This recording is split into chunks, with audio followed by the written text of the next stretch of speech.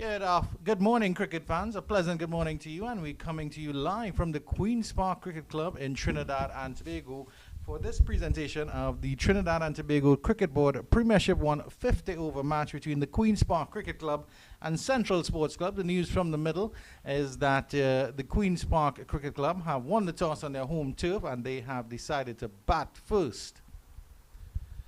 As we see the Central Sports Club team coming out, and we're just going to run through that list for you. The captain is Keon Otley.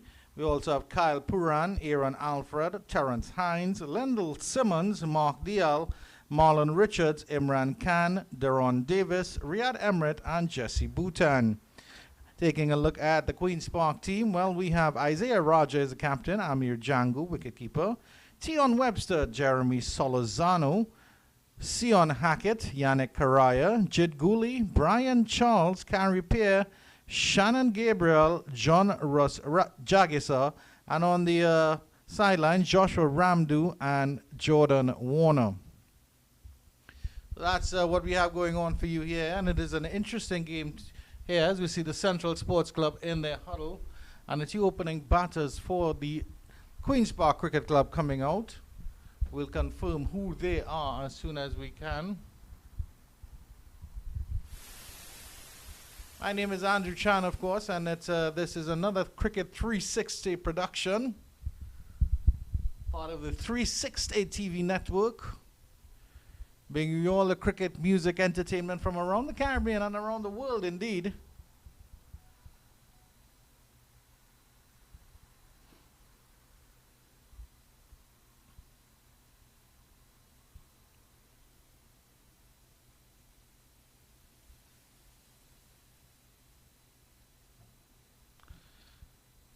Certainly looks to be like one of the openers is Jeremy Solorzano, and I think the other opener might very well be Tion Webster.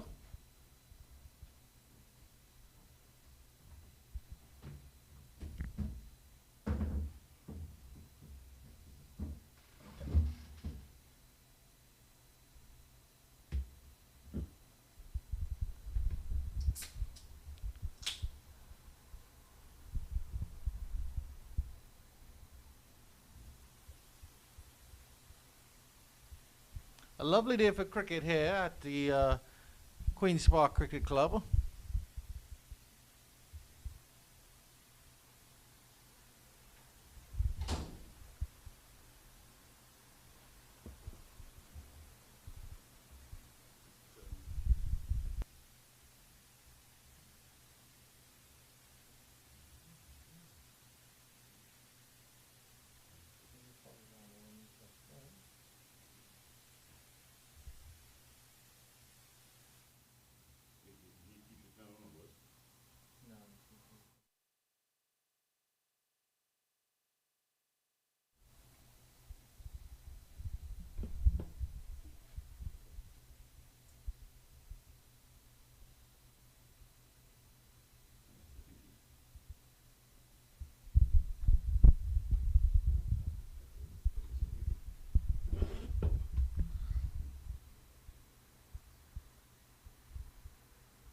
Yeah, and that is Jeremy Solorzano, and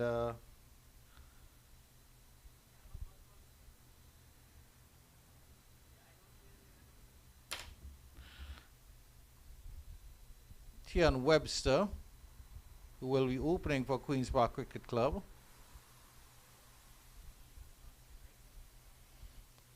And it looks to be the elder statesman, Marlon Richards, who will be starting proceedings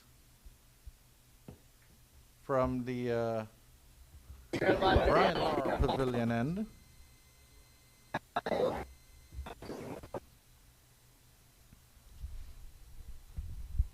Solorzano to take first strike.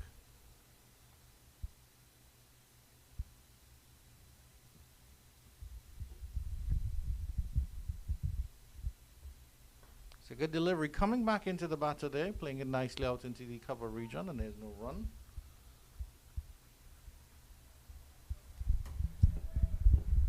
As I welcome Curtly Ambrose to my aspiring net bowler, Mr. Gordon Pear, to the commentary position here next to me. Good morning, Mr. Pear, and how are you doing? Looking forward to this game, aren't you? I'm fine, yeah, definitely. When I arrived at the Queen's Park Oval here in Woodbrook in Trinidad, it was definitely good to see teams out and warming up. A lot of star power on both teams, past and present West Indies players. You know, when you look at the Central Sports team, you got Lendell Simmons, Red Emirates.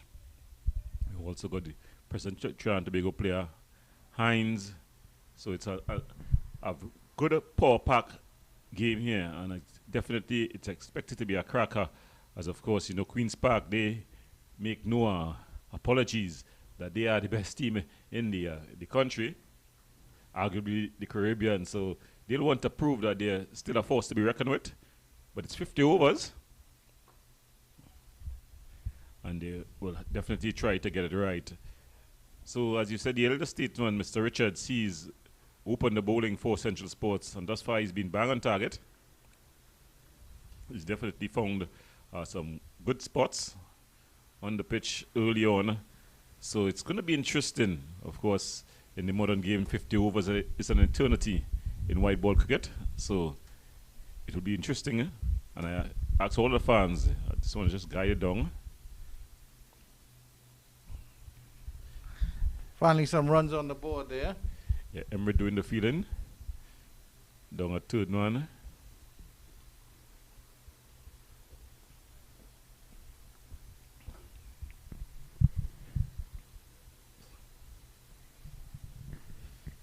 We get to see the first sight of Tion Webster. Performed quite well in the for the Steel Pan players in the Dream 11 T20. So he's quite capable with the bat. He's finding his way as well in the 4-day team, and he's almost a fixture. But certainly a young fellow, well spoken as well, Godopia. I had a chance to interview him last year in the dressing room with all the noise around him after the Steel Pan players were able to pull off victory in that tournament. Wonderful Dream 11 tournament.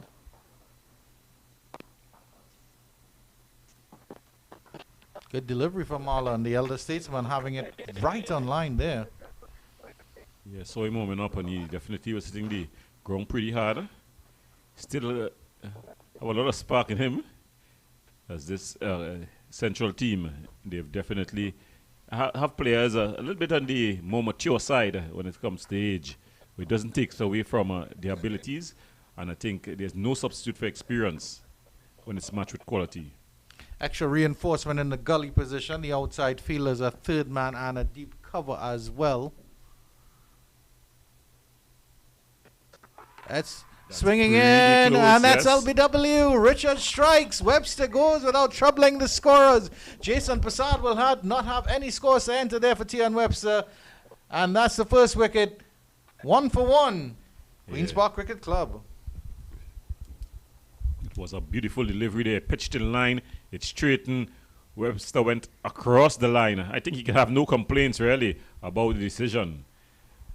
Marlon Richards, he just ran away to the cover region because he definitely knew it was lined well.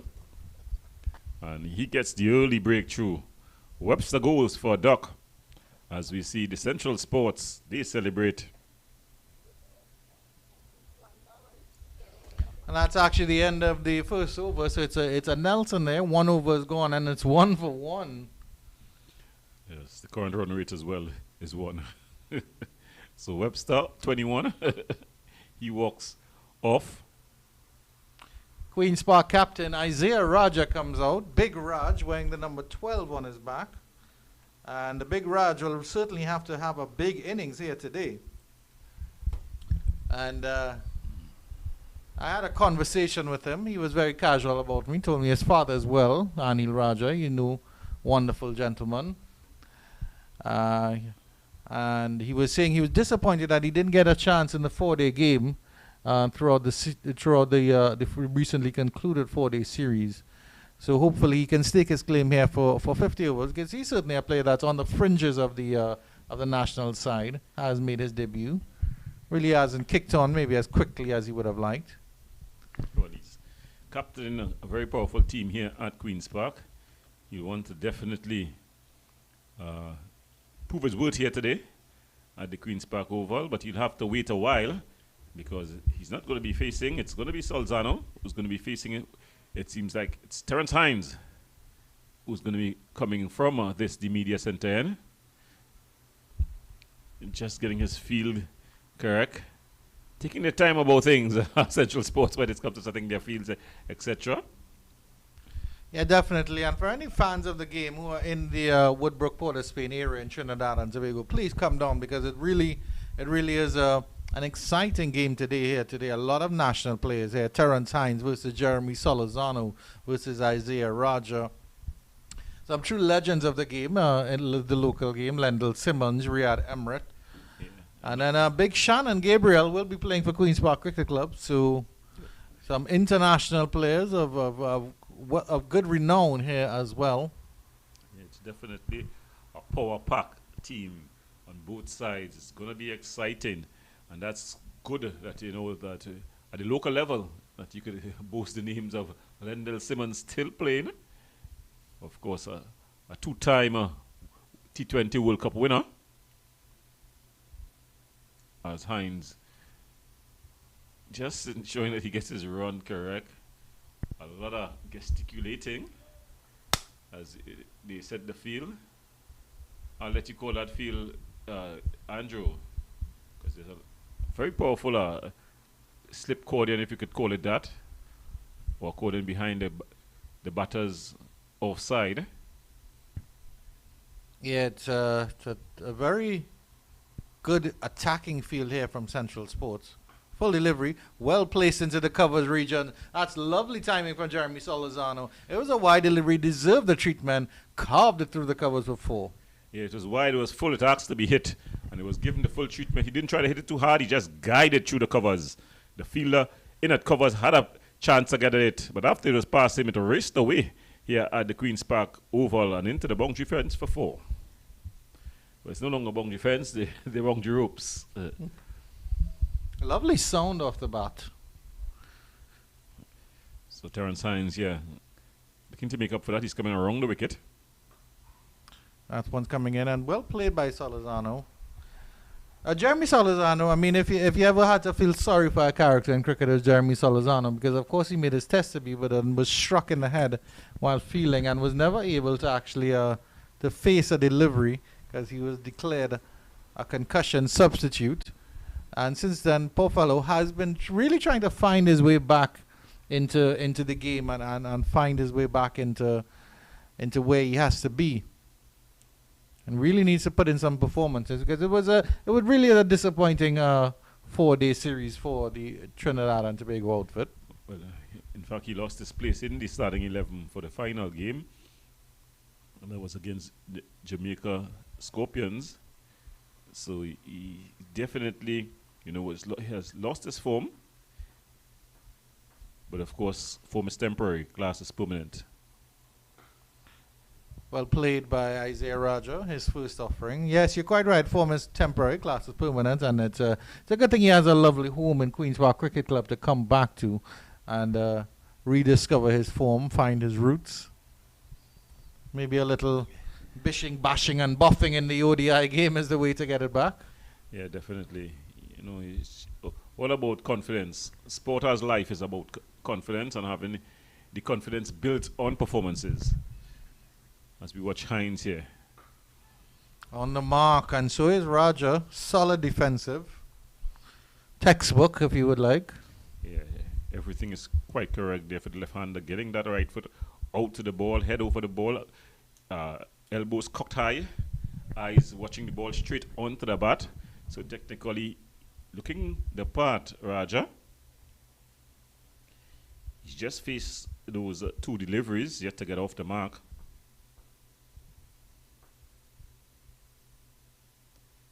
Good leave there by Roger. It's a bit wider there by Hines, trying to draw him into a false stroke. If he looks behind him, you'll see a slip. A man gully, a man has a shortish third man. So there's 3 fielders in close there. And then you look further on, you see there's one in cover, one at mid-off, one at backward point, one at mid-on, one at mid-wicket, and one at a deep square leg. Oh, he struck it beautiful. front. That's very, very close, yes. And the finger goes up. He was struck in plump in front. That kept a trifle low. I think he was even playing backward when he should have been playing forward. Look at it again.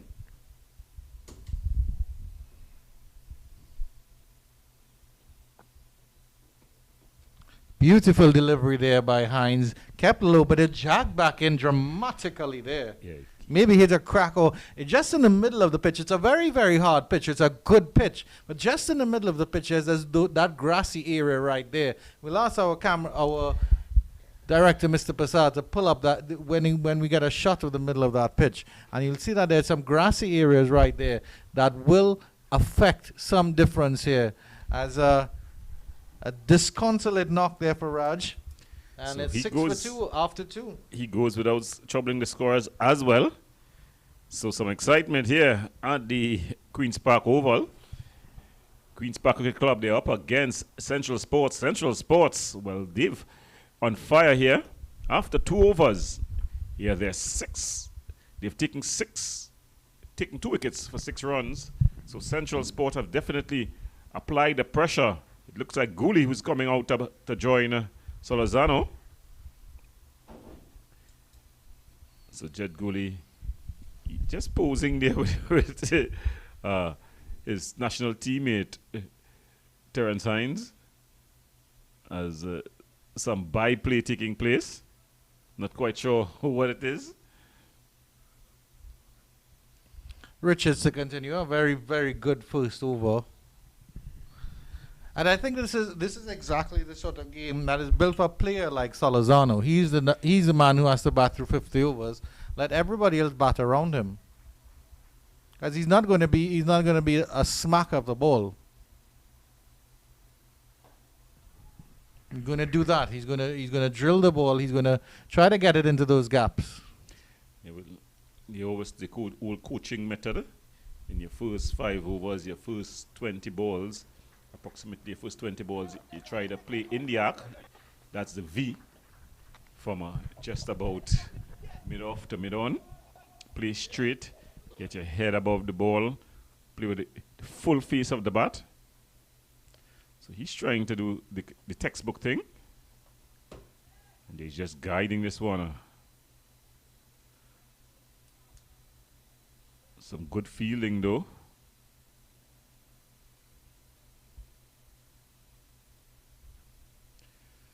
So Solazano, he goes up to 7.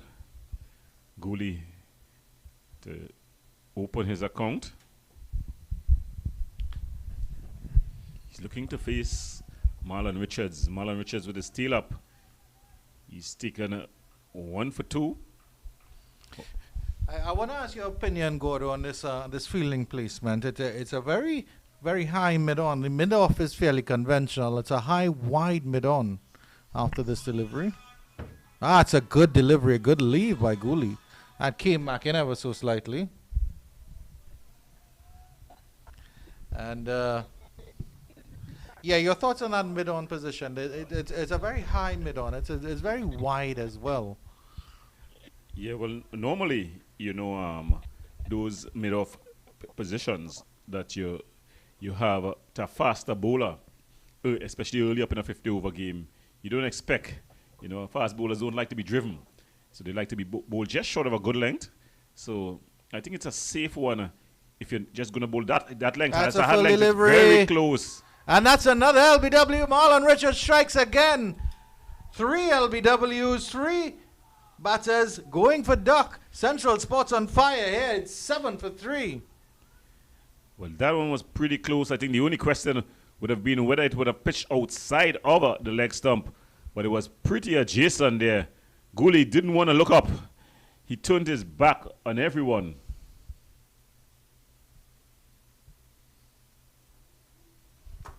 Well, what are we seeing here? Jeremy Solazano has scored 7 runs, and he's opened the batting, and he's seen 3 of his partners walk back to the pavilion disconsolately without troubling the scorers. This is a magnificent bowling performance by Central Sports. Coach Anil Laka, and you know him as Dungi, A fantastic delivery here. I don't think there's any question that was pitching outside leg stump. Yeah, that pitch middle. That was beautiful. It was middle and leg maybe. Yeah, he went across the line.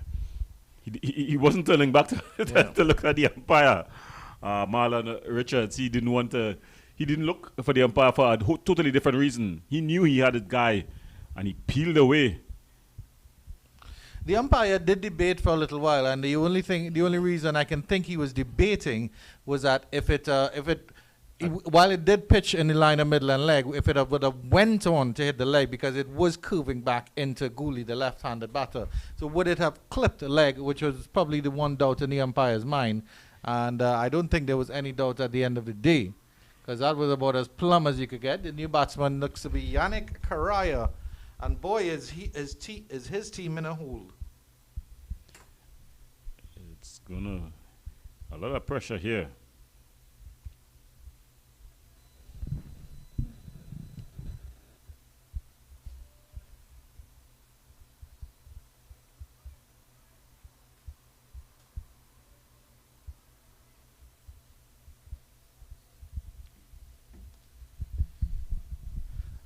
Marlon Richards, the elder statesman, 2 for 2 got up here. There's some strength in those old legs left. There you see Shannon Gabriel there, and seems like Emirates would have been off the field. Just having a conversation, not too sure what it's about. Seems to be something on the phone. Shannon probably excited, saying, see what your fast bowlers are doing, I can do it better. Ooh, feeling for that one was Yannick Karaya. Has to be very, very careful here.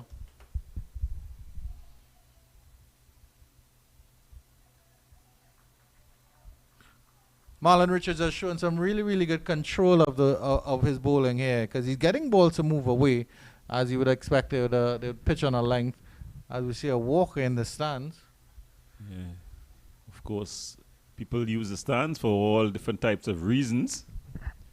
Today's Sunday, at Walker there, just getting her Sunday morning walk steps in. Nice push by Karaya. He played that one late, and I think that's what you would need to do in these opening exchanges here. Fantastic over by Marlon Richards. 7 for 3 after 3. Yeah, he's got the beautiful figures of 2 overs, 2 wickets, 2 runs. So it's all 2s there. He's definitely been on the money for his team. As we see Terrence Hines, he's going to continue. Some of the fans here in the stands. Of course, you could come and join them here at the Queen's Park Oval. And this really a top class here in the 50 over competition between the Queen's Park Cricket Club and the Central Sports team. Central Sports in yellow and black. Queen's Park, they are in blue and yellow. I like this attacking field behind the left-handed batters. Lendl Simmons is still in place. Marlon Richards, as you said, is that short third man. And then Keon Otley, the skipper. That's a good delivery. Came back in, well played by Solozano. Keon Otley is there at a gully position, but a very, very close in gully, almost like a 4th or 5th slip. Yeah, it's a field that they have used on Solozano. We know that he likes to open the face when he gets going. He likes to just come forward and open the face. Sometimes they may just feel that it goes a bit in the air. Coming back in again, well played by Solozano. Lovely little skip over there by the umpire, Mr. Arun. So Arun and Avinash Narayan, the 2 standing umpires, resplendent in their pink. Well, he's showing that he's still got fast feet. He's able to skip out of the way. We'd like to see him do it when the ball is really traveling. But it's Webster around the wicket, right time around. This one is going on the leg side, and that'll be the first extra. Going to control the bowling effort so far.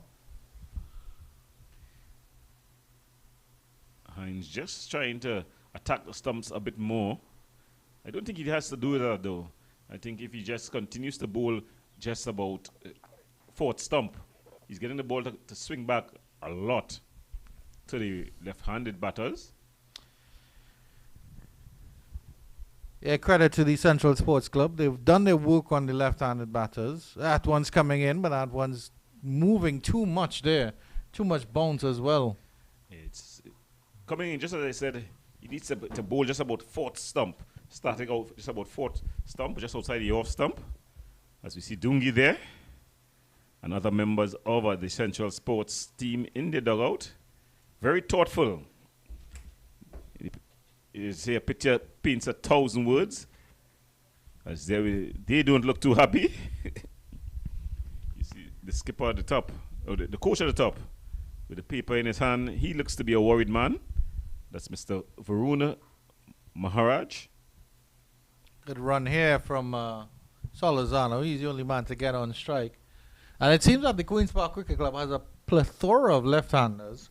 Because in addition to Solizano, Raja, and Karaya, the next man slotted to come in is Amir Jangu, their wicketkeeper batter, who is indeed a left-hander as well.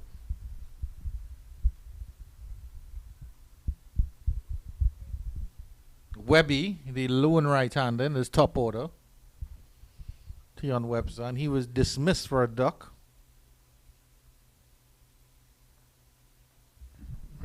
So Central Sports bang on top here.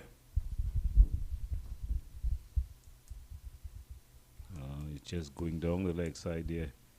Hines just trying to get a bit too close. I think he has to just look at that area at about fourth, fifth stump and allow the ball to do its thing naturally. He's got a very slingy action, you know, and that slingy action coming around the wicket allows the ball to just naturally move into the left-hander. So what he needs to do is really start way outside the off stump and allow it. He got his wicket when he caught Raja on the popping crease with one that definitely kept a bit low, but it swung a long way back. Yeah, it looks like he's changing his angle now, coming around the wicket here to the left-handed Karaya. Yeah, but that's over the wicket. That's over the wicket, my apologies. So he's trying to cramp him up just a little bit, maybe get his swing back in. He does that indeed, and it's a short delivery, well played by Karaya. Yeah, he got everything in behind it. It was a good delivery, short. Karaya, he's just come in. He's only faced 4 deliveries before that one, 5 now in total. So it's a good time to just wake him up. Of course, the pressure of the situation with his team reeling really at 10 for 3. He'll definitely want to bat long. Another short delivery, just turned this one off the hip.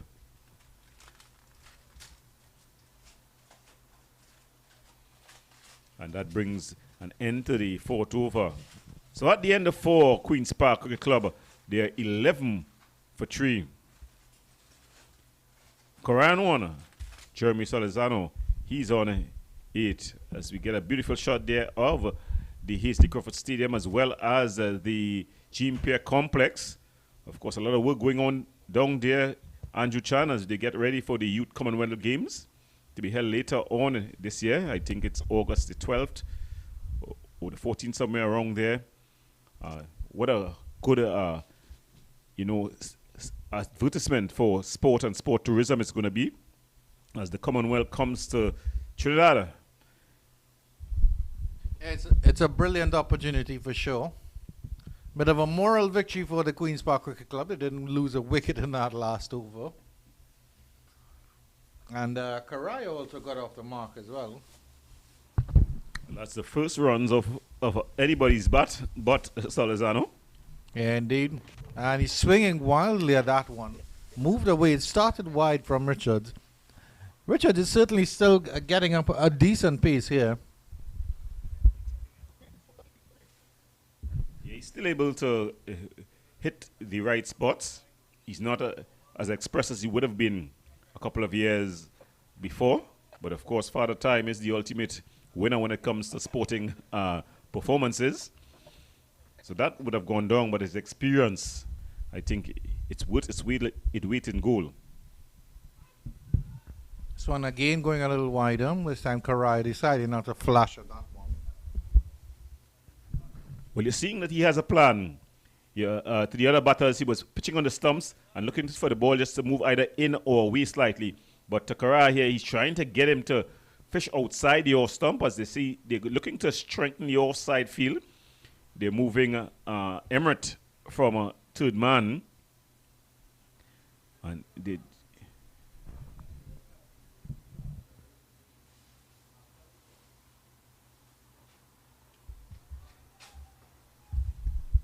Yeah, quite right. Emirates has moved to a deep cover position, not full on the boundary. Karai is stepping up. Richard Sena just pitching it back a little bit shortly.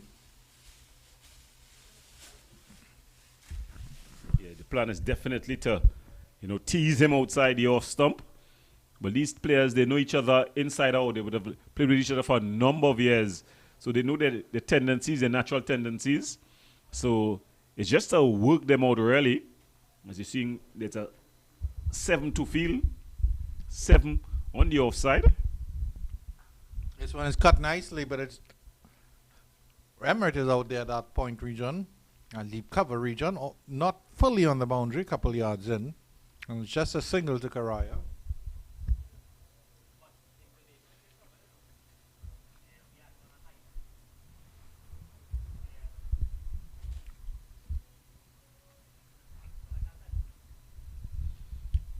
So Solazano on strike.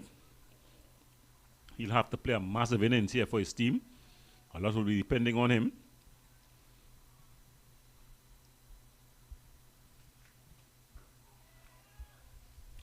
He seems to be facing the in-swing and delivery quite capably, which is good to see. He's playing it very, very late, very under his eyes.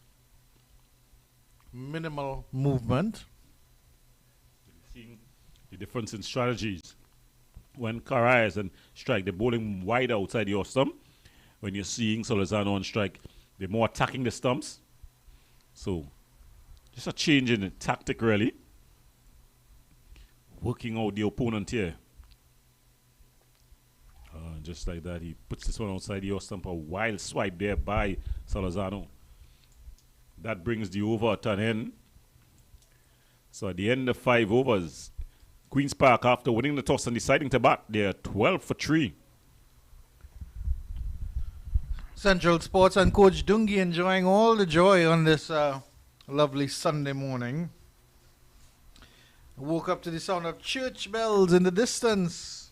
Mr. Gordon Pierre, how close are you to a church? Do you hear those church bells in the morning? Yes, the Church of the Nativity. In Christashim, you can hear the bells. In fact, I walked and went to the barber this morning, and when I was coming back, I passed and church was in full service.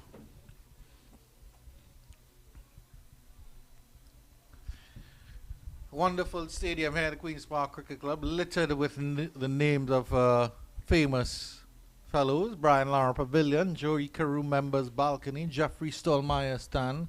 I've had a lot of time and enjoyment watching cricket in Larry Constantine stand. A beautiful Yorker, that's bold, that's clean through Karaya. Terrence Hines strikes, he's the man on fire. It's 12 for 4 Queen's Park. Gordon Pierre, what do you have to say about this game? My goodness me, I'm lost for words, but look at this delivery. It was a beauty. Hines back around the wicket. Speared in. It went in between the bat and pad. He knocked back the leg stump. Karaya goes. Bowled by Hines. And it's gone from a spotter border to a downright calamity here. The Queen's Park Cricket Club, yes, they're 12 for 4 after 5.1 overs. Well, something interesting here for you, Gordon. If you, whenever I step away from the commentary, and if you maintain my stats, you'll see that it is. First partnership, 1 run. Second partnership, 5 runs. Third partnership, 1 run. Fourth partnership, 5 runs. First wicket fell at 1, second wicket at 6, third at 7, and the fourth at 12. Well, they wouldn't have won that sequence You definitely want to throw that coding away. They definitely want a big partnership now if they're Queen's Park Cricket Club. Amir Django is a new batter, wicket-keeper batter. We'll have to see how he equips himself here.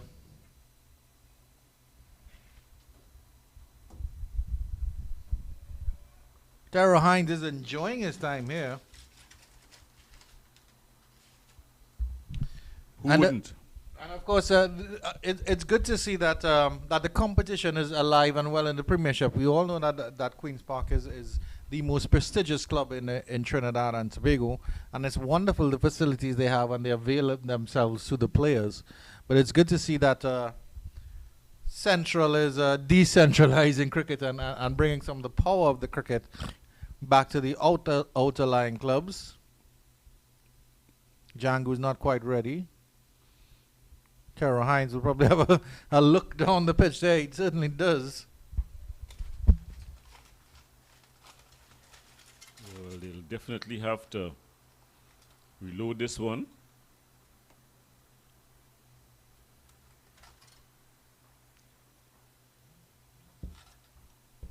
As Hines comes in from the media center end, struck him in a part of half-hearted appeal. It was going down. Django was a long way across his stumps in. That's something he has to be very, very careful of. Well, Hines with the new ball have been moving that ball big into the left-handed batters. In fact, the one that bowled Carrier, it really swung a long way back in the air, pitched and continued inward, getting into the gap, beating the batter and pad. That's a beautiful looking drive, square drive. Oh, it's gone all the way for 4.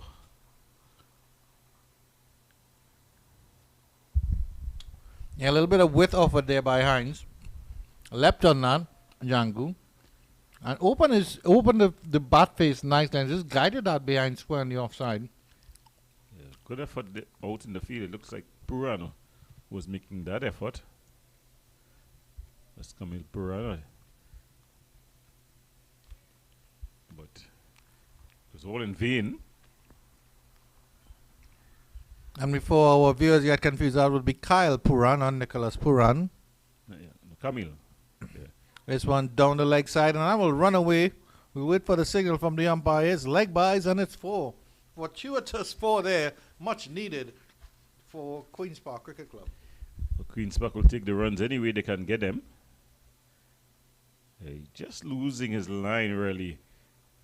You're seeing that he's getting that ball to swing in a whole long way. You'll have to look to start more outside the off stump.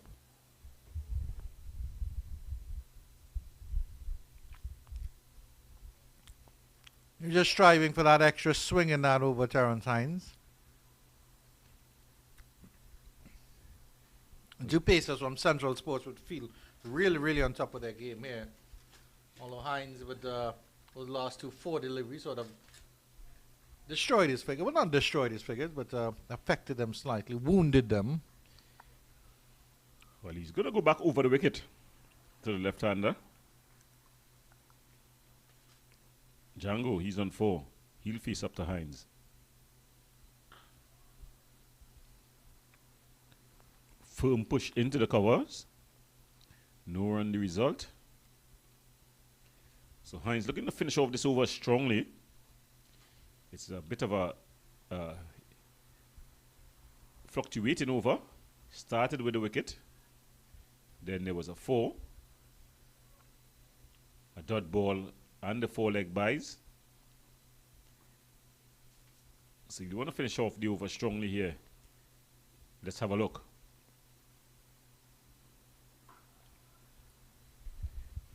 And he does finish strongly, as my co-commentators advised him to do. Lovely delivery just to finish off. 20 for 4 after 6. Yeah, so Queen's Park, they'll be a very buttered team. After winning the toss and deciding to bat, they find themselves in all sorts of trouble at 20 for 4 after 6 overs.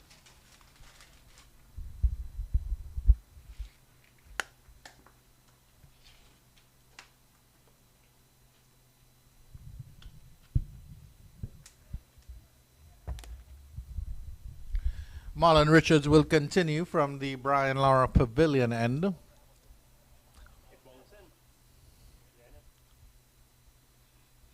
think you'll have to pry the ball out of the hands of these two quicks. They definitely have been on the money for Central Sports. Well played by Solizano. He pushes that into the cover region. Emirates comes off the boundary. Sends the return in.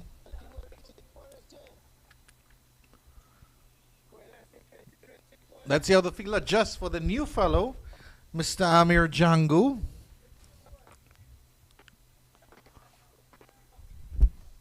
Got a chance to shine for Trinidad in the 4-day series. Didn't really do as well as you'd have liked. A couple 50s or so. I think just 150 actually.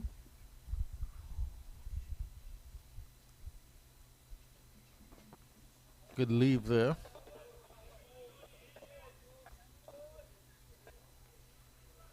Yes, you can see in the middle of the pitch, Gordo, there those sort of dark areas that you would see on your screen, but they're actually grass. There's a lovely close-up of it there. Good work from our cameraman, Matthew Rajaram.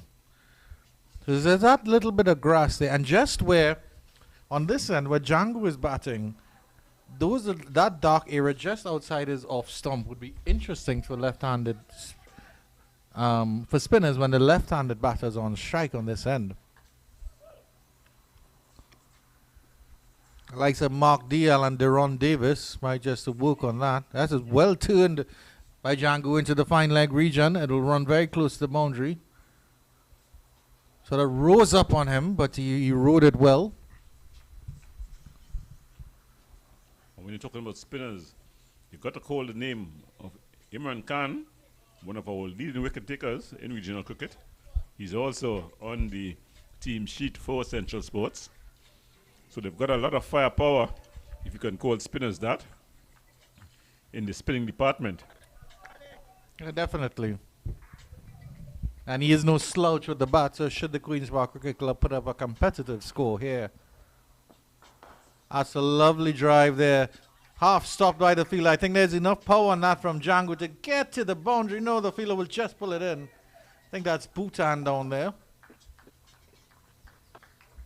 Smack that just wide of mid-off.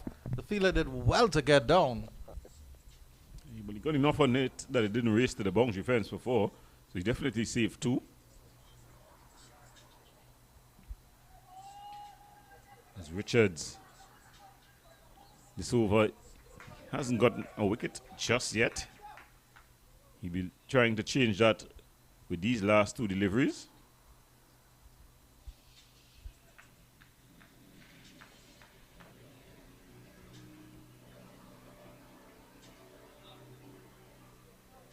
Django miming a swipe. Richards having some words with him. But he sold Richards the charge, the delivery before that he drove through mid-off. So he's definitely not afraid, not timid at all to the pace bowler.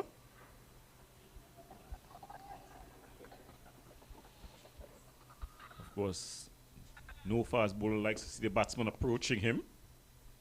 So let's look at his delivery. This one is flicked high and handsome over the deep square leg region. That's gone for a towering 6. The first shot, the first big maximum, the first shot of anger in this game, and it comes from the bat of Amir Django. Yeah. Django was definitely essaying to Richards that he wanted to attack him. He would have come down the track on the third ball.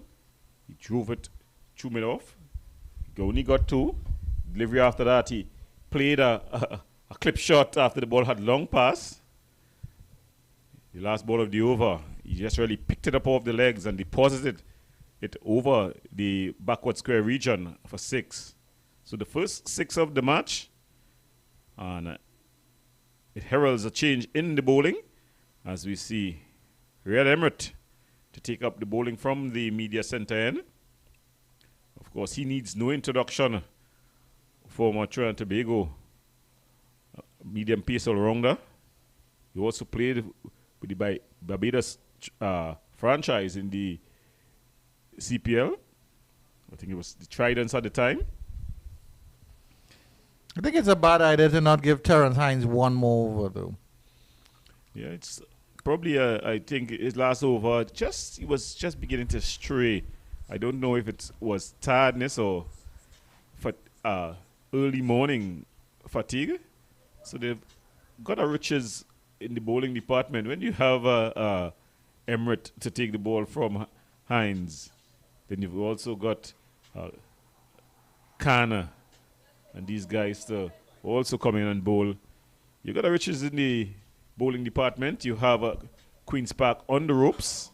So I think they could afford to probably just bring in Emirates with the ball still having a bit of shine on it. We know that in his day he was a bit of a move of the ball. So probably he'll get some early swing here. Yeah, some good thoughts here from Gordo Pair. Taking a look at the field now. The slip is still in place. Landell Simmons is there in that position. We have a fielder coming around to a short third man, or maybe a sort of gully position, a wide gully. Fielder deep backward square leg. That's one fielder on the boundary. Mid on and mid off remain inside the circle, and there's a fielder at deep backward point as well. And Solizano plays that in front of the deep backward point plate, gets all the way to the boundary, but it's just a single. Could have played that a little bit more forward and got some more runs there, but Solizano's been there since the beginning.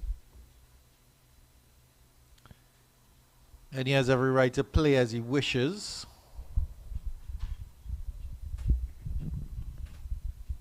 Interesting to see what happens here with Django and Emirates. Django looked like he wanted to be on the charge against Marlon Richards, upset the fast bowler and his figures. Certainly did so in that last over. That last over going for 11. By far the most productive over for the Queen's Park Cricket Club so far.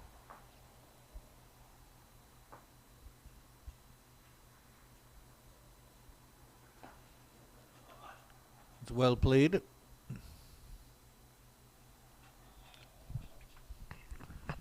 Now, whatever score that the Queen's Park Cricket Club posts, they will have confidence in their bowling attack here, Gordo Pair, because of course they have the likes of Shannon Gabriel, Carrie Pair, Brian Charles, Yannick Karaya, Sion Hackett, Tion Webster bowls quite well as well. So you know they have a number of bowling options indeed.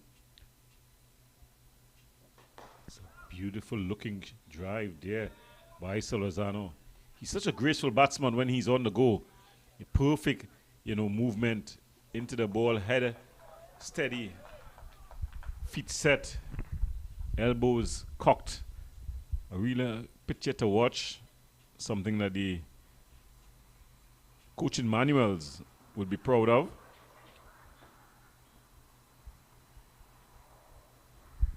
Emredo looking to get a breakthrough for his team.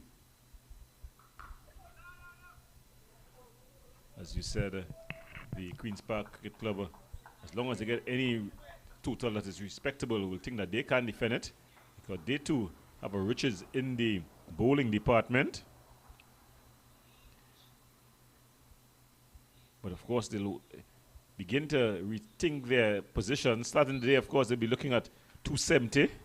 I had a look at the pitch and I found it to be probably a 250, 240 track, a pass score. Well played by Solizano, not getting any through. Oh, Django was a little bit too far down the pitch there. Good pickup and throw by that fielder.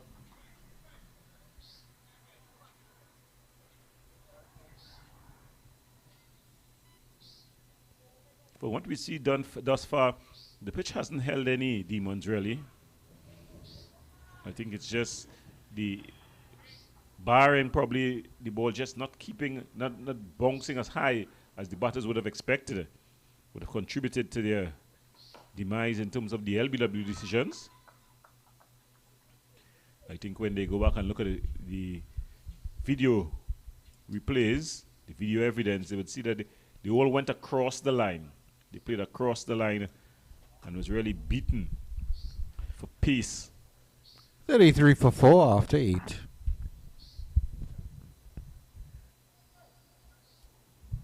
There we see on another range, bushfires.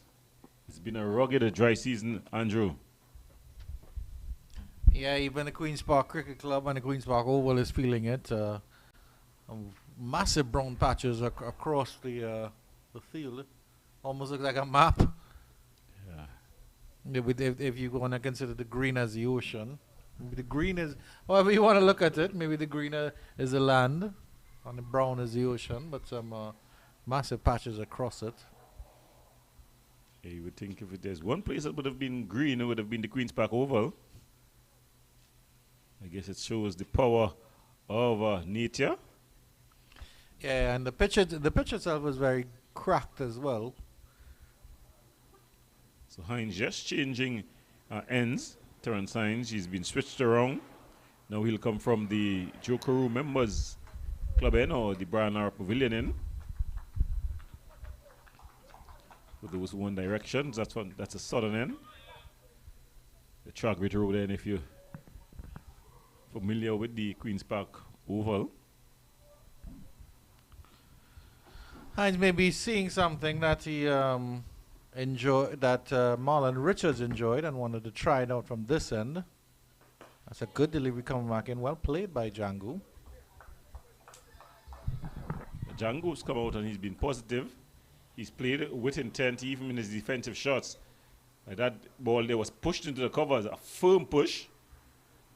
The man there at short-ish cover region, I think the ball flew to him. But it's Django to continue.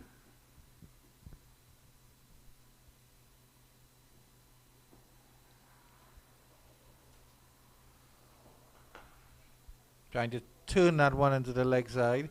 Django's asking the question if it was too full and maybe over his hip. He was asking for a no ball.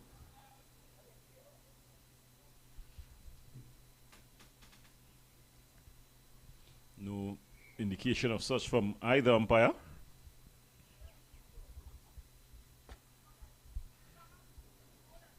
Hines to continue. He's continuing around the wicket to Solizano.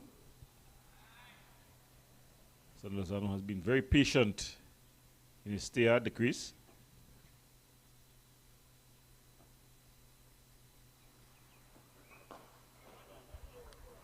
Good push once again by Solizano. He seems very, very solid, but he needs to start working the ball around and getting those singles.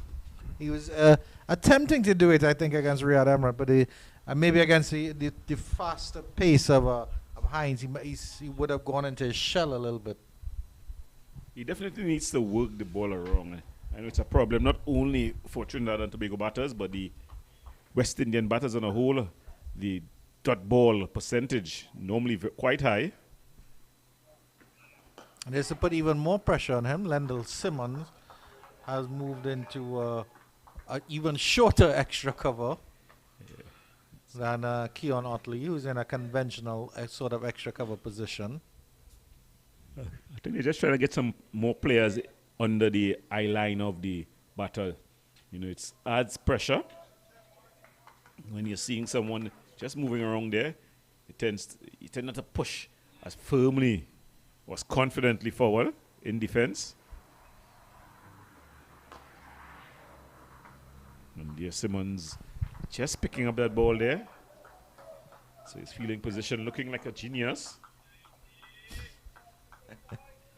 Yes, the last time I tried to pronounce that, you know, I have a bit of a speech impediment. It sounds something more, something that you find in the animal kingdom.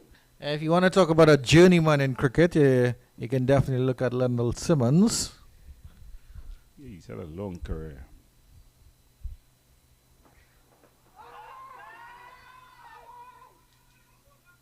Stifled appeal there. Terrence Hines asked the question a second time. Nothing doing, says the umpire. 34 for 4 after 9. Good over. Yeah, it was a good over there by Hines. He was swung around. The last over he bowled from the northern end, he was a bit all over the shop. And then Richards followed that up with a very expensive over, especially in the context of the game that cost him 11 from the Barnlar Pavilion. And so they moved Terran Hines around, and immediately he's able to gain the reward. Does just what his skipper had ordered by just conceding 1 run, keeping the pressure on the Queen's Park team. Of course, it should get easier to bat as the wicket begins to dry out. Emirates to continue from the Jerry Gomez Media Center end. That's well played by Django. Playing that with soft hands and getting this single down into the square region. So Django showing Salazano how it's done. Drop the ball, get off the mark. And if that happens 6 times in the over, you've got 6 runs. No risk at all. Much better than the current 3.82. Somewhat of a recovery being staged here. They came together 12 for 4, which seems so long ago.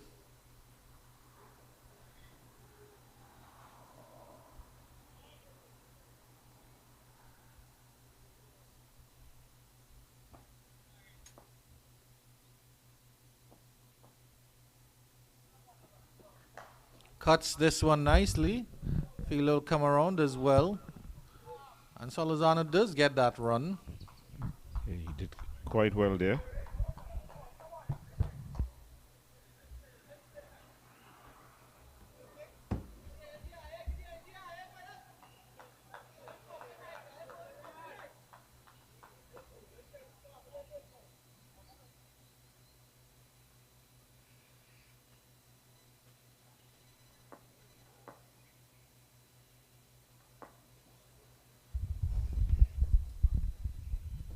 Dancing down the pitch is Django, but they can only smack that to cover.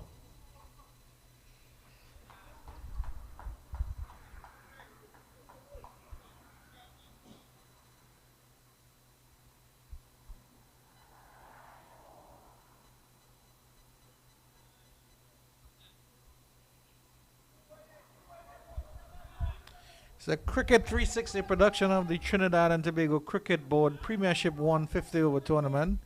If you can hear that little chatter on your monitors, that's our stump mic we have in position. Risky run, good pickup by Utley. Through to the striker's end there. Salazar had to put on the gas. I think he should have. He might have been better advised to throw to the non-strikers end there, go up here, because. I think he was caught on his hunches. He wasn't really backing up, not expecting the batter.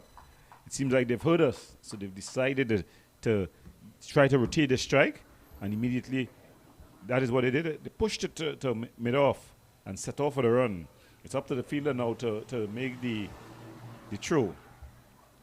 So good running between the wickets there.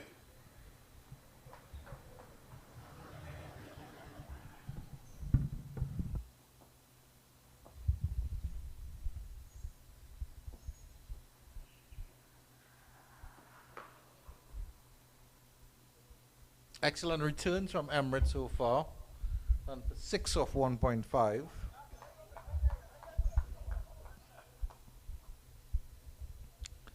Playing him with a decent amount of respect, but he's been on target, Emirates. He's not going to be express pace anymore. Of course, he's transitioned into coaching as well, Gordo Pierce. He's a player coach, which is lovely to see. Yeah, most definitely. You know, he was the assistant coach for the Trinidad and Tobago Red Force this season. So as the old folks say, after one time is two. But it's good to see that he's still able to go there, and what he lacks in pace, he makes up with guile. But at the end of 10 overs, the Queen's Park Cricket Club, after choosing to bat, they're 38 for 4. They lost their first 4 batters for just 12 runs. A bit of a mini recovery here, as a partnership of 26 runs here between these two, Django and Solizano. Yeah, just to run through the scorecard for you very quickly. Tian Webster, LBW to Marlon Richards for a duck. Isaiah Roger, LBW to Hines, also for a duck. Jid Gooley, LBW to Richards for a duck. And Yannick Arai was bowled by Hines for 2. The current batters, Jeremy Solozano on 12, Amir Jangu on 18. For all of wickets, the first wicket at 1 for 1, second wicket at 6 for 2, third wicket 7 for 3, and fourth wicket at this with the score on 12. So these two are put on a decent little partnership going here, something to build on. Terence Hines will continue. Really, really good opening salvos by the two opening bowlers, both Marlon Richards and Hines. Richards' last over, he went for 11 from Django. And since then, we haven't seen him. It might be holding him back for the later overs, of course.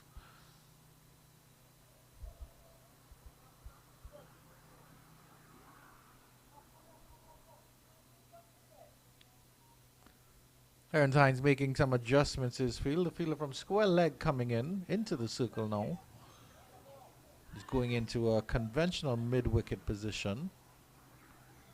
Feel that fine leg remains. It's a wide-ish fine leg in the form of Mr. Imran Khan.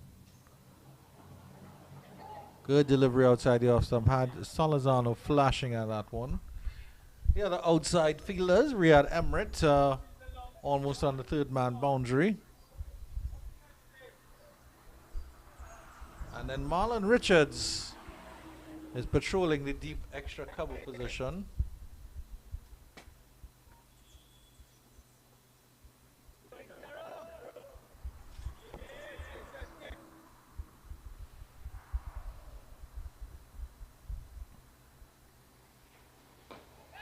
Coming in again, it's looking at the single.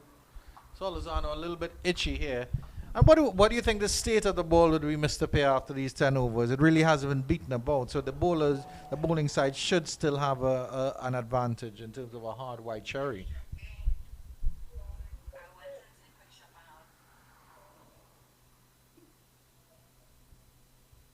Yes, I think the ball will definitely be a bit bruised. It's a hard wicket.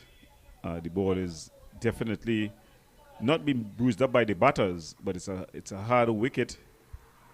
And the faster bowlers, I expect to see the spinners being introduced pretty shortly. Seeing the riches in the spin department over this team, but the faster bowlers, they've done their job.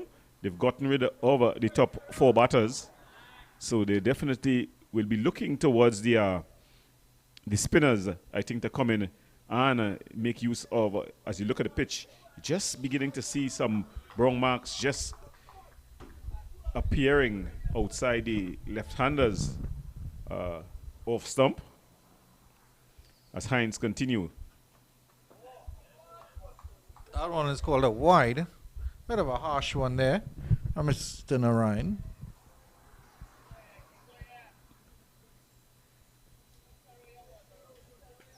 Hines, though, he seems to be quite fit. He's running in well. Doesn't seem to have fallen away in his action. He's got a decent run-up, so it's going to take some gas to do that repeatedly.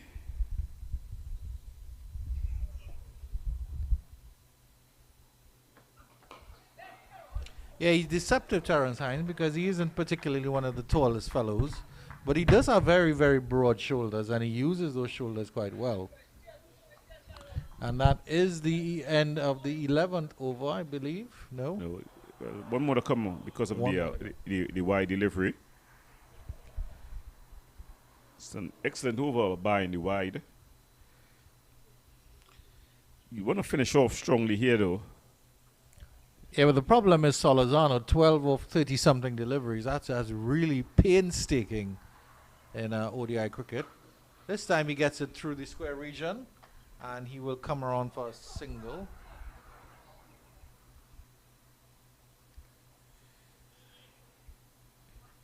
One more for the over.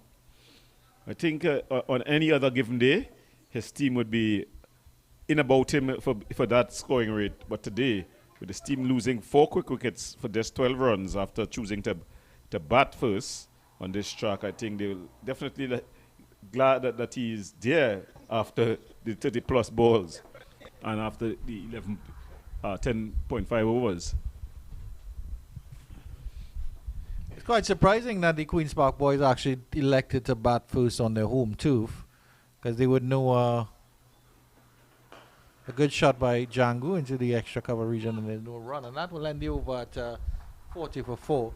But yeah, what I was saying is, I know the Queen's Park Cricket Club, or the Queen's Park Oval pitch, is one that always has a few demons that need to be exercised first thing in the morning. As we see a shot of the spectators taking a picture of themselves at the cricket. They're definitely enjoying themselves here. You could come and enjoy yourself.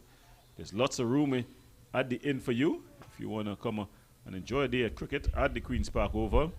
It's the place to be this Sunday morning. Yes, Andrew. And what I found strange is that they're using this strip here. It's not a strip that is used often. This strip at the extreme right. If you're from the media center and if you're looking at it, it's not a strip that is used. So I found it a bit strange that they would want to bat first on it. When I had a look at it, to be honest, it was a very flat track. So firm as well. So I think they felt that it would have given you a good bounce. You would have gotten the throw of the pitch in the morning period. I guess this is the logic of the think tank. So I think that what they didn't factor into the plan was, I think, probably the bit of it was overcast. Although it's a bright day, there's not any sun really shining through. It's a cloudy day. And of course, here in the Queen's Park Oval, where there are large stands, you're not going to get as much wind affecting the ball so much. So it's a new ball will just give you some swing when there's no sun overhead. So I think that's just the slight swinging of the ball. And the early batters, they went across the line, on a number of occasions to the swinging balls. And I guess the reward was there for the Central Sports Club. Again, as we see a change in bowling, it's going to be Dial who's going to be coming from the media center end. And Solizano immediately Solizano gets that single. Seems a little bit more comfortable with the spinners, and his field spread a little bit wide. But credit to the young man. He's ridden the crest of the Central Sports Pacers. They were really on song this morning. Terence Hines and Marlon Richards. And Solizano, to his credit, everlasting credit, is still there and is laying the platform here as Django is hopefully setting in the quick pace.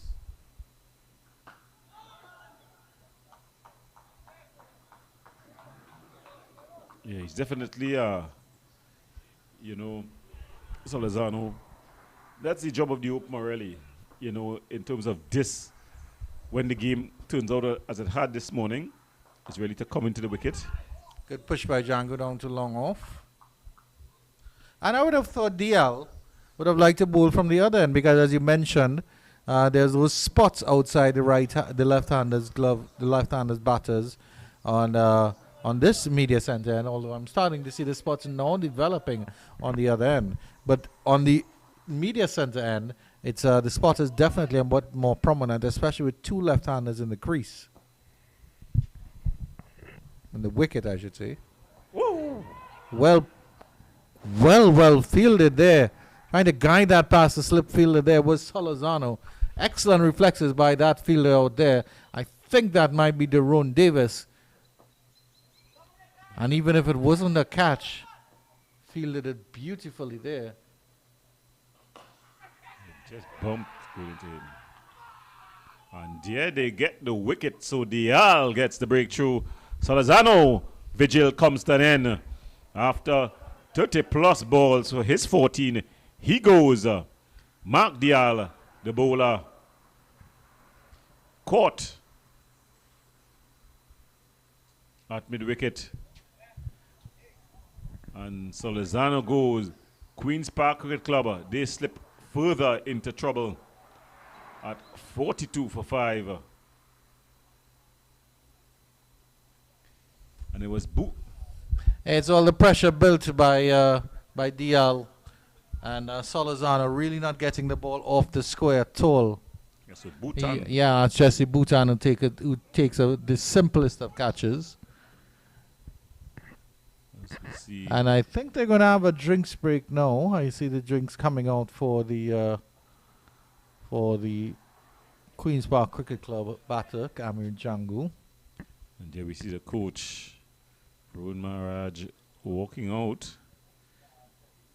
He's going to try to pass on some information. He'll not be the happiest of campers. Yeah, definitely. Morning. When you have Carrie Pear coming out in the 12th over to bat, you're in all sorts of bother.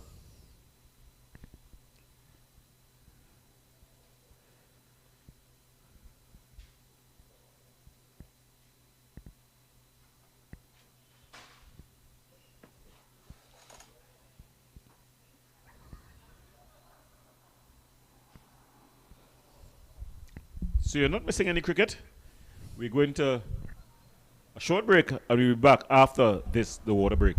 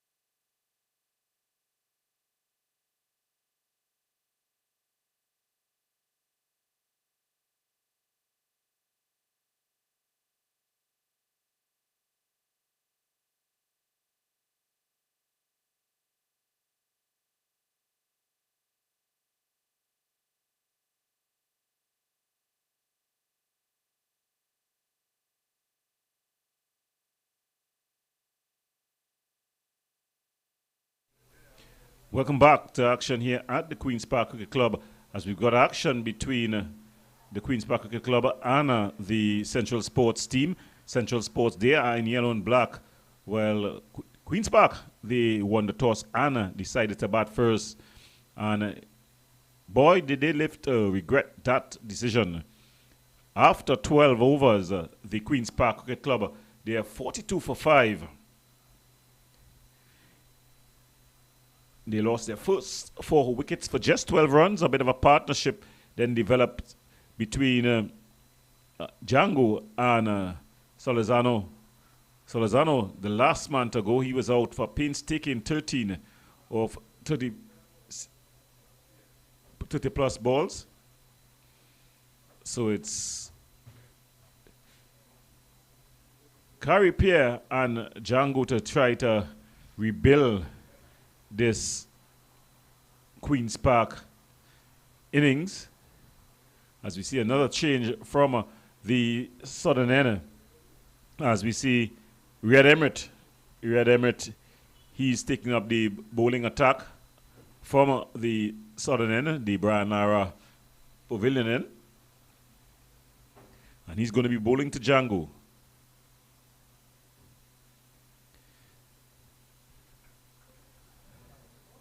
So Ahmed Jamu, go.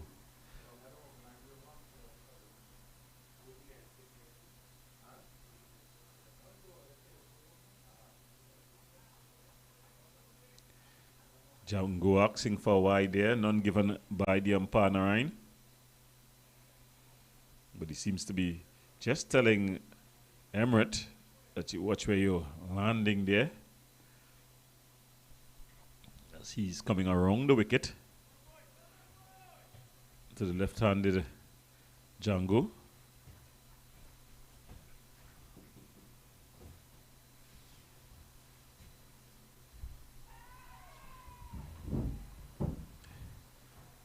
So the second ball over the over.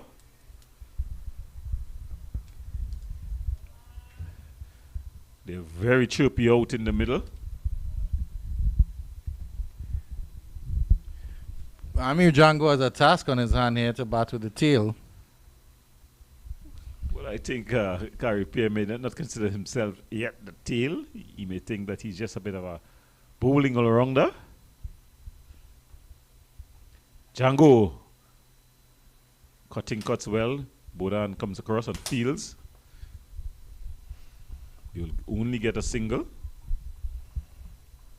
In terms of the other batters to come, it's just Sion Hackett, Brian Charles, and then Shannon Gabriel and John Ross Jagger. So I think Sion Hackett is a little bit of an all-rounder. Surprising that Pierre's coming before him.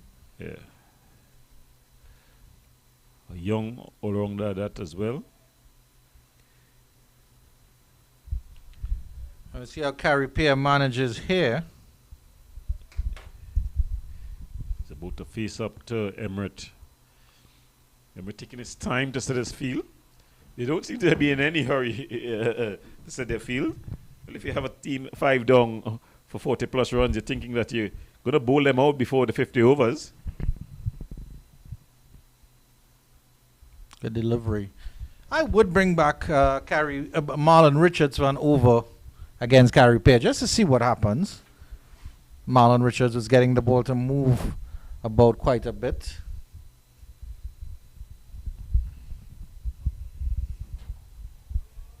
Yeah, I think the conditions here is perfect for medium fast bowling.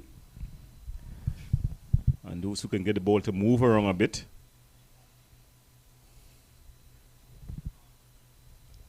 And how was your breakfast watermelon go to Pierre? He's eaten half of it. A big chunk of watermelon.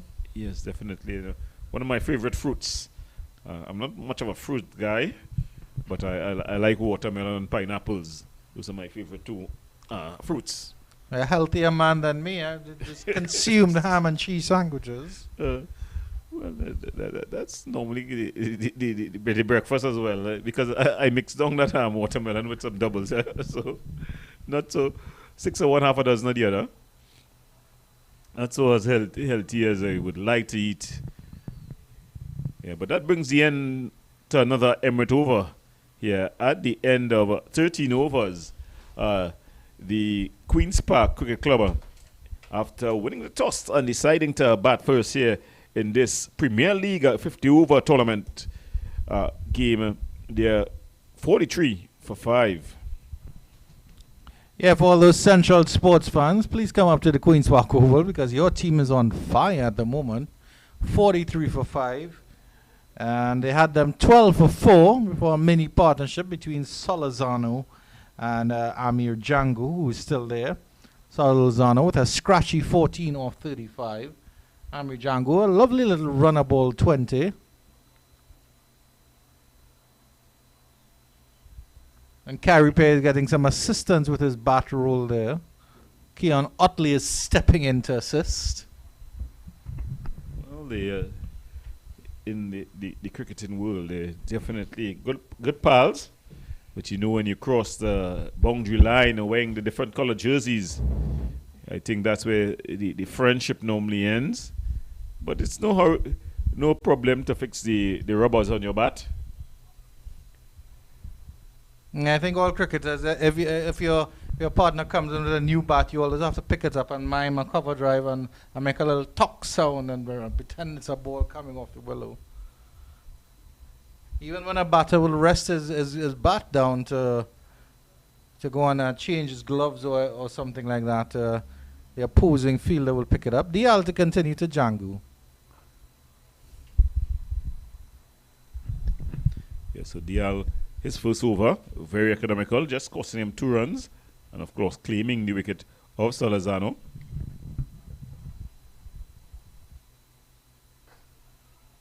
Busy little player Django pushes this one down to long on.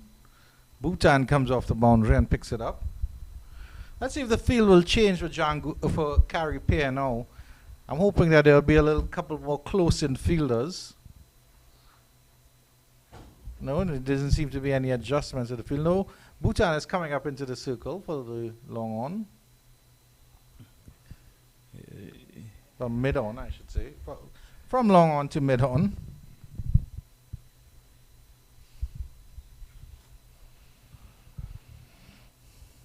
So Dial. Wow! Ooh. That one spun away and bounce. That was what you call a Superman delivery because it was up and away, go to pair. Well, Bounce and turn. You see Carrie Pierre coming and prod at the wicket. Be seeing it, something in the wicket. Carrie Pair will be watching that with interest because, of course, he's a very, very good left-arm bowler. Well, of course, the Queen's Park team, they'll have Correa as well. They'll give that ball a twirl. But right now, we want to get some runs on the board. They're yet to get to 50. Already 5 of their players are back in the pavilion. So at the end of 14 overs, the Queen's Park Cricket Club, they're 44 for 5. Runs at a real premium in this Premiership game. Yes, most definitely. Django, he's been looking the most likely to attack. He got the only 6 thus far in the game. And now he's facing up against Emirates. Emirates teaming in. Oh, wide delivery from Emirates there. Starting wider and going wider. Umpire Narayan has no hesitation in signaling wide. Yeah, well, of course, T20 cricket has ensured that bowlers develop new skills and new styles. And Emirates is very, very good at bowling wide and inside that line. And it's missing his mark a little bit there.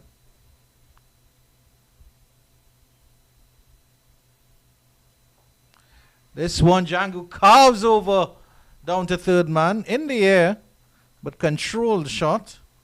Wide third man comes around. Yeah, Bhutan down there doing the fielding. It was Simmons who was at cover, I think. Is it Simmons? Who was at, point. And he seemed to be interested in just a while.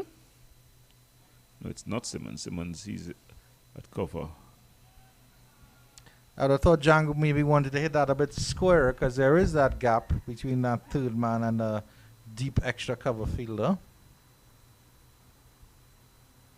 Oh, beautiful bowling. Came back in a little bit there. Had Pair fending at that one. Yeah, beautiful comeback delivery there by Emirates. So as you're seeing, should we call them the senior citizens? The senior players of the Central Sport team definitely putting their hands up, showing that they still got a lot to offer. Marlon Richards earlier with the new ball, and now we're at Emirates here, just having the batters looking uncomfortable. Swinging at that one, he gets the edge. There's Emirates this time, and the finger goes up slowly. That's the end of Carrie Pair. The journeyman Riyad Emirates strikes, swing at a wide delivery, gets a faint edge through to Alfred, and that's the end of Carrie Pair. Yeah, Pair stood his ground. He waited for the umpire to make a decision.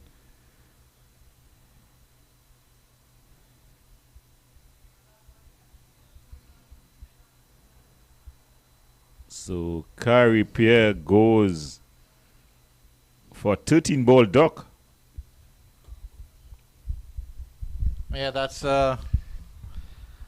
quite a few ducks there. That's actually 4 ducks for the Queen's Park Cricket Club. Central Sports have enough to curry a pot here for sure. Well, definitely, for those of you who know where Cora is, that's a river where we normally have our curry duck lime in Trinidad and Tobago. They're in the Tagarigo, El Dorado area. So I think right now Central Sports looking to rack things up quickly as Queen's Park continues to slip here as they go to 46 for 6. Yes, you heard it right. 46 for 6. 4 batters not troubling the scorers.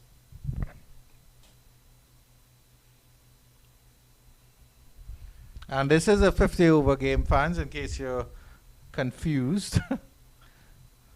It's the TTCB Premiership 150 overs. Central Sports getting all the joy out of a early morning pitch here at the Queen's Park Cricket Club and the Queen's Park Oval.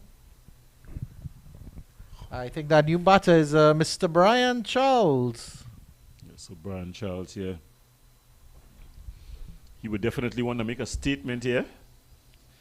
There's a lot of uproar about him not being included in the the 3-team tournament, CWI 3-team tournament, where they picked 2 teams to play the champions.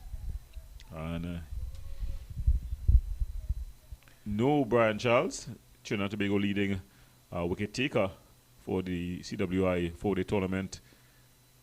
It was so the members of the Trinidad and Tobago Red Force team, the coaching staff, was so taken aback that it forced the coach, Mr. Fulong, to pen a letter.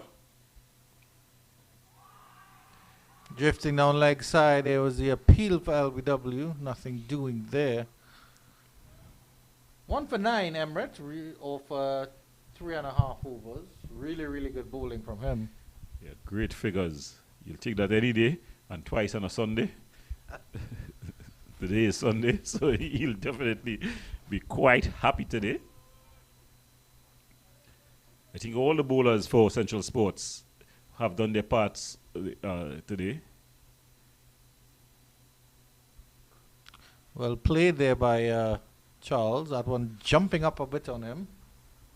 I think when they woke up this morning and they knew they had this fixture, the Central Sports team would have been more than happy to know that after just about an hour and a half play, just heading up to an hour and a half play, that they would have had the Queen's Park Cricket Club at 46 for 6 with just about 2 balls to bowl in the 15th over.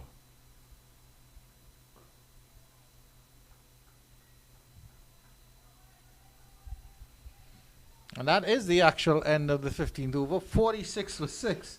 All sorts of bothers the Queen's Park team on their home turf, no less. It seems like half of the job is done at this point. You want to get the extra 4 wickets. You want to bowl them out before they get to 100. That's one thing. And then after bowling them out before they getting to 100, you'll also want to get those runs, because the Queen's Park Cricket Club team, if they get to 150, I think they can have a match on their hands still when you look at their bowling attack. Yeah, strong bowling attack for the Queen's Park Cricket Club, led by the enforcer Shannon Gabriel. And he seemed to be in quite a bullish mood this morning. Dial to continue to Django. Django stretching so far out there. He almost over-tipped. Yeah, when you look at the bowling attack of the Queen's Park team, after you talk about Shannon Gabriel, you've also got Tian Webster. Then you've got the likes of Kari Pierre, Yannick Karaya, who just came back from a West Indies duty. You've got Brian Charles. So if they get to 150 with scoreboard pressure, and I don't think there's any demons in the pitch, but you never know. Yeah, in terms of the Central Sports batting, well, they have Keon Otley, Kyle Puran, Lendl Simmons, of course, Imran Khan, Jesse Bhutan. After that, Aaron Alfred is quite capable with the bat. Mark Dial, no slouch either. Takes a single off the 3rd delivery, Django. It's really a challenge, of course, for a fully fledged batsman to then have to negotiate batting with the tail, but for such a long time, because of course this is a 50-over game. If Queen's Park Cricket Club do manage to bat out the 50 overs, I think that will be an achievement in itself. But Django has a lot to think about. He's played a good hand, 23 of 25. But all the runs have to come from him. A bit of a misfield there from DL, and thankfully Brian Charles will break his duck. Yeah, he's off the mark.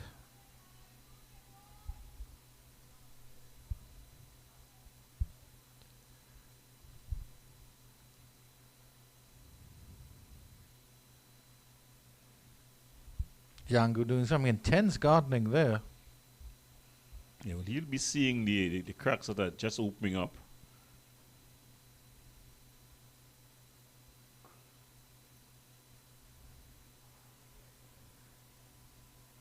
And DL trying with the faster delivery, but just pulled it down a little bit too much. And that will be the end of the over. After 16 overs, it's 49 for 6. We're going to a break. When we come back, we'll have more action right here on Cricket 360.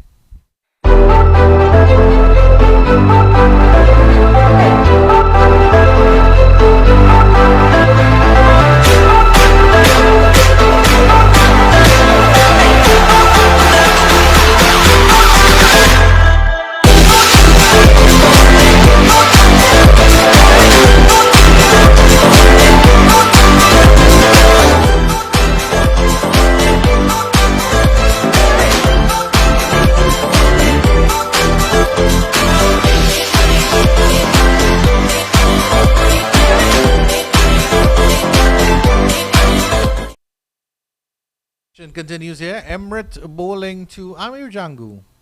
Wide delivery, and it's signaled wide thusly. And with that wide, the Queen's Park Cricket Club registered their 50. They've limped to 50 in 16 overs. And if they were 50 for 1, they wouldn't mind, but they're 50 for 6, and that's the major problem there, going up here. Yeah, they definitely would not be happy with that, this score sheet. A lot of repair work to be done here, led by this man, that's Django. Advancing and giving himself some room to carve that through the extra cover region, but he'll only get a single. And Central Sports won't mind that because they have Brian Charles at the other end. And unfortunately, he doesn't have the last name of Lara. It's just Brian Charles. That's it. Well, they will definitely want him to put on a Brian Charles Lara type of performance. Brian Charles Lara, of course, famous for batting with the tail. You know, he was one that could really farm the strike, and he carried us so many famous victories, you know, batting with the tail enders. In those days, tail enders were more rabbits than now. Oh! Wide delivery down the leg side, but that was very, very close to getting a tickle of an edge. Yeah, when Lara's batting with the tail, you would say, okay, it's okay if he's batting with the tail once it doesn't get down to Courtney Walsh. Because when it got down to Courtney Walsh, who was a genuine tail ender, that's when the problems were. Well, he sometimes he batted with Courtney Walsh, Curtly Ambrose. I always remember the extravagant leave alones. They would come and put the bat very high, walk across. And Brian Charles Lara would bat with them. Carried us a famous victory against Australia. Oh, that one. Another wide by Emirates. Trying a little bit too hard against the right-hander. I think he's striving for that extra because, of course, his tail is up. It's been a wonderful bowling performance, a wonderful team bowling performance by Central Sports Club. And they know they can go for the jugular at this point. Anil Lakan is there in the director's booth with Mr. Jason Prasad, and he's wearing the widest of smiles on his faces. Yes, definitely. I think you'll have to come and give us some commentary here. I'll make space for him at the commentary booth. His team has definitely come on. They're punching above their weight. So good morning, Anil. You got to give us a few moments of your time. And you are the man of the moment. Good morning, Anil. Charles gets a pull through the cow corner region, and that will be a welcome boundary for the Queen's Park Cricket Club as I welcome Mr. Anil Dungi Lakan to the commentary position. Good morning, Mr. Lakan. That smile is as broad as the shining sun in the Caribbean.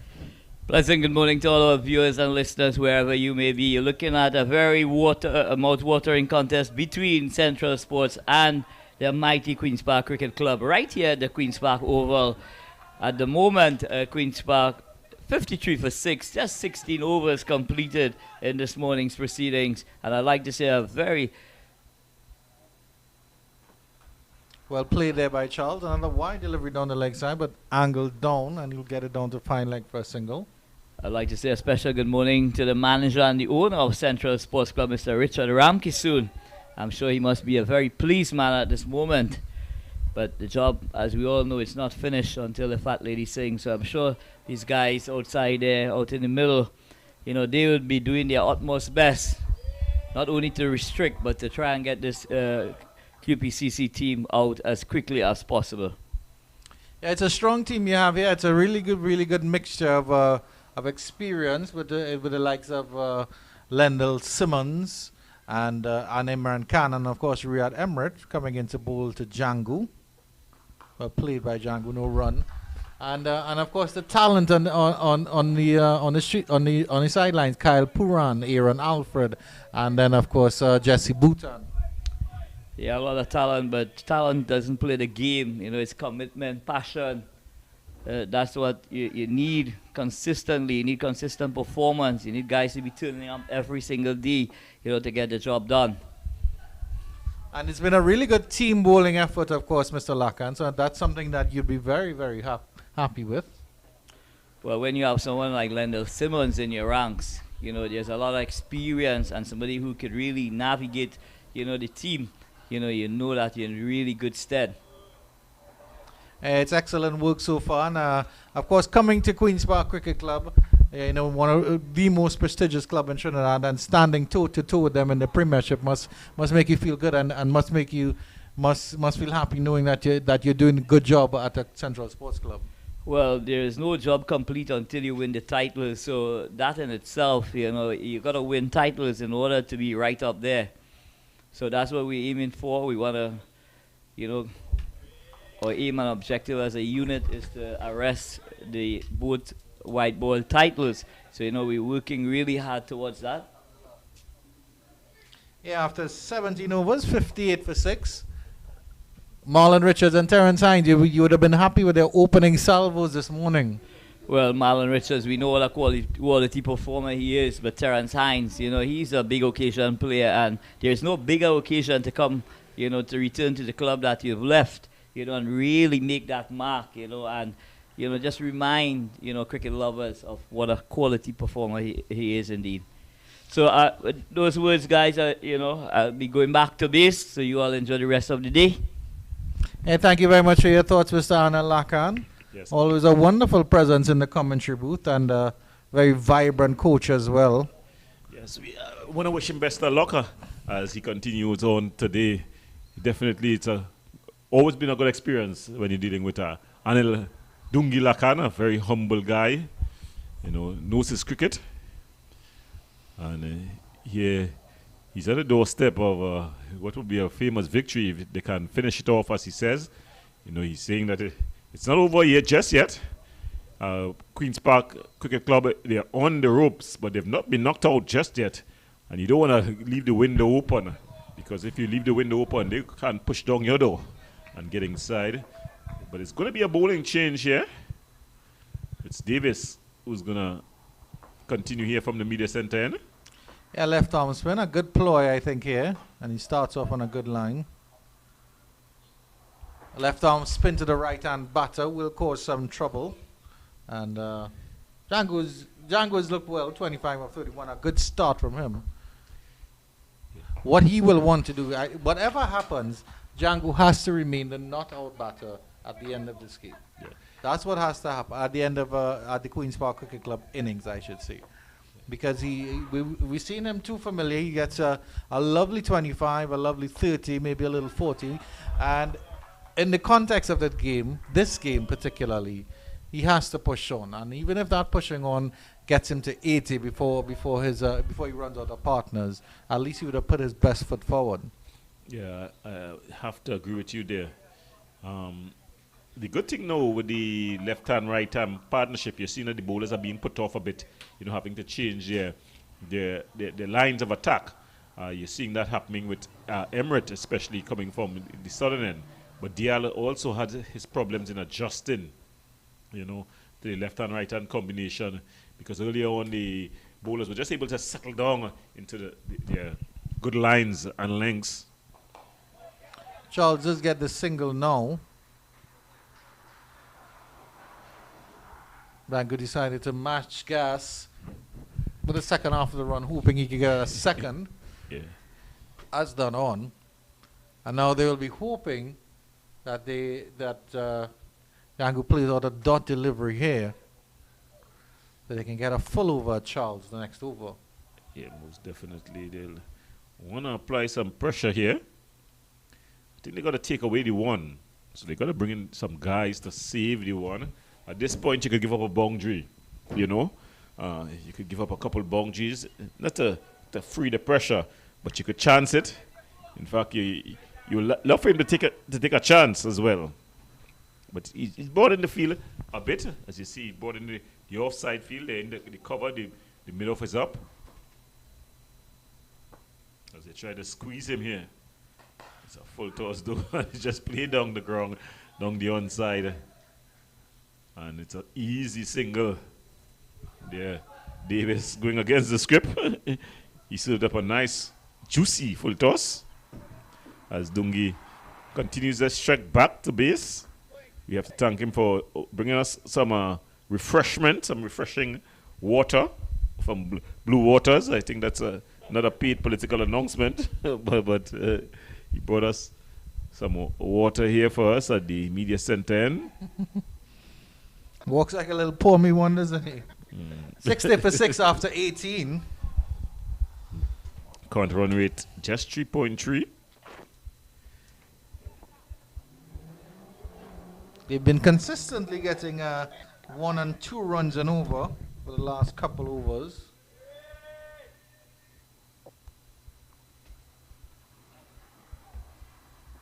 So it's going to be Emirates here. He's bowling to Django. Well, a little bit of feistiness there from Emirates in the hot sun. Yeah, he's showing him that he may be old, but he's not cold. Still got the fire in the belly. As one of the players decides to walk with his coach. Probably sharing some words of advice. Yeah, the sun is out in all its glory now. Sapping heat of the midday. Hopefully Central Sports can keep their spirits up.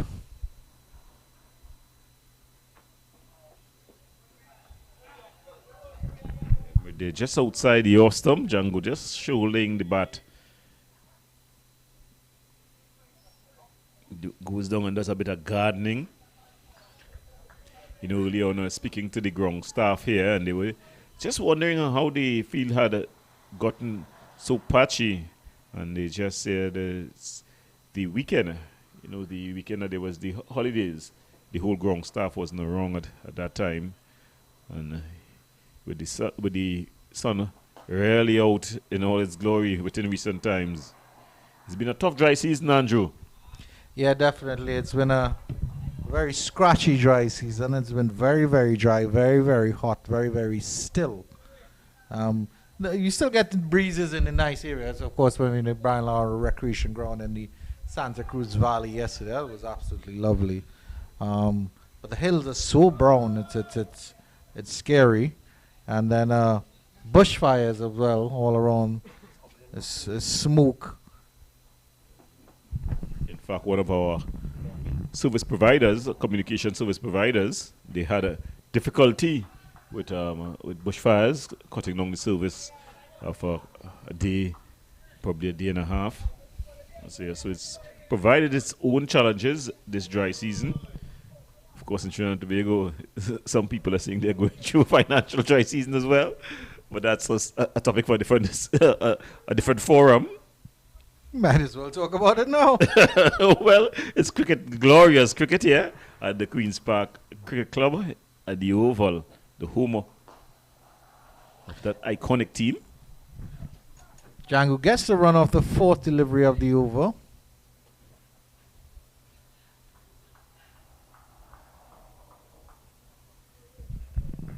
It's been Field will switch around for the right-handed Mr. Brian Charles. we went well into April, and the April showers have not appeared just yet. The fields throughout Trinidad and Tobago have taken a battering with the sun. Let's see if Emirates can get something on target here. A little bit trigger happy in that last over against Charles. That's better. Right on the line. Maybe a little too bouncy for Charles. You can get behind that. You really want to target those stumps. And he actually only had one delivery at him. So after 19, it's 61 for 6. Yeah, so Django doing an excellent job shepherding the should we call it the tail? The lower order batters in Brian Charles there. He's facing 2 or 3 deliveries. And then on the 4th one, he gets off strike and leaves him with either 1 or 2 deliveries to face. That's an excellent ploy by Django.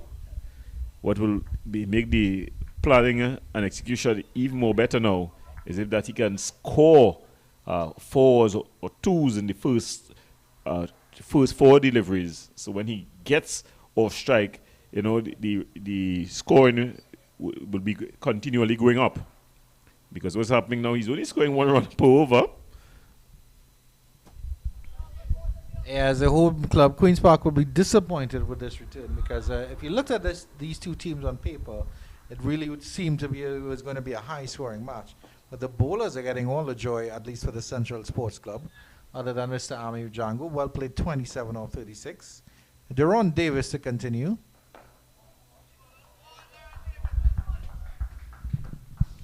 Yeah, well, Davis will want to join the bowlers with having a wicket in his name. All the other bowlers used thus far have done so. Hines, he's gotten 2. Same thing for Manuel Richards. He's gotten 2 as well. Nice shot through the cover region. This should go to the ropes, and it does indeed. Django getting a chance to free his arms a little bit and smacks that through the covers all along the turf. Dust flying after the ball. Wonderful shot. It was a beautiful shot there. Over pitched, and he just leant into it. He's gotten 4. Well, it's just as I've been advising.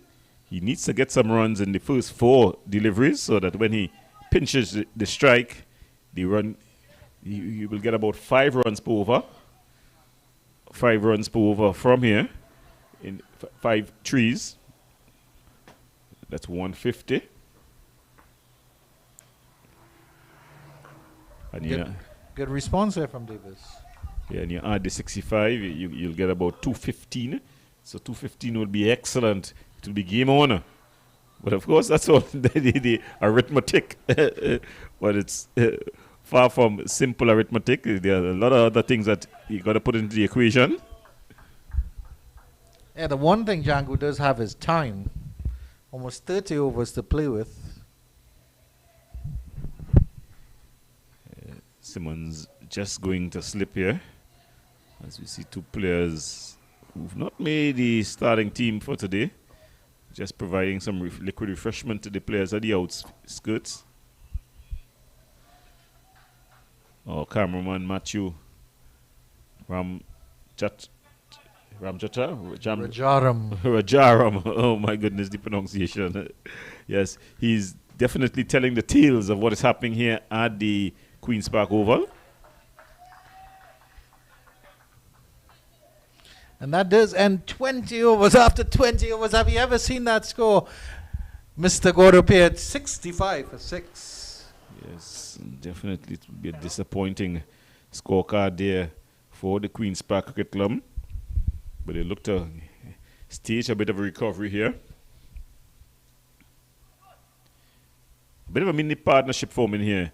It seems to be just about approaching 20 runs, 22 runs.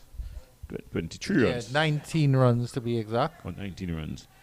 Yeah, so 19 runs they would have had here. They want to push that to the 50 first and then 100. But it's Emirates to continue. A very disappointing scorecard here for the Queen's Park Cricket Club. 14 for Solazano, duck Isaiah Raja, duck Jid Guli, 2 Yannick Araya, and duck Carrie Pear. Well played by Charles. Again, he needs to be targeting those stumps, Emirates. Yes, you can get the shock ball in for the short batter, short tail ender, and Brian Charles in, but he needs to target those stumps. He needs to work on what has worked for his team. You know, there have been 4 LBWs and 2 catches, one of those behind the stumps. The Central Sports need to target that stump line. Gets this one up. It's a little bit straight, and Charles is able to turn that into the leg side, get a single. And Django will get the chance to face most of the deliveries for the over, which is good.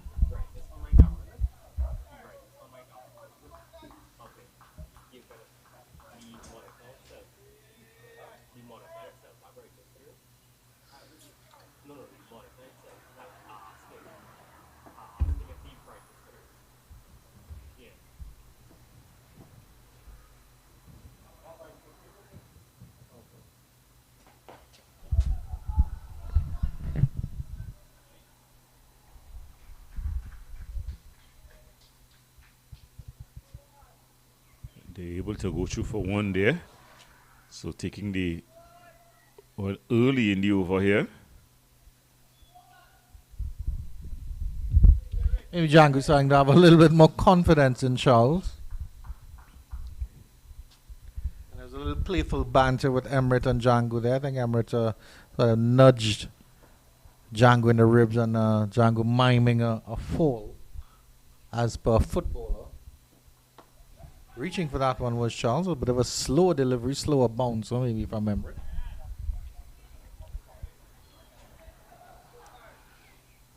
Just find that the Central Sports team, they're just releasing the pressure. I think when you have a ace spinners up your sleeve, such as Khan and Dial, and of course you could bring back Richards for an over, you know, just a more attacking option. Yeah, I agree with that. Go for the jugular. Emirates isn't happy that Simmons was slow to that one, picking up that one from mid-wicket, and Charles gets away with a scuttling run. But yeah, go for the jugular here, because if you have your bowlers, you still have your Emirates, and you still have your other bowlers who can close off the innings later on should the tail wag. And if the tail is wagging, they're not going to go hell for leather, are they? Yeah, most definitely. It's survival at this point for Queen's Park. Yeah, so I think at this point you should be a little bit more attacking. Get your wicket-taking options in.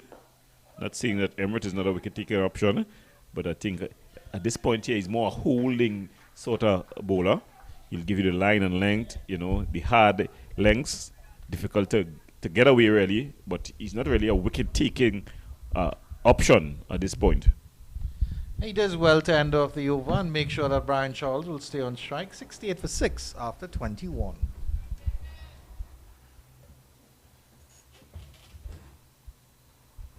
So Davis going to continue. They'll want him to try to break this partnership.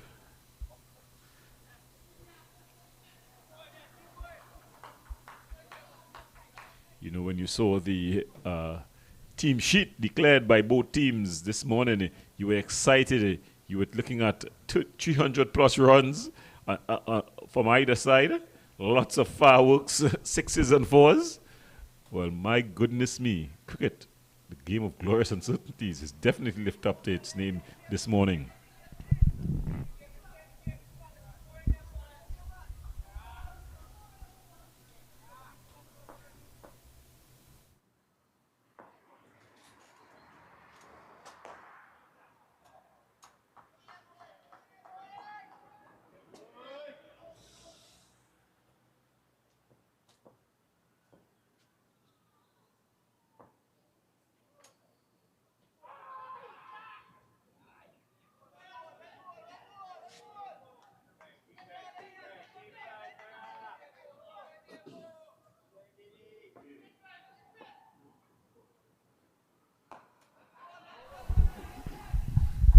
Yeah, so Davis to continue.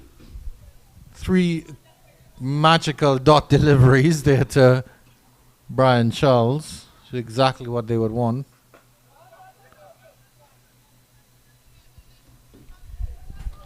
Director Jason Passard is multitasking. He has his football open in front of him, following his beloved but to me disgusting Manchester United. And I believe they're playing Nottingham Forest today, so let's have a look at that scoreboard up here. Is Arsenal playing today? Yeah, Arsenal drew with West Ham 2-2, and they were actually leading 2-0, so that's a good comeback there for West Ham. Nottingham Forest 0, Manchester United 0 in the 25th minute. So that's the final of the Arsenal game? The final result? Yeah, 2-2. My goodness me. So Arsenal beginning to shorten here.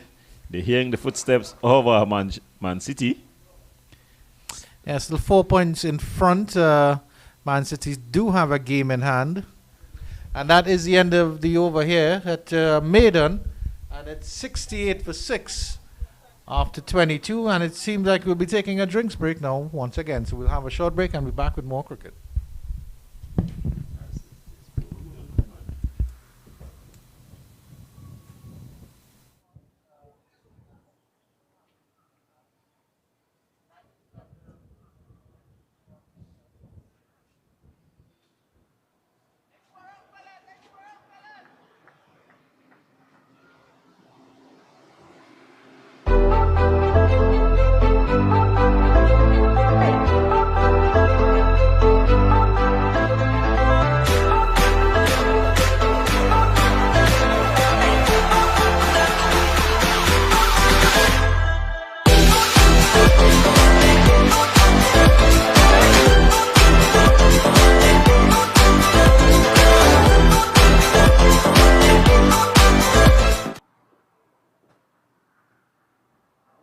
DL to continue. He switched ends. Nice square drive there from Django immediately off the mark. Immediately getting a run off the first delivery of the over, I should say.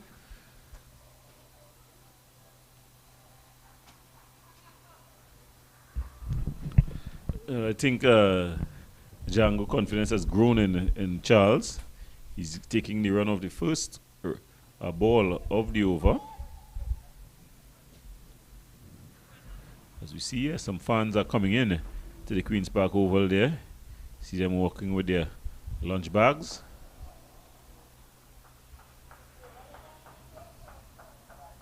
Simmons. And overflowing coolers, I'm sure, got up here. Definitely, I think they would have some beverages. Yeah, there's nothing better than imbibing and watching the cricket, and especially when the cricket is good. It's been really, really good cricket from Central Sports here. Rare guard innings here from Amir Django and Brian Charles. And to stitch something together for Queen's Park. Yeah, they've definitely fought back. You know, they've let if you could call it that, if you can call 69 for 6 a fight back. But they've definitely stopped the bleeding. And they're looking to build. You know, they will want to get 100 first, and then after 100, look to push on. Charles gets a run off the 5th delivery of the over, and it seems that he's pinching the strike from Amir Django. So there's nobody shielding anybody again. It's everyone is on their own. I just get the feeling that Central Sports is allowing this game to meander as opposed to really targeting Charles, putting him under pressure. And a misfield there. No, it's not a misfield. Well stopped by Bhutan. And they will have Charles for a full over again. And at this point, this is the time you say, okay, let me bring back a Terrence Hines. Let me bring back a Marlon Richards. Let me just see if I can throw him an over and see what happens as the spectators are taking pictures of the Queen's Park Oval. Yes, most definitely. They're well attired, all resplendent in their Sunday best. Yeah, they're getting a chance to see cricket here at the Queen's Park Oval. The iconic Queen's Park Oval here. And it's Queen's Park up against Central Sports. So a lot seems to be going on there. It seems like the man is even doing a bit of presentation. Deron Davis to continue to Brian Charles. Well, good Yorker length delivery, well dug out. Again, there's no the fielders aren't close in. They aren't putting in Charles under any undue pressure. Ooh, that was a faster one. Sliding that one through Davis. Yeah, they're very almost drawing chirpy. Charles into the edge. Very, very chirpy. Central Sports team. It's when he gets the cut on and you'll get the single down the deep point.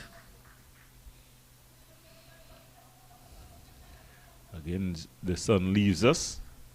No threat of rain, really. It's just that there's no direct sunlight on the ground. That's a good weather for cricket. You don't want to be bleached out by the sun.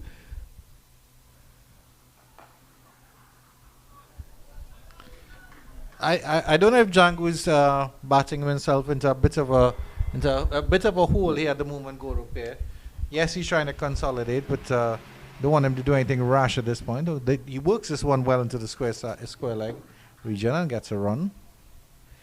But he certainly won't want to get bogged down. And if he has the confidence in Charles to manipulate the strike and hold up the strike at least, then he should be trying to get a run with every single delivery, even if he's not getting those boundary balls.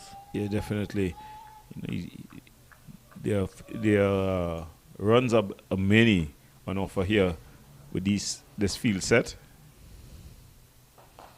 Yeah. And Charles does take the run off the last delivery of the over. 73 for 6 after 24. Yeah, well, they went for 3 runs in that over. So it's simple like that. You can get 3 runs. You know, that's the current run rate. And if you do it for 6 times, you can get to 6 runs. As we invite all to really come down here to the Queen's Park Oval. With cricket, glorious cricket. It's a tense battle. It's a real cricketer lover battle here. It's not the slam, bam, thank you, madam, that you expect from the white ball cricket, but it's the more grinding kind of cricket. So it's Dial to continue. It's a good competition here. It's nice to see the ball winning for once instead of the bat.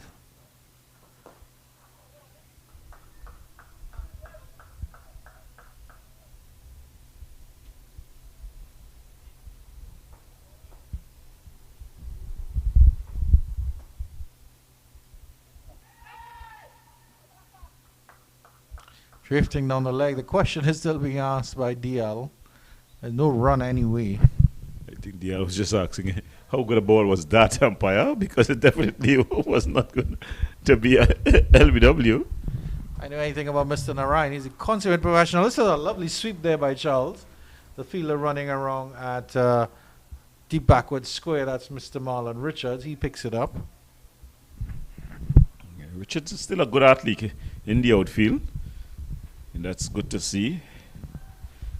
You know, we talk about these young guys like if they're old guys, you know, they're old in terms of the game, but pretty young guys in terms of like, oh, he's beaten there. I think that was the faintest of edges there, maybe.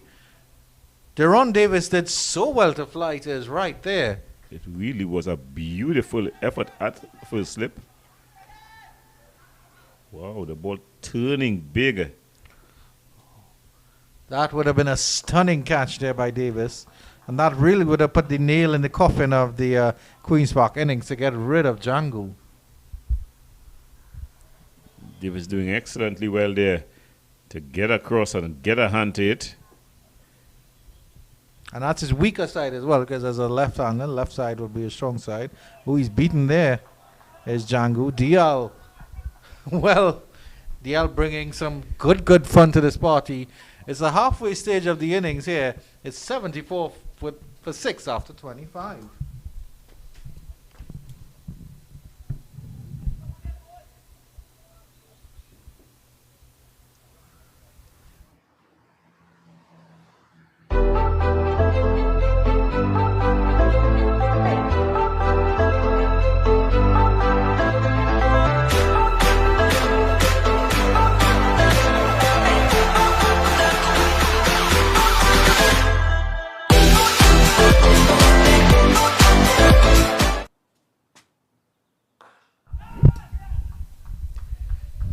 Davis continuing. If you were the think tank of the Central Sports team, what would you do just about now, Andrew? This one gets off the outside edge. Just could run down to third man. A fortuitous four for Brian Charles. Trying to smack that through the cover region. Instead, he gets the outside edge and it runs down to wide third man for 4. He will probably claim that the one was intentional. It's not been bad bowling by Deron Davis, but I don't think he's challenged the batters enough. He's just saw that Mark Dial in that last over. He's getting that ball to sort of talk and turn against Amir Django. And Davis, admittedly, he hasn't faced the most stiffest of competition, but he'd want to ask more questions. Especially against the likes of Brian Charles, who isn't a fully fledged batter. He suddenly accumulated 17 runs here to be the second leading run getter for the Queen's Park team. So he's definitely doing something positive as this partnership continues to grow. He's bowling very wicket to wicket. I would say try to go a little bit wider, maybe try to get it to touchdown on Charles's off stump and just turn away a little bit. He's very, very direct, very, very close to the keeper, the umpire, I should say, when he's coming in.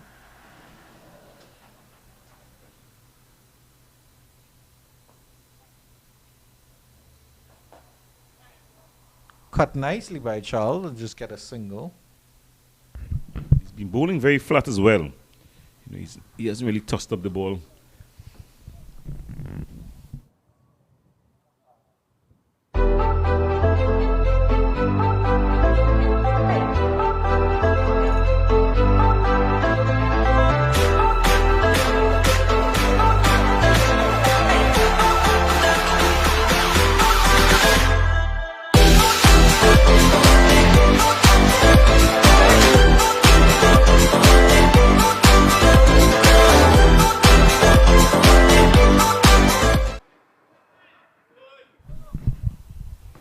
So it's Mark Dial to continue.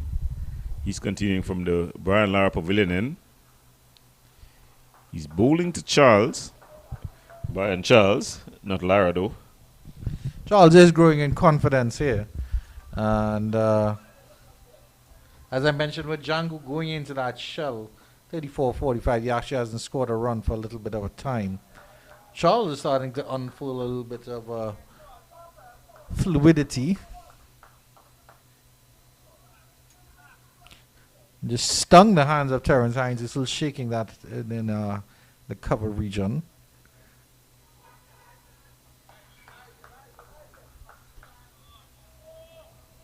Impressive figures from Mark Dial. 1 for 9 or 5.3. He bowled really, really good control. He's got the ball to spin as well. Yeah.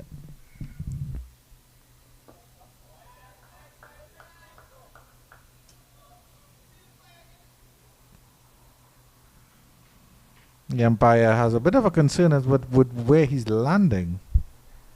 I don't think that was an official warning yet.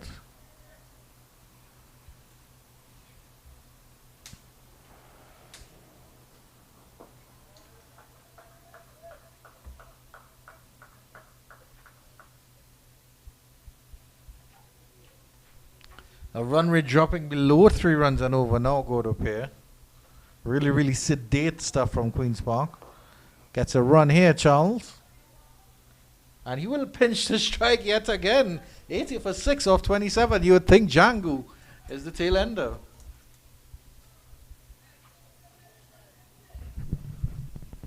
Yeah, I think Queen's Park will have to be very, very careful. They have to have a game plan, not just a survival plan. Right now, they're just looking to survive. You're not seeing any intent from them. I think we should just they should be planning now to try to get up at least 4 or 5 runs and over for the rest of the way here. They've got 23 more overs left. But they can't just continue to face 5 deliveries, take a single off the last ball. That's not going to cut it.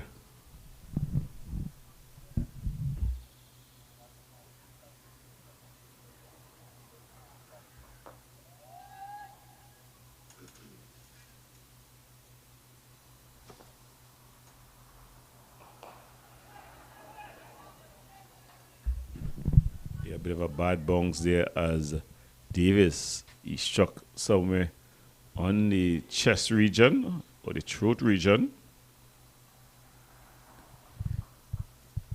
The umpire very, very concerned, but it seems like he's telling the umpire he's okay.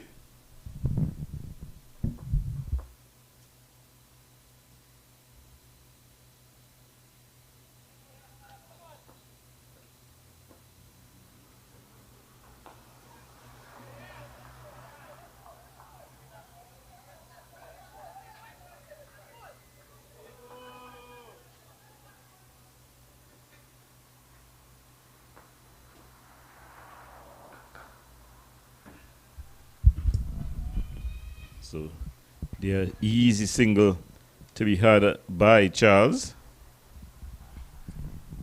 as he goes into the 20s.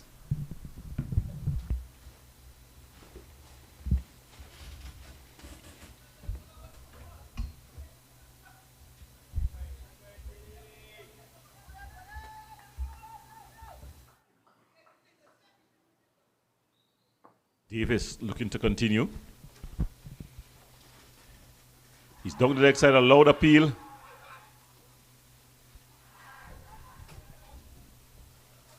So a lot of appealing going on. Davis appealing for first the LBW, then appealing for the run-out chance. He's down on his knees. Probably should be in the Tobago Jazz with Boys the Men, down on bended knees.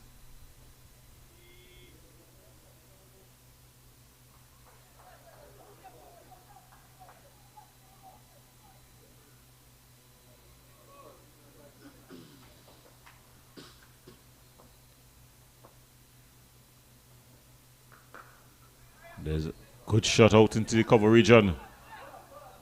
Richard, he gets to it early and returns, releases early, keeping the score just down to 1.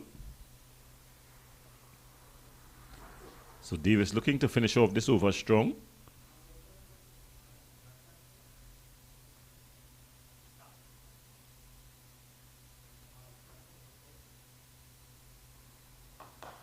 There's a good shot down the ground.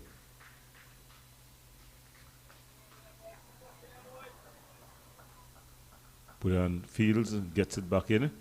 So that finished the over. So at the end of 28 overs, the Queens Park Cricket Club, they're 84 for 6.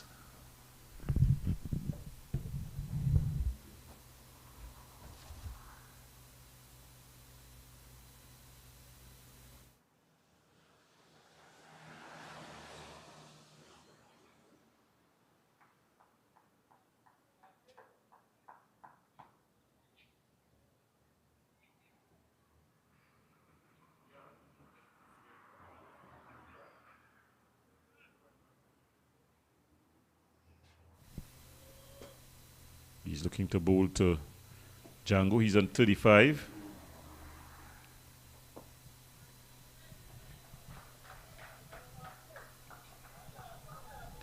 So Django seems to be a bit stuck here.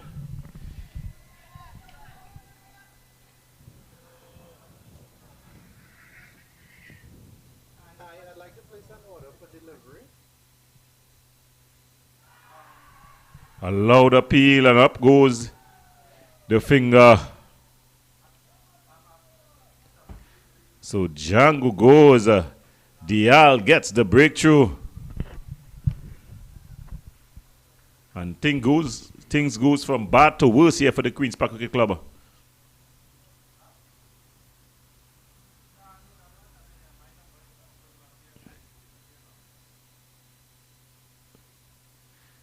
Yeah, he went across the line. I think Django was walking even before the finger went up.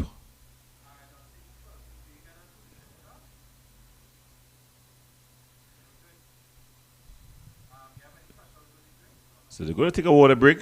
We'll be back with more after this.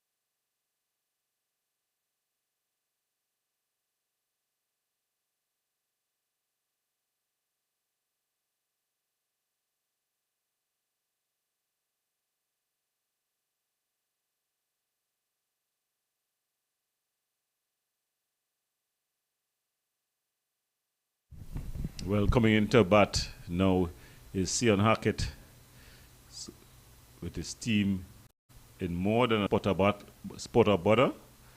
The 84 for 7. Django, he's just been dismissed. And it seems like he's going to be coming, Dial is going to be coming over the wicket to Hackett. So the two all-rounders batting together. Hackett will want to make a statement here without saying a word.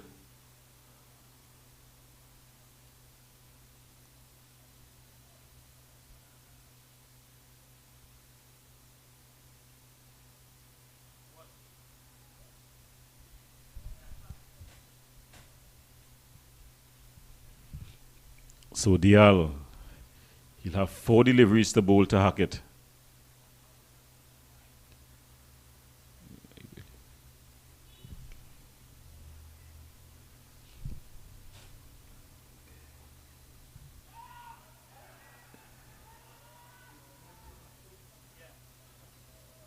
Come, go, no.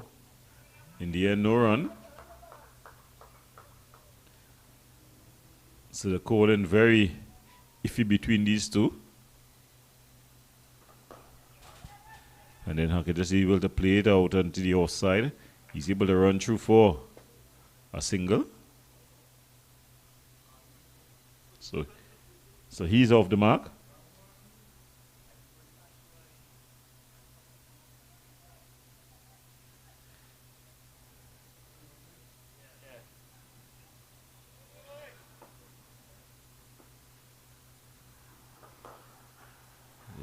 Charles just playing it back to Dial.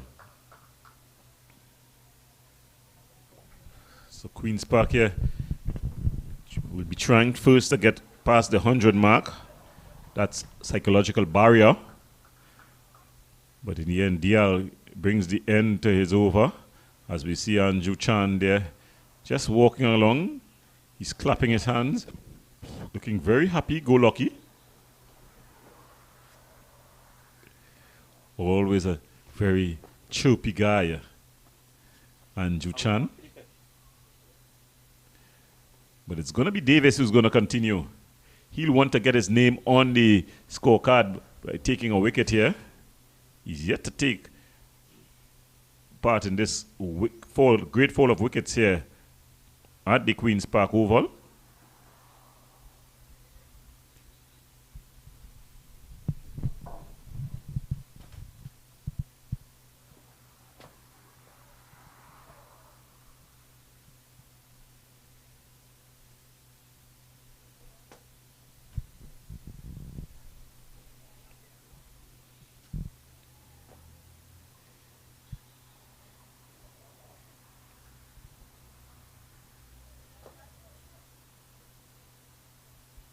So Davis is going to be bowling to Hackett, ensuring that his field is well set.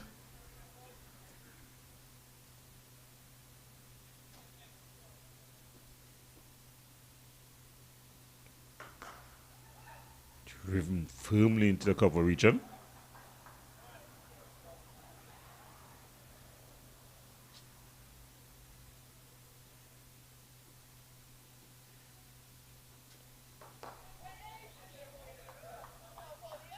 Some firm pushes by Hackett.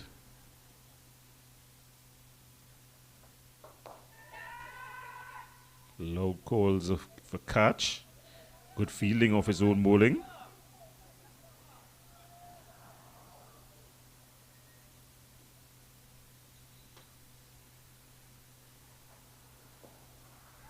Just guides this one down to the third man region. Able to get a single. So Hackett getting one, brings Brian Charles in.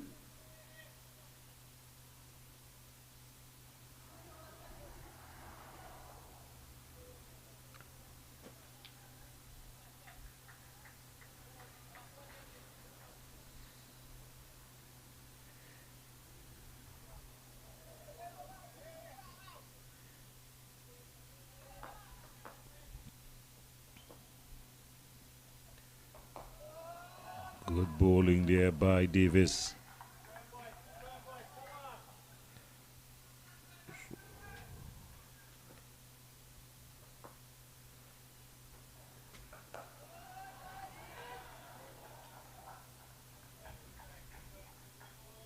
Well, that brings the overturn in.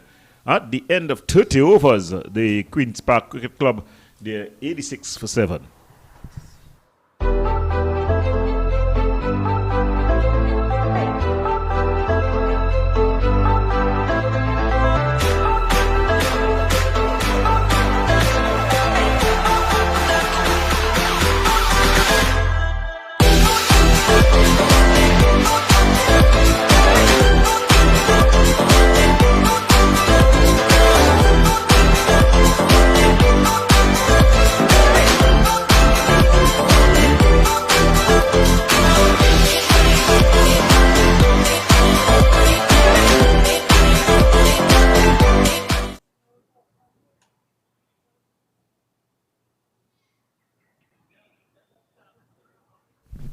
So it's Dial to continue. He's going into his 8th over. He's already bowled 7. He has the excellent figures of 2 for 11 from 7. He'll be looking to add to that. In the wickets columns, that is.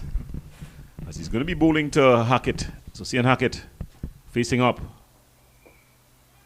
Comes off the inside portion of the bat. He runs the first one hard. And the end one is all they'll get.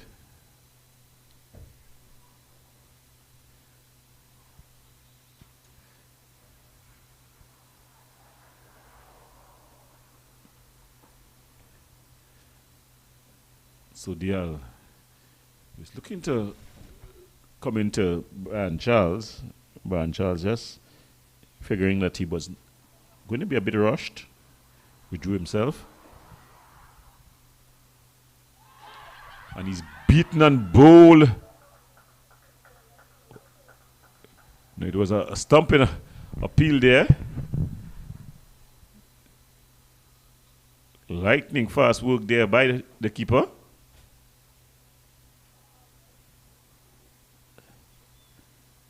Yes, for just sliding back in time. So they are beating the outside edge.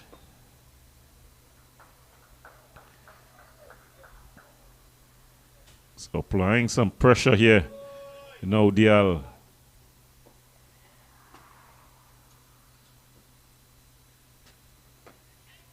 Both one coming off the inside edge. Richards will come off the square leg boundary.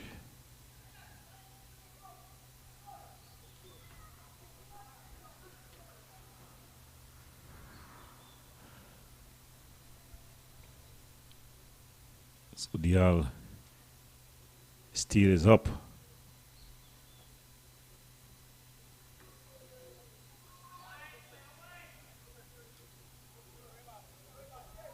That one just going on the leg side. Signal wide by the umpire.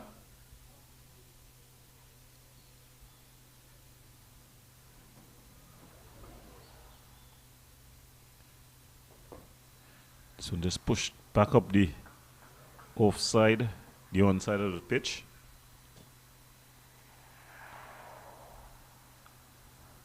Hackett pacing around like a caged lion. And he's bowled him through the gap and bowled. So Hackett's innings comes to an end. Dial adds another to his name. Look at it again. He pitched and spanning. There was a big gap between bat and pad. So Hackett goes for 3. Queen's Park slump even further. They're 39 for 8.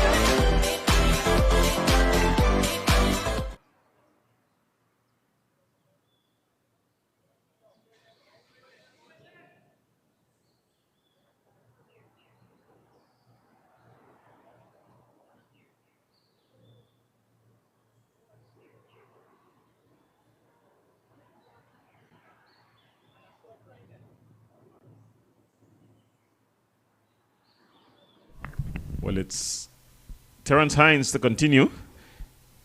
There's been a bowling change at the northern end, the media center end, as Terence Hines returns to the bowling attack. He has the excellent figures.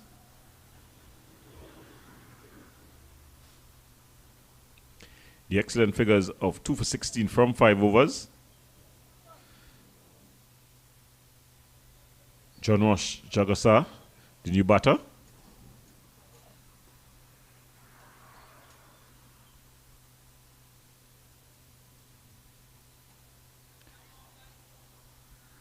He'll be at the non-strikers end though, as it's Brian Charles who's going to face up to Terrell Hines. Hines just ensuring that his field is well set.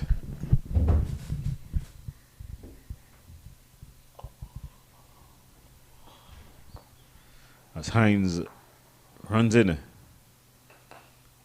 It's a nice flowing drive. Good fielding there. Getting across, getting the roll in. So one from the very first ball of the over. So Jagasa will have to face Hines.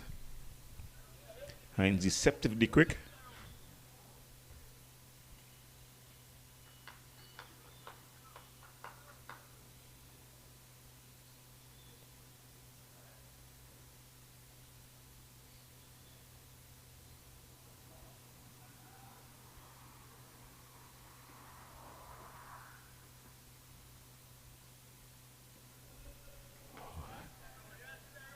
There's a good delivery there.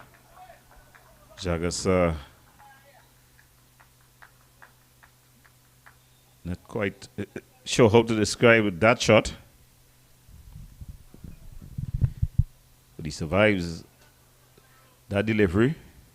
Hines will definitely be encouraged. Signal one above the shoulder by the umpire.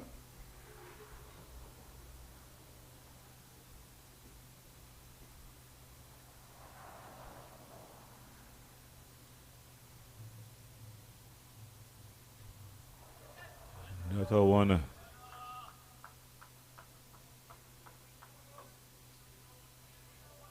So he signals that one above the shoulder there as well. Jagasa looking to the square leg umpire. So it seems to be 2 above the shoulder.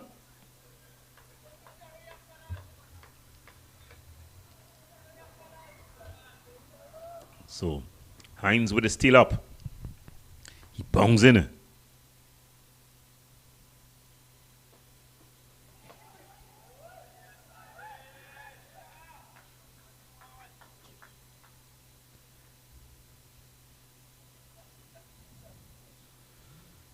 No signal by the umpire. But Hines is running in here, showing a good change of pace here. He's definitely bringing the aggression to the park here.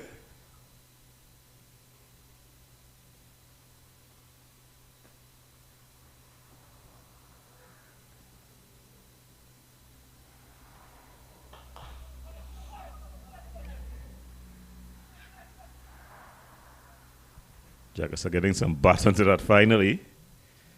So Hines will look to finish off this over.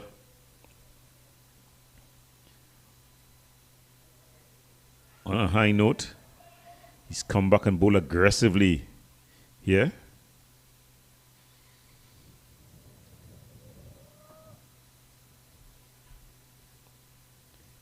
As he bounds in.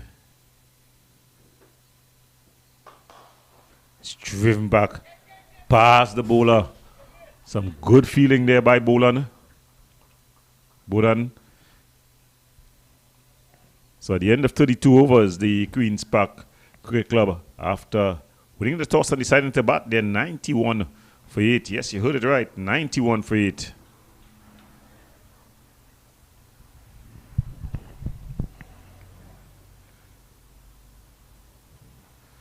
So it's going to be Dial to continue. He's been quite impressive. He's picked up 3 for 14 from it. going to be bowling to Jagasa.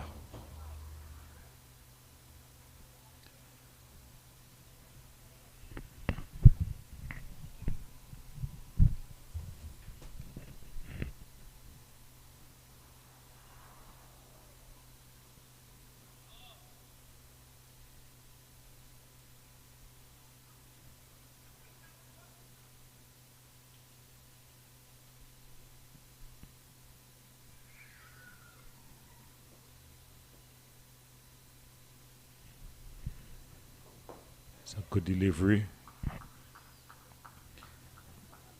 It's played out there by Jagasa.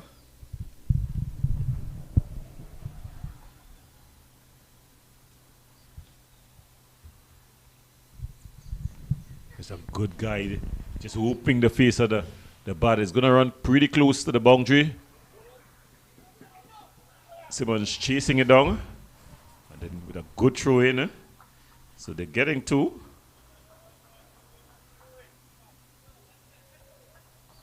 So Jagasa adding runs here. Invaluable runs. So the Queen's Park Cricket Club scores.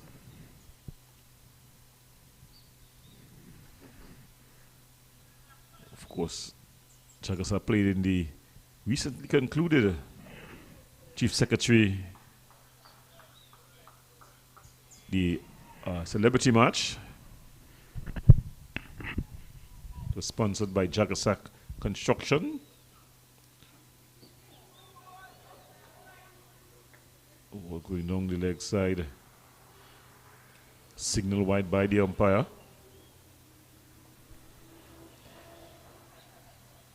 Everyone count at this time. It's Dial just about his run.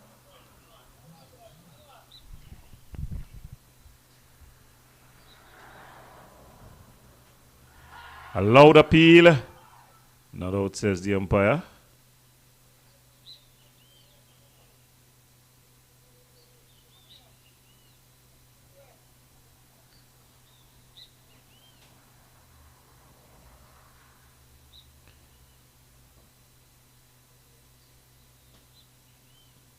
It's a big hit. It's up in the air.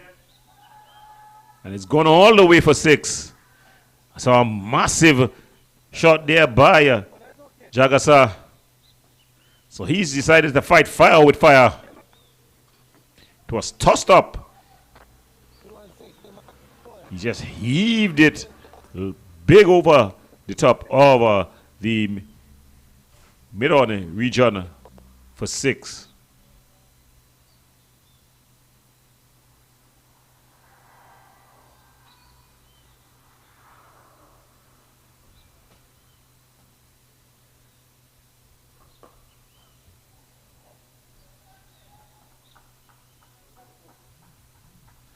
So that brings the over to an end there.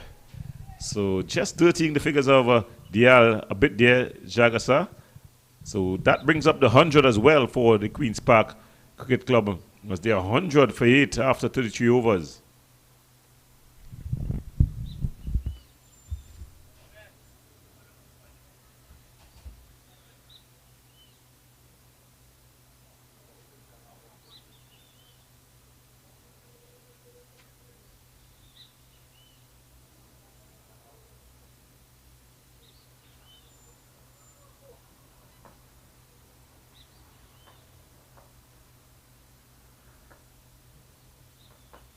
So it's Hines to continue.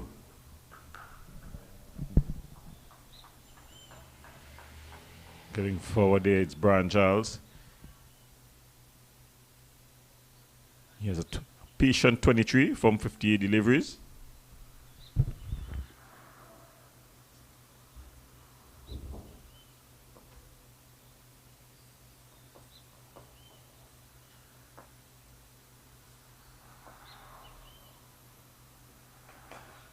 That's a full toss and he pulls it to mid-wicket and down to the boundary for 4.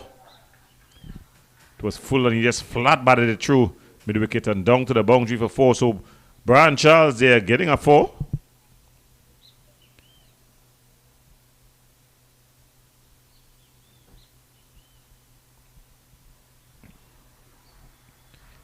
So the score going up to 104 for 8.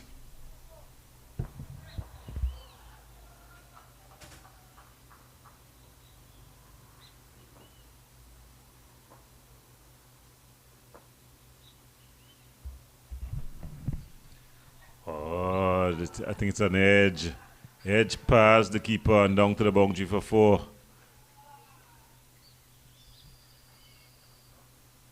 So Charles looking to open his hands here. Yeah, the edge found, the keeper diving, just getting the edges of his glove tate. And it raced down. Hines is not a happy camper. So Brian Charles deciding that the best form of attack, of defense is attack.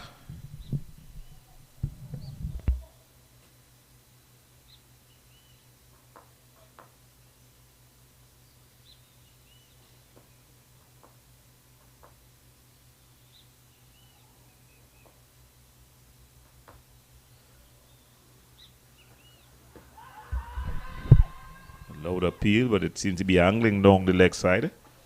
They run through for a leg by. So runs just coming a bit freely in this over.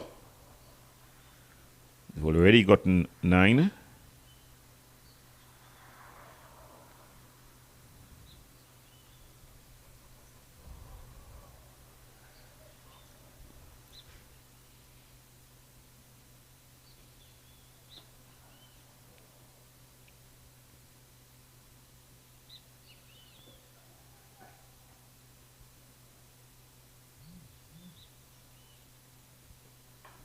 This dogged out there by Jagasa. Goes down to square leg and he's able to just jog through for a single.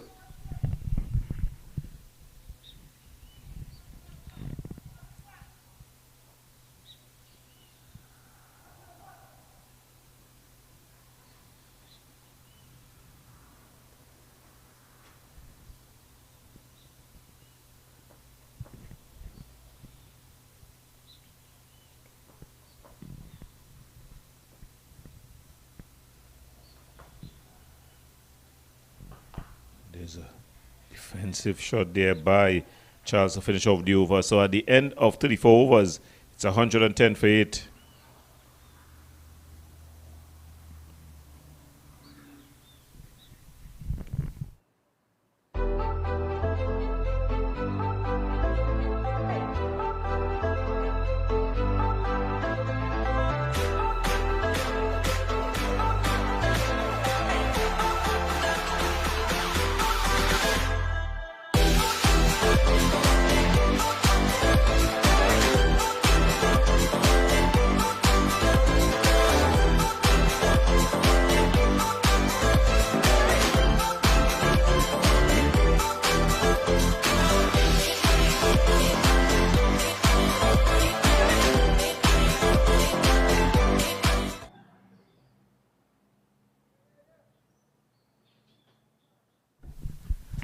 Well, it's going to be Dial to continue as he's looking to bowl his final over here.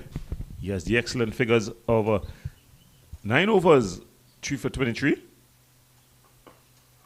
He's bowling to Charles and they're able to run through here.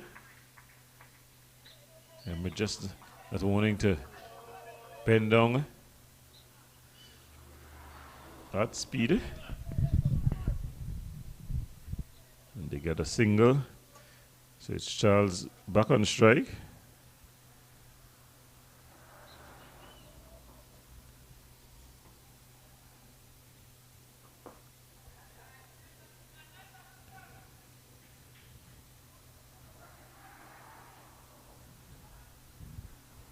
So Dial here looking to finish off his spell on a high.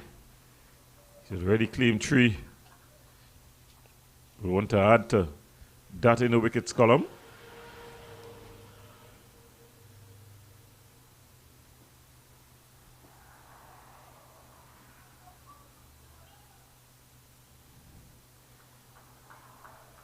Charles will be looking to ensure that he does not. In the remaining 2 balls of his spell. He's driving into the covers. Well fielded.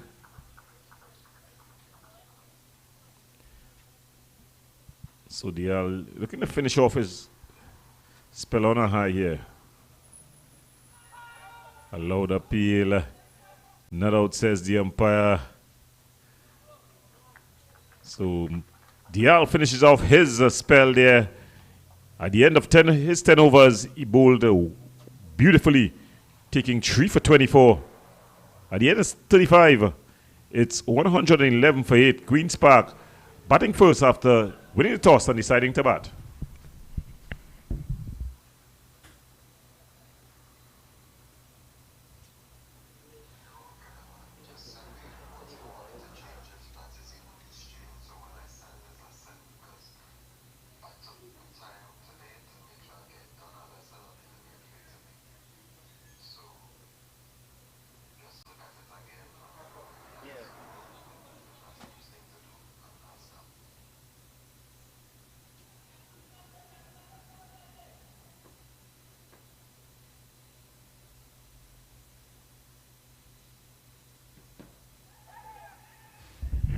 So Terence Hines continuing from the media center end.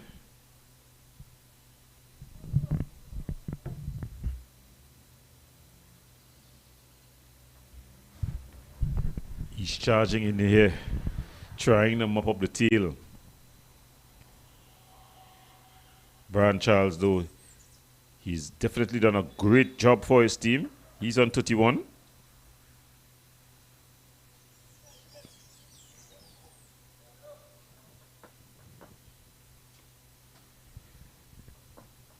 As Hines charges in. It's a flowing cover drive, but good feeling. And it's a no ball. He'd have just have overstepped there. So no ball signal by the umpire.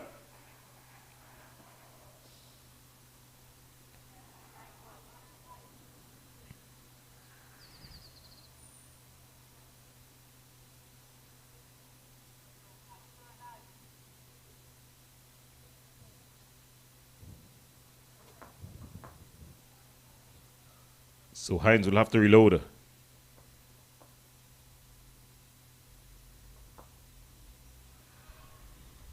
He's charging in here. A busy little run up. And it's another no ball. So you have to do it all over again. And this time he's showing him, the umpire showing him where he's landing.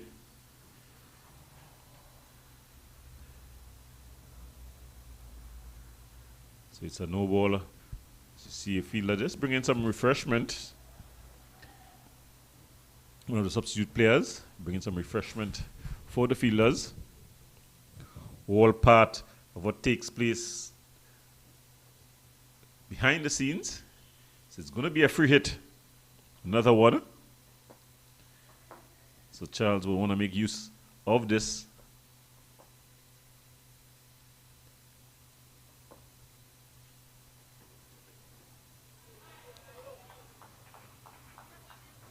He's run all the way through here, Terence Hines. And he signaled one over the shoulder.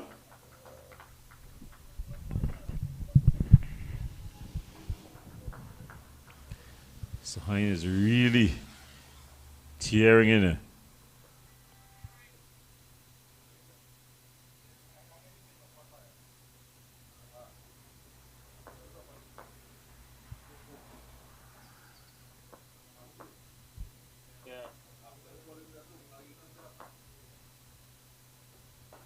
He's just flicking off the legs.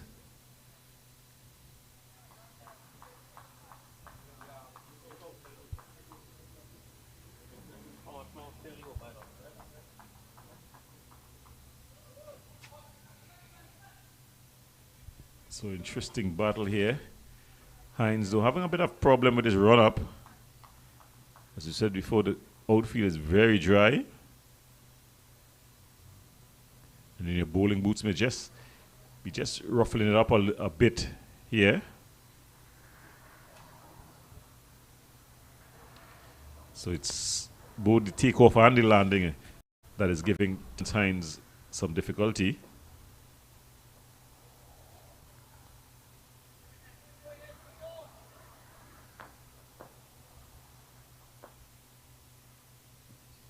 It's a shot through mid-wicket. And it's down to the boundary for 4. It was short. He just pulled it off the front foot. Charles. So he continues to move merrily along. He's decided that the best form of defense is attack. So he's counter-punching here, Charles.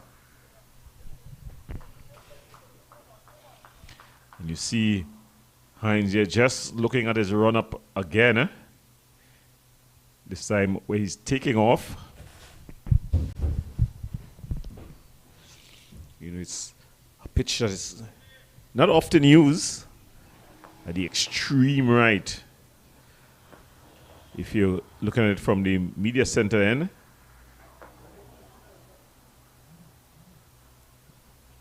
Just going down the leg side. Signal wide by the umpire. So it's a very eventful over here for Hines. He's bowled 2 no balls. He's also have a wide.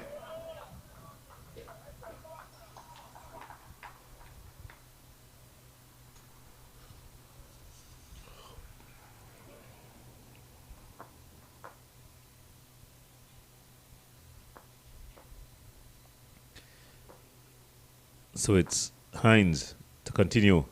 Short, he's able to place in the covers. Oh, it was pretty close. A loud appeal. Not sure if the glove hit the stumps or the ball. Charles was sent back. Just the gloves. So the gloves of the keeper, he didn't collect the ball cleanly, nor did the ball hit the stumps. So very eventful over here.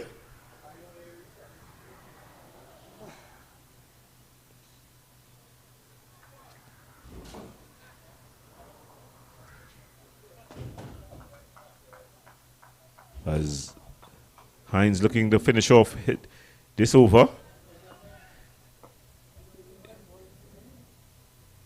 It's an over with a bit of a long pants.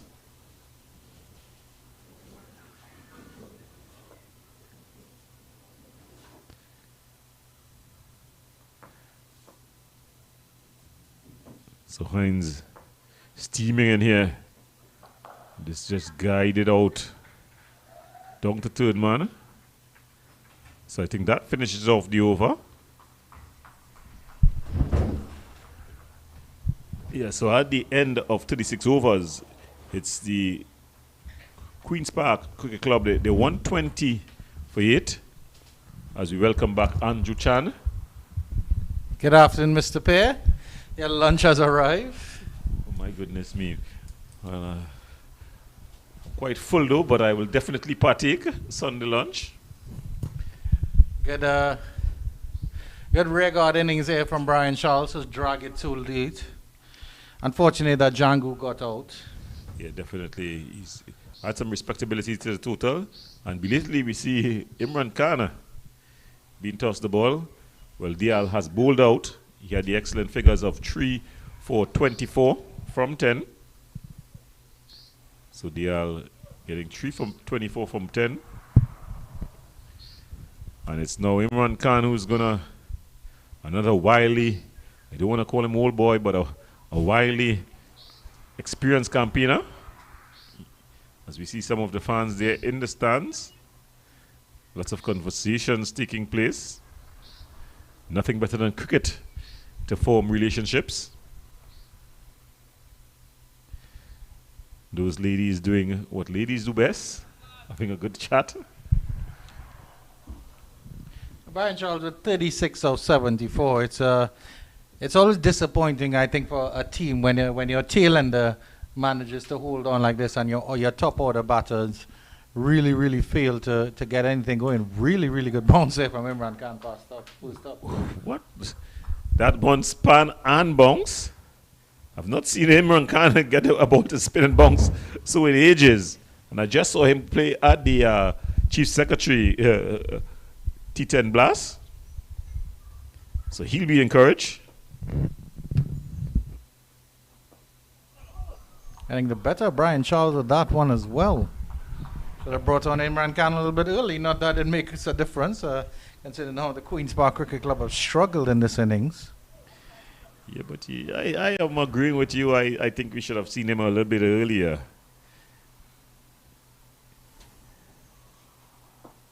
Well played by Charles. Turns that into the mid-wicket region. Get a run.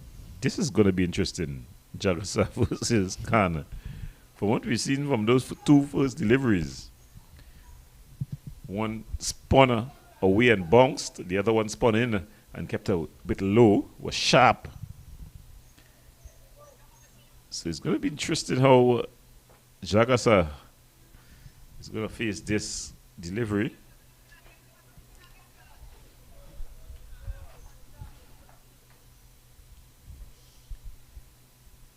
Takes his time to settle. It's well played. Contemplating a run there, sent back by Riyad Emirates, who's looked really fiery in the field. Had a shy at the stumps a couple of times when Django was batting. Make sure he stayed in his crease. Yeah, the central team. Slug sweep. To good effect. It's just in front of square. Will it reach the ropes? No, it won't. Fielder comes around really well. That's Marlon Richards getting in the legs in. The veterans have looked very sprightly in the field, proving that the age is just a number. Father Time will say otherwise, but for now, the veterans have looked well. Oh, that one is through everybody. Will that run away to the ropes? Camille Puran is after that one. Picks it up quite nicely.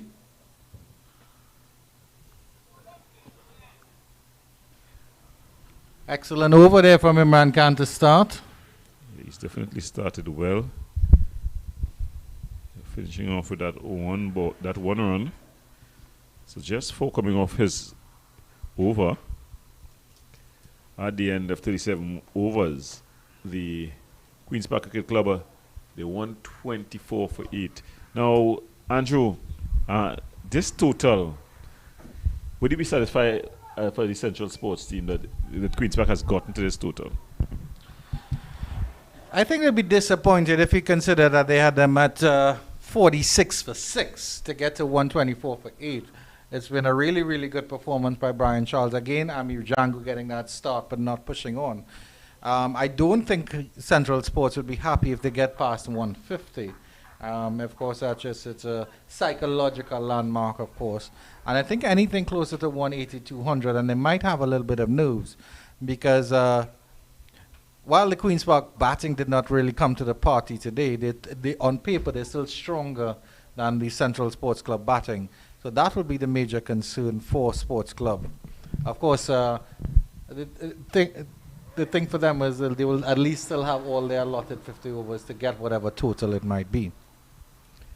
Yeah, I agree with you with all the points except that they're stronger than the central batting. Because when you look at the central batting, you're talking about Simmons, Lyndall Simmons, Camille Puran, Terrence Otley. Yeah, Kean Otley, Terrence Hines, even Emirates Khan, no mugs with a bat. But that's what I'm saying. If you look on paper, the batting lineup for Queen's Park is stronger. Solazano, Webster, Django, Raja, Karaya. I agree with you all points again, but I think the only difference there is that it's a veteran team in terms of the Central Sports team. I don't think there anybody no disrespect meant to the youngsters in the whole of the Queen's Park Cricket Club has done the square today, it's on the park today, that's in the class of Lendell Simmons. No disrespect meant to none of the youngsters. Yeah, it's quite true. If Lendell Simmons gets going, no total will be big enough. Yeah, so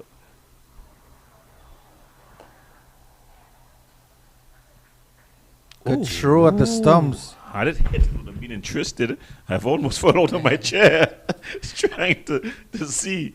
Yeah. Had it hit, it would have been very interesting there, Andrew. Yeah. A definite difference between what we saw at the Brian Lara Recreation Ground and today. Clean pickup there and shy at the stumps.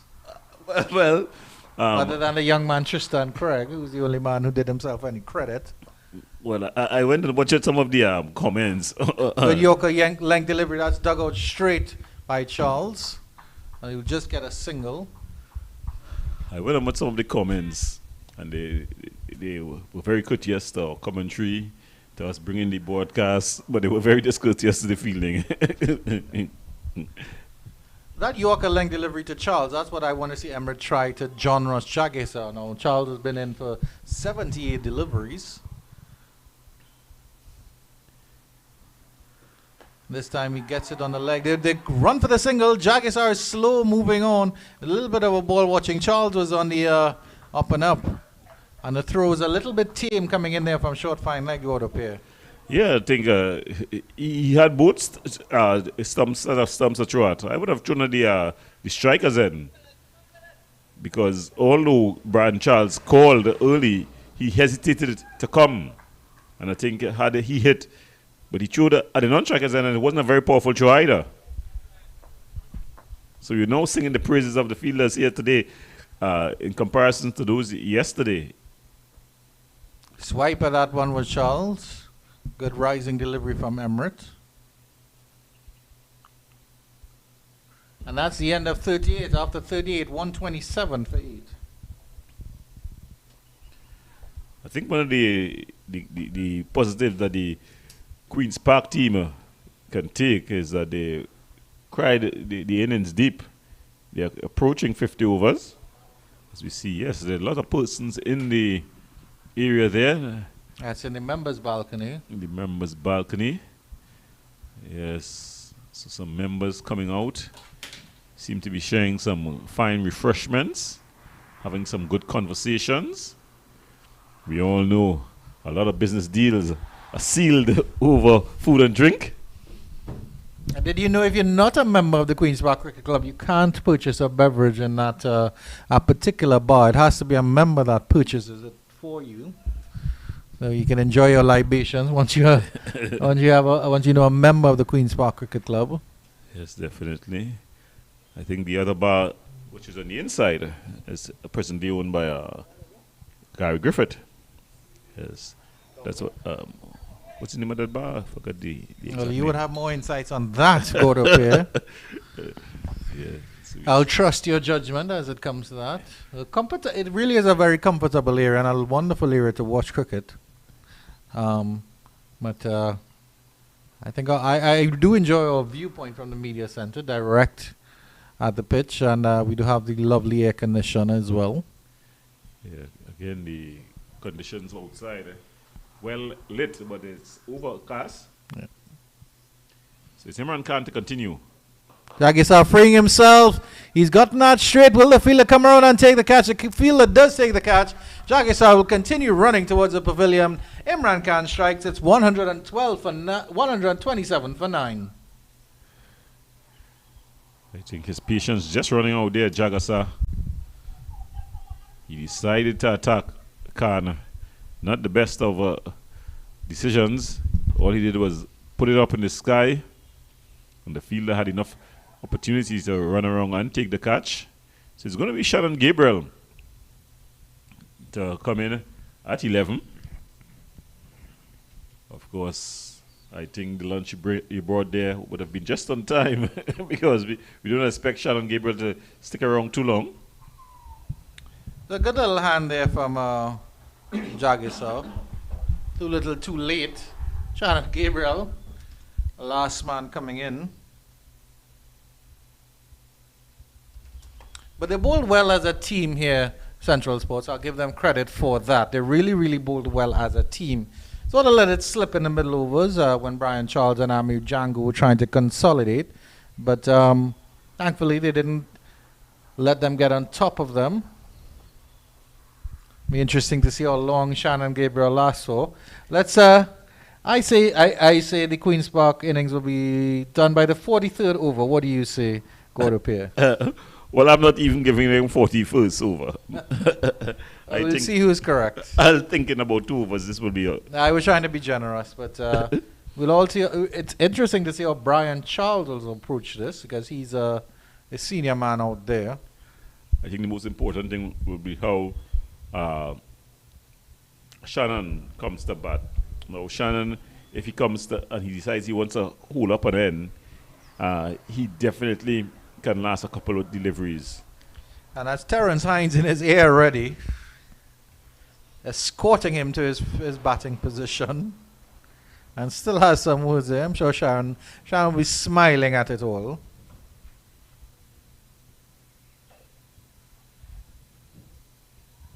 Simmons also very close. So a lot of conversations taking place. I'm not sure if it's the wisest things to do to get into Shannon Gabriel's ear, because especially when you know he's going to have to come and crank some 90-mile-an-hour deliveries down at your head. But you're veterans compared to me. Excellent for defensive there from Shannon. So it looks like you want to bat a bit. He's a guy that enjoys batting. He's having some words with the keeper, Alfred, to let him know, yes, you didn't know I can do that, did you?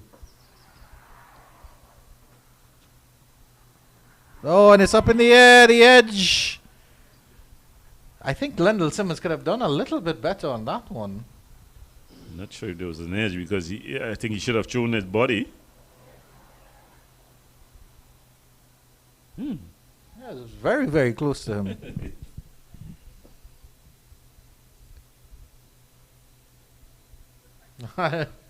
Shannon Gabriel not happy with that, as is his right as a batter to just step away.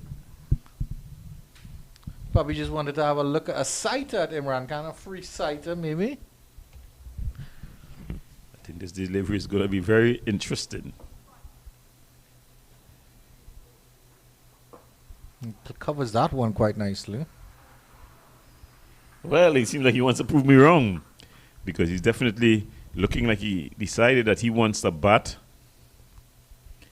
He was forward, long forward. Full face of the bat. That's well played by Shannon.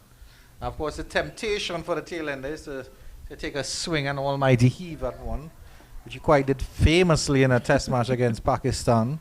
Famously or infamously. Attack, as they say, is the best form of defense. Failed Shannon Gabriel in that regard, in that particular match. I always remember the plea of Fazir Muhammad. Why did he do that? Oh my goodness me. He could never outlive that. Oh, he's going down to the leg side. He's got that one fine. Will that run all the way to the boundary? No, it doesn't. Field is very, very quick around. And Shannon gets off the mark. Well done, Shannon. It's been signaled wide by the umpire. Oh, no, it's actually a wide. No, my apologies. It's 2 wides. My apologies for thinking Shannon could get a fine tickle down the fine leg.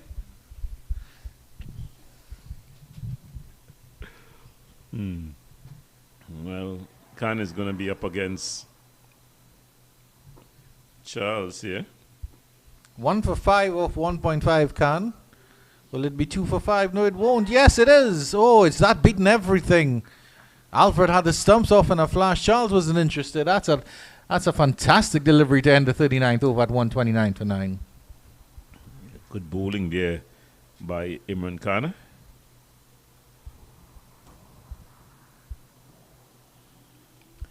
It's beaten everything. Good bowling. That was a cleaner shave of the off stump than your illustrious barber Gordo player. Well, it's Gabriel to face Emirates. I would have brought back Hines or Richards to bowl to Shannon here. Well, it should be an interesting battle. I actually think I like the psychological ploy of this because Emirates, as you know, isn't as fast as Gabriel, as Hines or Richards. So Shannon might fancy himself tonking one or two of the ropes. We'll have to see how it looks. Of course, if Emirates gets one on strike, that's the end of Shannon. Settles quite nicely. It plays out beautifully, Shannon Gabriel. Very, very still at the crease. Technique looking very good, eh? I think he could have taught something to the top order batters of Queen's Park.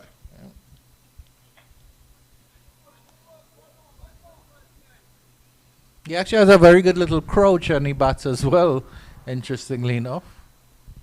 Look at the stance. It's a very textbook stance. Yeah. Settles. No back and across movement. I don't think he has trigger movement. Oh, he stays still for that one. That's a good delivery from Emirates. Probably too good for the likes of Shannon Gabriel.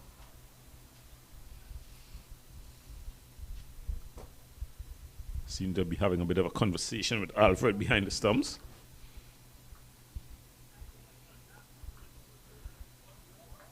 Definitely would love to be the fly on the wall there, or the fly on the stumps. Guess our stump mic is not picking up all of it should.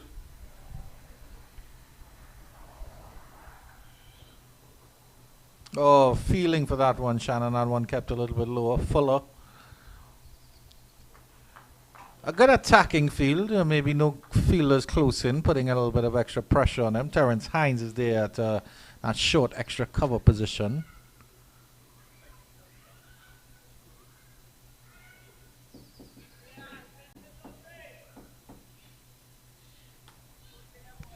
So Emirates looking to come in here. Well flicked by Shannon. It's in the air and it's all the way for 6. Well, it's a full toss. Emirates is unhappy with the fielder, but the fielder, you can't be upset with the fielder when you bowl a full toss and it's flicked off your leg handsomely for 6. It's a full toss, a big flick. Shannon's stylish Gabriel here with the bat. Byron Charles, I think I see a smile on his face. He enjoyed that one. Well, I think Shannon Gabriel looking to prove me wrong here. But I say you want to see how he comes out because he can't stick around. But sometimes he just looks like he's not interested in batting at all. Fielders push back too long off and long on. Want Shannon to take the single. Won't get it there. That's a good delivery and well played.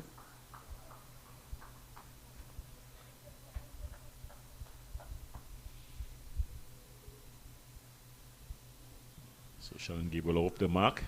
Immediately he's gone past a number of guys in the top order in terms of runs today. No, definitely.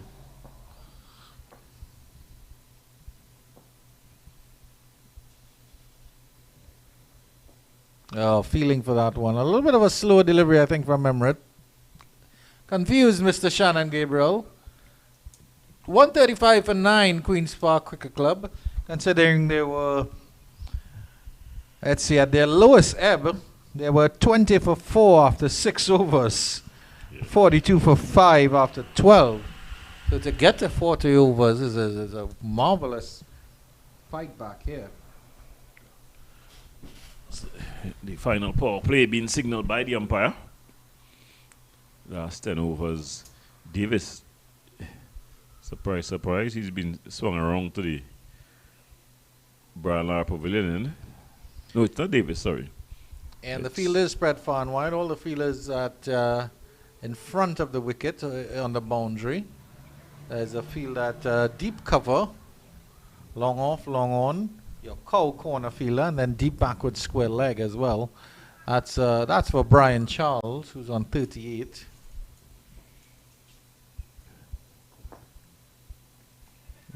So he's eyeing up a 50, half century. Just 12 away. If you get a 12, his team should get past 150. Goes straight with this one. That's dead straight, but you only get a single. Long on comes around. I think if he had gotten a little bit more power on that, he might have gotten back for 2.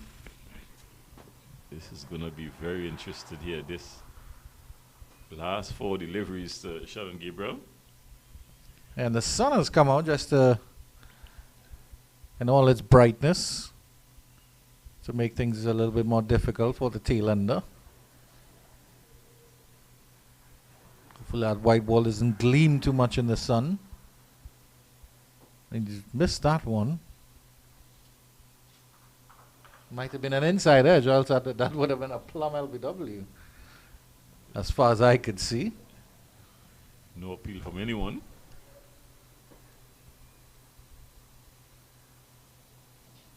Flirting with that one. Well taken, my Alfred. So he has 2 more to survive. If he survives that, he's gone past my prediction that they'll be all up by the 41st. Oh, and that's the edge. Is that the edge? That is the edge. That is the end of Shannon Gabriel. Imran Khan strikes, and you were right. You were absolutely Right. on the money there. Yeah. Just one delivery away from your 41st over mark. Take a look at this one. Beautiful delivery, got up here. A good catch too it was dying on him, Simmons. No emotion by no one. It was just like a run of the mill. So that brings an end to the Queen's Park Cricket Club innings. They are 136 all out. Andrew, you could give us a little rundown on the scorecard? I'll see what I can give you, because, but when I stepped out, you didn't fulfill my scorecard. But Jeremy Solozano, a patient innings from him. He was caught by Bhutan off the bowling of Dial for 14. Tion Webster was the first man to go. LBW to Marlon Richards for a duck. Isaiah Raja, LBW to Hines, Terrence Hines for a duck as well. Jid Gooley, LBW to Richards for a duck. Yannick Karaya bowled by Hines for 2. Carrie Pear was caught by Aaron Alfred off the bowling of Emrit for a duck. And the latest 2 wickets to fall, John Ross Jagisar caught and bowled Khan 15 off 29. And Shannon Gabriel caught and bowled off Khan 6 off 13. The not-out batsman and lovely little rearguard innings, 39 off 82 by Brian Charles. And his partner, Amir Jangu, with whom he shared a decent little partnership. I think they put on about 40 or 50 for the 7th wicket. I think Django went for about 40.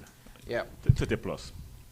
Yeah, so that's the scorecard for you. The pick of the bowlers, Mark Dial, 3 for 24. Imran Khan, 2 for 6 off 2.5. Excellent bowling from him.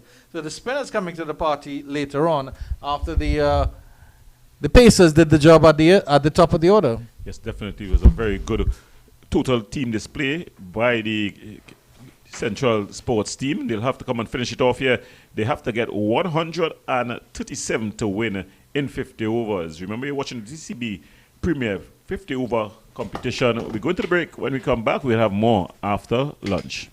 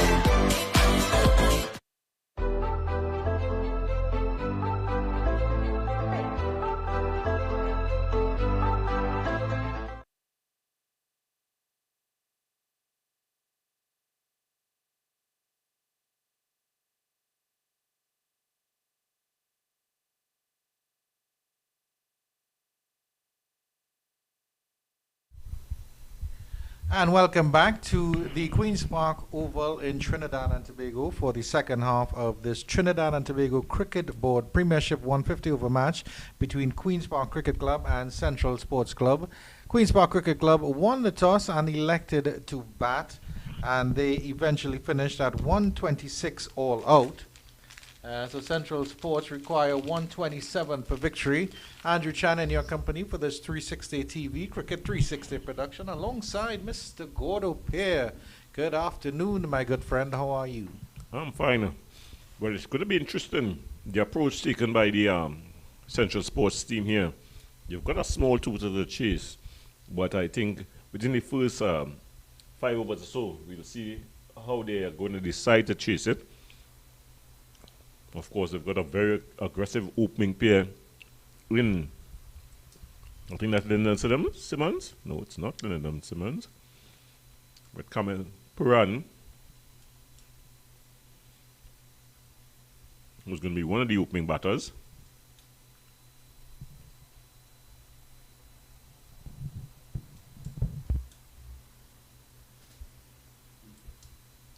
Yeah, it is Camille Puran and Keon Otley that will be opening the batting. And no surprises, Mr. Big Shannon Gabriel starting from the Jerry Gomez Media Center end. It's going to be peace like fire. It's going to be exciting. Puran always liked to play his shots. As you're seeing Big Raj there, just asking Shannon what he wants.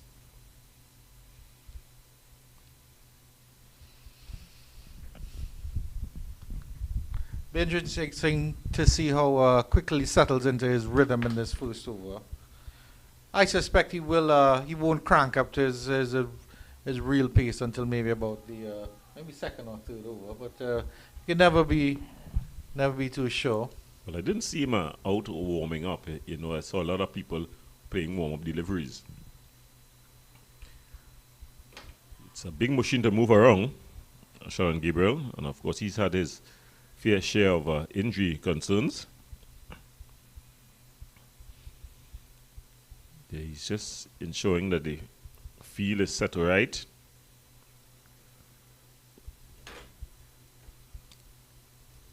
You know, he's the kind of fast bowler, just when in his presence, you feel an aura. I think he was peppered in his ears by a lot of the... And here's a big man, and he's away.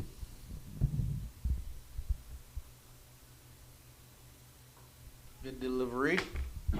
There's that aimed at the ribs of Camille Puran. And you'll expect nothing less. On target immediately. Yeah, there's not much runs to play with, so he'll have to be on target pretty quickly.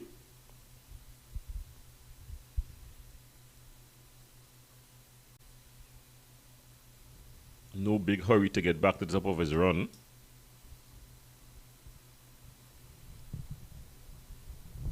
Rhythm certainly seems to be there from that first delivery. No hesitancy.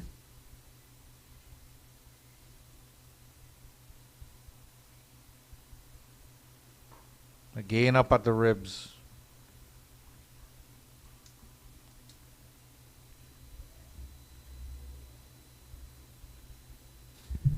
So Gabriel quite happy, just steaming and bowl of that. Just short of a good length. Aimed into the middle section. Your thoughts on this field employed by the big fast bowler and Isaiah Rogers, captain, there at mid-off? Well, he don't have much runs to play with, so he has to balance. It's a very thin edge to balance attack with defense. He'll be trying to get wickets. If Central bats the 50 overs, it's game done and dusted for Queen's Park. Oh, it's a double leg side. That's a wide, and that's a 4. That's a bad delivery from the big man. Yeah, it's add injury to insult. So it's 4 wides plus 1. So 5 wides there. So that gets the Central Sports innings rolling. I was just going to say it. While we know Shannon can bowl the short ball, what you would really want him to do is get that ball fast and swinging, which is what the opening pacers for Central Sports did, Richards and Hines. And I think so. At least that was an attempt to him to push up his length. So Line was completely off. So that third ball going for That's four a little- wides. That's a little bit better from him. So.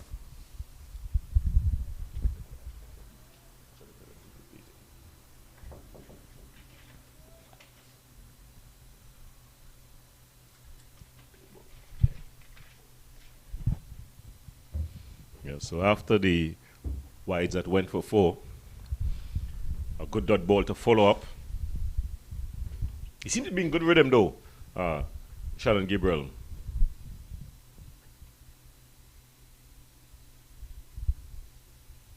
Yeah, into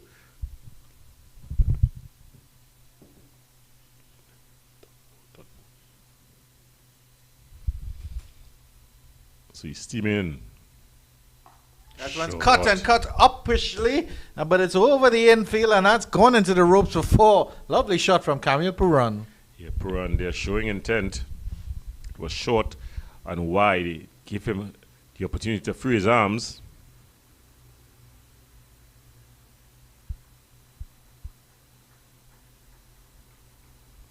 And to free his arms, he did. It was uppish for a while, but it's over the top of the infield and down to the boundary for 4.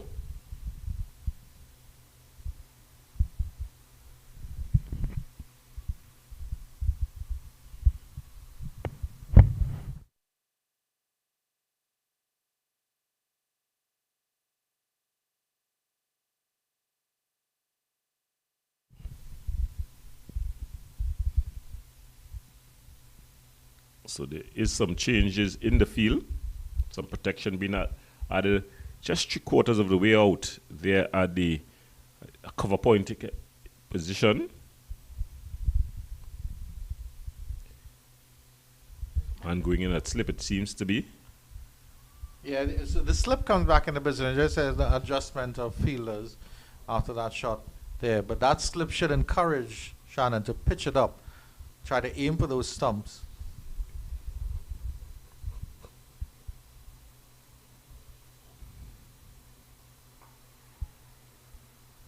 Good, clever cricket here by Puran, just turning it into the leg side for an easy single.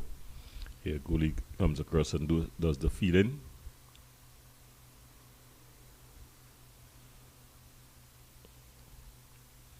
Yeah, but just having a quiet word there with Gabriel.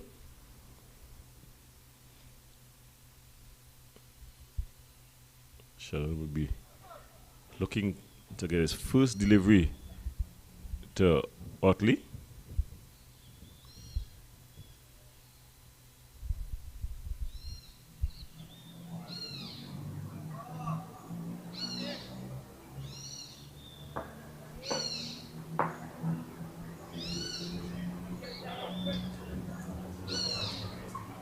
Taking their time. I find it so interested in that with all the penalties that you pay now for overrate, etc. Fielders, bowlers still take their time to set their fields. An adjustment in his line there from Shannon for the left-handed, and that will end the first over. 10 without loss, Central Sports. They just need 127 from 295. 137, that's what they need for victory. At the end of the first over, at their first over, Queen's Park Cricket Club were 1 for 1, so Central Sports are already in the driving seat by some distance here, Gordo Pierre. Yeah, they're off to a flyer, a virtual flyer here. 10 runs off the first over. No wickets. It's going to be Webster who's going to take up the attack from the Brian Lara Pavilion end. He'll be looking to bowl to Puran. Puran has scored heavily in the two-day tournament. He made his first-class debut in the last game for the Trinidad and Tobago Red Force against the Jamaican Scorpions. It was a victory for the Trinidad and Tobago Red Force team. Puran didn't get too much. went. Yeah, but it's good to see him come along as a bowler as well, because of course he was primarily burst onto the scene as a batter. That's what he was known for. But developing his all-round abilities, which is good to see. Yeah, that's Webster there. He's up against Puran. Yeah, Puran will want to make a statement here. He definitely want to get lots of runs.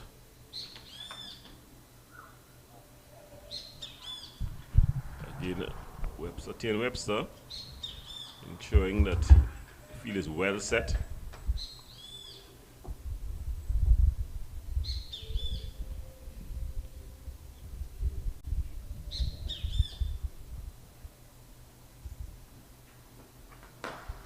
It's a good delivery to start up. A good push, and he'll hustle a single shy at the stumps there at the non-strikers end by Isaiah Raja. And Puran just about making it home. I think a direct hit might have been very, very interesting, Gordo. I think he gives up on that run. Had it hit, he would have been gone. His bat was in the air. I think he really challenged the fielder to hit the stumps. If you want to get me out, hit the stumps. In the meantime, Otley is going to take strike yet to get off the mark.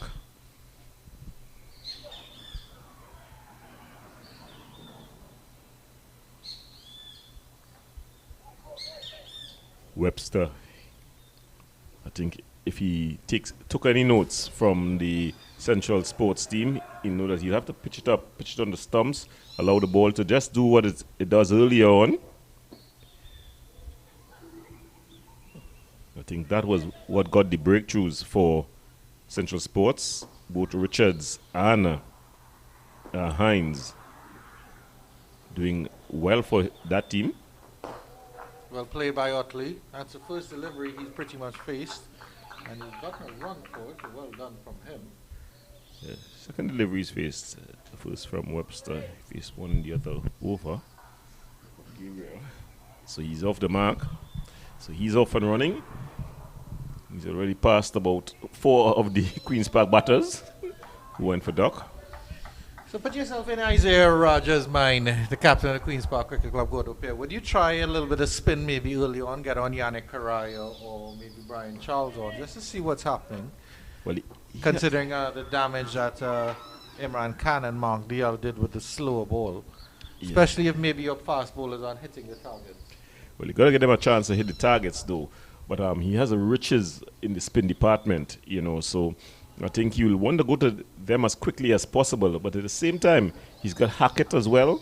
He's got decent seamer bowlers.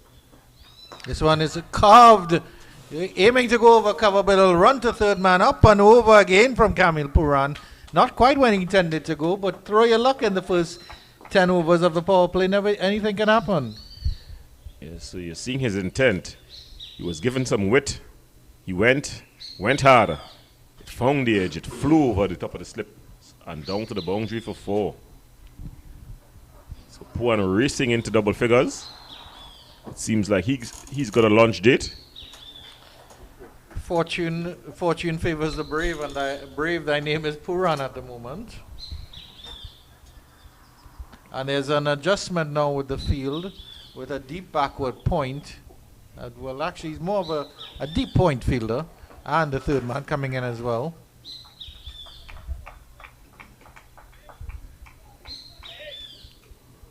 So Puran getting into line there, playing it out into the cover region. Raja has been very active in the game thus far. A lot of balls going into his region there, in the cover region.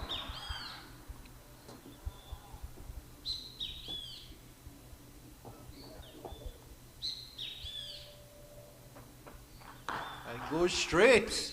That's a lovely shot there by Kamil Puran. Past mid-on. That's another lovely 4 in the over. He's decided that he's taking no prisoners. It was short. He flat batted it past the bowler. Yeah, short of a short-arm jab. The fielder there, his only job was to go and retrieve. As you see, he's looking for the ball under the matting. And now I'm sure you and I were watching very closely during the little break they're going to play, and they did not switch pitches, so this is the same pitch that Queen's Park batted on earlier. Yeah. No, definitely, their choice of winning the toss and deciding to insert the Central Sports team, I think they would be thinking that they got almost everything wrong there this morning, besides calling correctly. Nice push into the covers there by Puran once again. I will end off a pretty expensive over once again. Another consistent 10 runs and over, so it's 20 without loss after 2. Yeah, so if you follow what's taking place here, it's going to be over pretty quickly.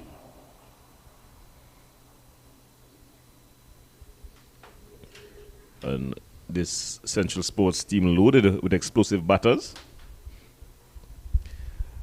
As I said before they started the bat, that you got to look at the intent of Puran.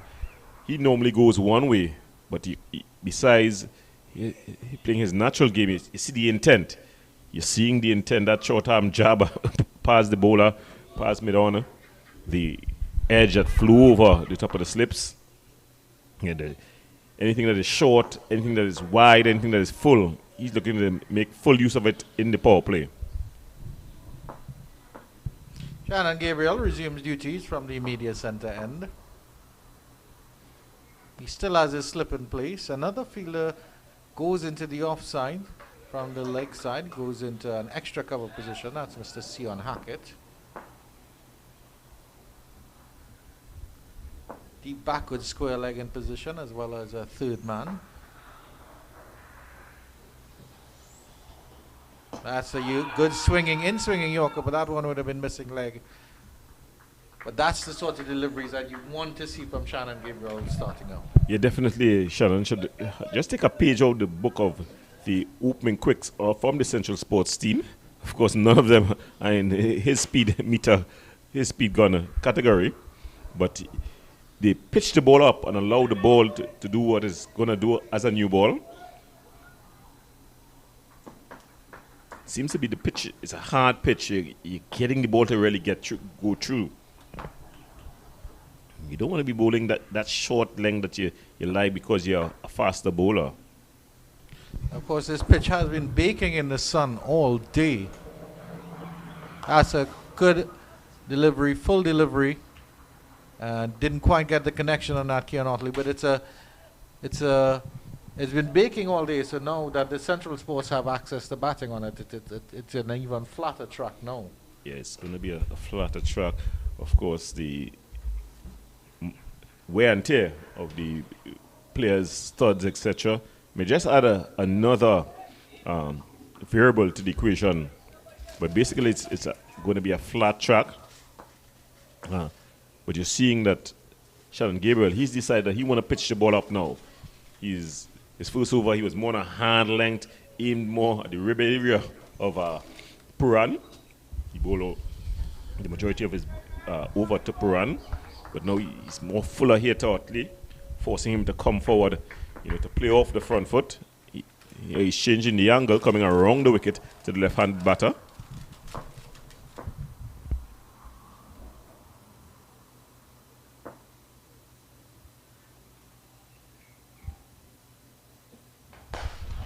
That's a lovely shot to the cover. Beautiful looking shot there by Otley. He got on the front foot, the full swing of the bat, and he drove it through the covers, down to the boundary for 4. So a bit over pitch there by Gabriel. Classical left-handed cover drive. Textbook all along the turf there, screaming through the cover regions. Otley will feel so much better about life after smacking an international fast bowler through the covers. Yes, it's definitely going to be a good feel to get that ball off as he going to go back over the wicket. This is Gabriel.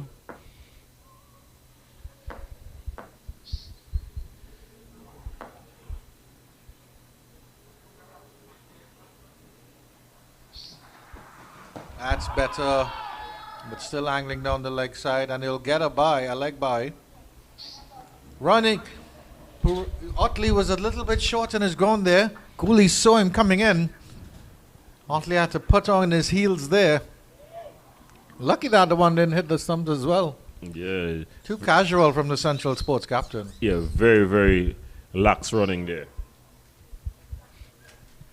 Puran calling him through. And it was Gooley who got a throw in. And he had to put on the afterburners. Had it hit, he would have been gone. But it would have been very close. In a very farcical way to get out there for the Central Sports captain. Camille Puran, the enforcer. 14 off 10. Shannon Gabriel none for 14. It'd be interesting to see this matchup. A story within a story. The slip has been summarily dispatched for Camille Puran. Outfielder going into a mid-wicket position there.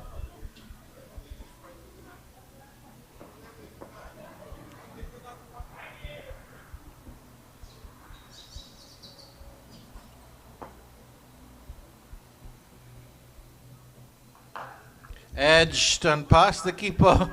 There was no slip there. That's all along the turf, and that's 4. Shannon Gabriel stands mid-pitch, but there's nothing anyone can say about that. That's a bit of luck there for Camille Puran. Yeah, he's playing with intent. Yeah, that one going all along the ground. Even if he had a slip there, I don't think he would have taken a catch. Most he would have been able to do was stop it if he was in the right position. But Puran on the go here. Remember, not a lot of runs to get, just 137 to win.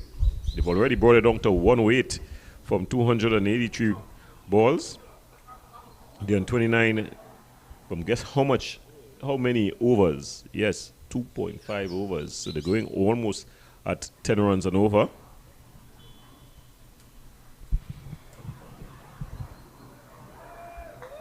Yeah, credit to Central Sports for putting their best foot forward and standing up to Queen's Park in their own backyard.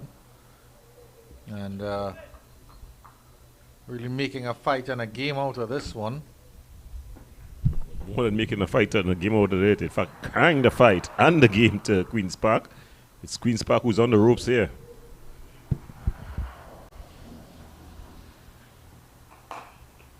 Good delivery by Gabriel. Well played there by Purana. So at the end of 3 overs, the Central Sports team replying to Queen's Park 136 all out. They're 29 without loss. Remember, you're watching the TTCB Premiership 1 50 over competition live right here on Cricket 360. Remember to like, subscribe, and share on all our social media platforms as we continue to bring to you the best coverage in sport.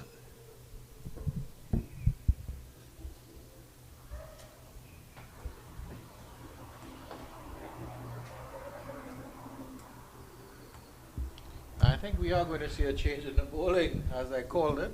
Did I? I think I called it.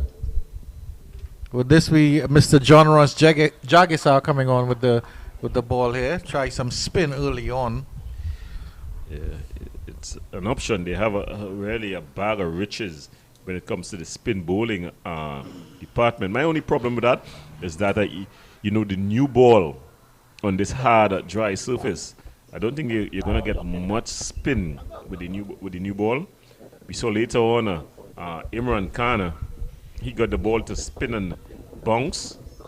As we see 2 of the fans here, they're discussing. It's Saturday.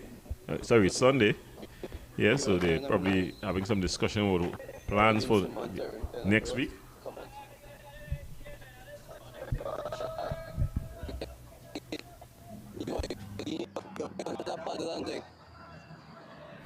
Yes, that picture there was the picture of Raja, the senior Raja Senior.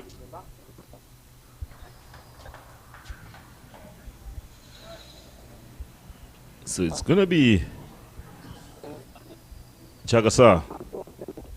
He's going to be bowling to Otley.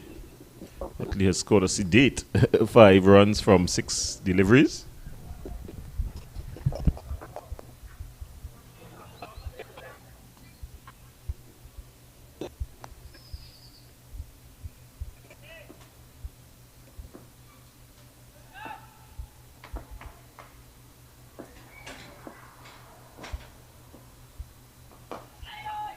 On target, John Ross. And he will, of course, we mentioned it before throughout the course of the commentary. Those rough spots just outside the left-hander's bat there. So John Ross will have something to work with, at least against Camille Puran. Against Otley. Otley is the left-hander. Yeah. Yes. Yeah, so it's a rough spot just off. You will see it just over the Amir Jangu's left knee. There he goes as he squats down. So he seems to be coming true and wrong. Right arm true and wrong. Otley wants to find out exactly what he's doing. Yes, it's true and wrong. Good delivery. That was a faster one. Skidded through. Too close to cut there, Otley. It's when it beats the bat, though, it adds some doubt into the batter's mind.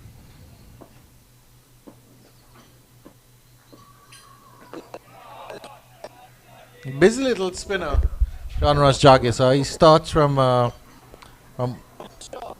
over the wicket and then comes around, Yes. skips through the umpire, I believe. Does he skip in front of the umpire, I think? Yeah, it's true and wrong. That's the description for it. Coming through the umpire and the wicket. Yeah, and there he wrong. goes. Raja there doing the fielding.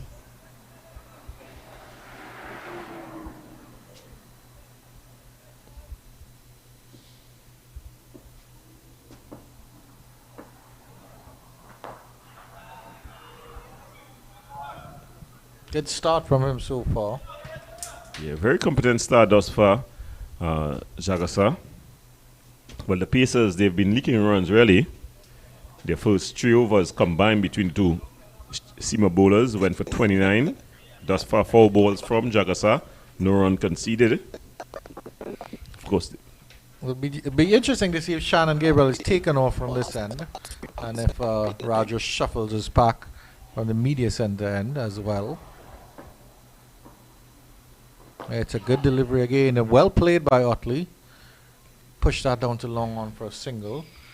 And you'll pinch the strike with the last delivery of the 4th over, 30 without loss. Just 1 in that for John Ross.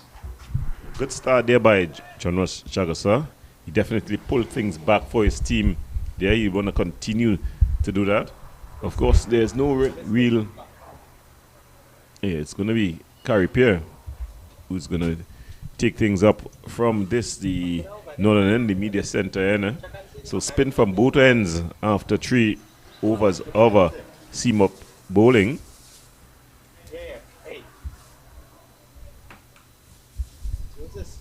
But just to let you know, this game is coming live from Trinidad and Tobago in the West Indies in the Caribbean and not the subcontinent of Asia.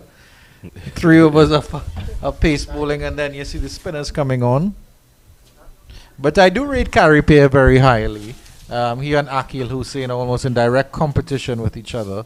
I like Carrie Pierre. I think he's a very good bowler. He's a very tall fellow, very slim fellow, and he has those long fingers which I think aid him in his spin as well. He has a good trajectory, and he definitely seems to have a good spirit about the game as well. He always seems to be a polite fellow whenever we encounter him. Yeah, he's a good fellow. Those two spinners, schoolmates and good friends. And this time, and his first delivery is an offering that Keon Otley smears him through extra cover for 4. Yeah, it was a bit over pitch there outside your stump, so he gave him width as well as it was full there in the slot, and he just drove through the covers. I think there you see Otley looking for a new bat, probably damaging his bat. That's a shame because he's hit 2 lovely 4s with that bat. Well, you see him showing it to the umpire. The trend from yesterday continues. Yesterday we had a guy scoring some 4s with some bats, and the next thing you know, he was sitting for a new bat. Yeah. Or maybe Otley thinks that one could have gone for 6 instead of 4, and that's why I need a new bat. Well, he hit it all along the ground, so I don't think he could have gone for 6. But we wait while he sends for the new bat. It seems to be broken because a lot of the players are examining it. Nope, you missing no play, no action in play here.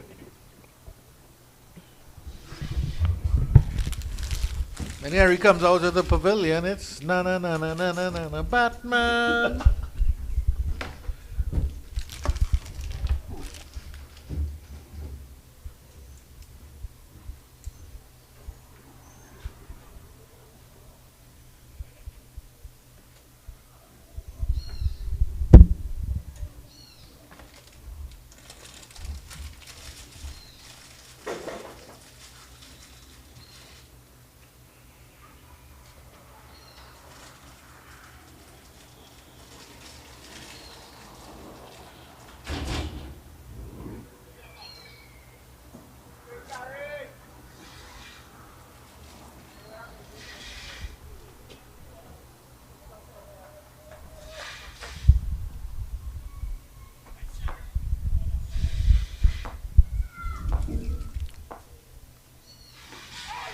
That's turned very nicely by Keon Otley. That's a deft touch. He's turned that behind square and we'll get another 4. That's consecutive 4s for the Central Sports captain and opening batter. This is a delicate shot. It's opening the face. Intentionally played that behind square. No fielder behind outside the 30-yard circle. Excellent deliberate shot there. Central Sports are really enjoying themselves on this pitch here.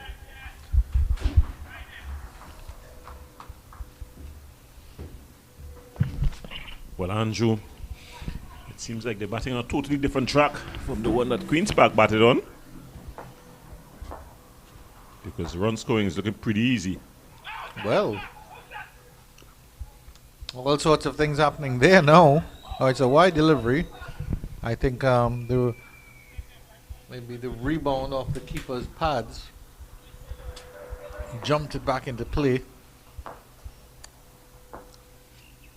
That's better from Gary Pear.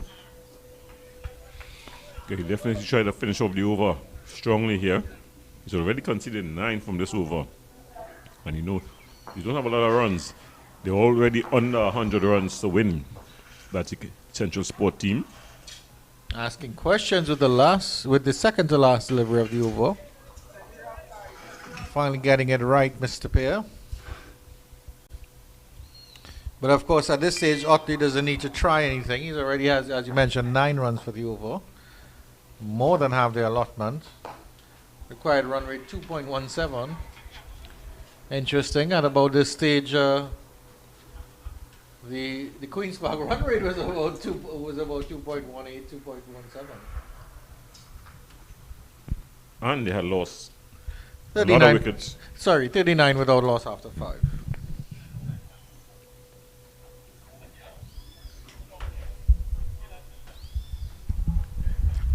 Yeah, after 5 they were 12 for 3. And that puts it at about 2.17, 2.18.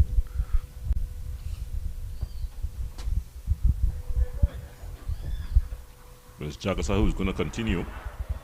He had a good first over, only conceded 1. He's up against the ultra aggressive Purando. It should be interesting. Puran has been quiet for an over or 2. Plays this one quite nicely up the long on. That's sensible cricket from the young man. Well, that's all you need to do. Just rotate the strike. Don't try to do anything spectacular. The runs are coming quickly.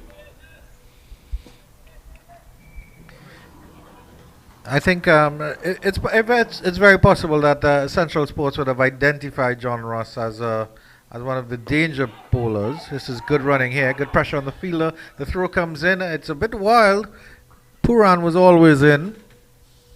Good pickup from Hackett. The throw, not so much.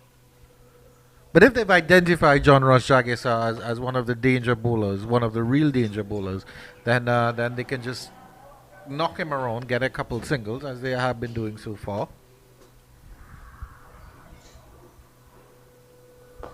This is well played, flicked into the mid-wicket region. Yeah, so 3 singles off the first 3 balls. They'll be happy with that, you know, because just as you said, if he's one of the wicket-taking options, you just have to play him around. There's no need to do anything spectacular. The run rate definitely not in the equation at all.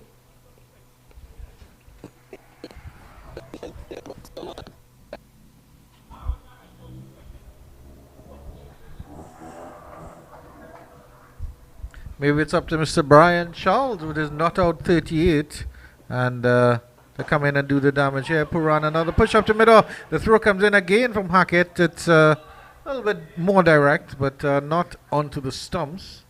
And so good running here. This is really, really good running by Central Sports. We didn't see this sort of urgency with the Queen's Park team. They were sort of meandering, as it were. Even when they were under the cosh, they could have still tried to push those singles and work the gaps a little bit better.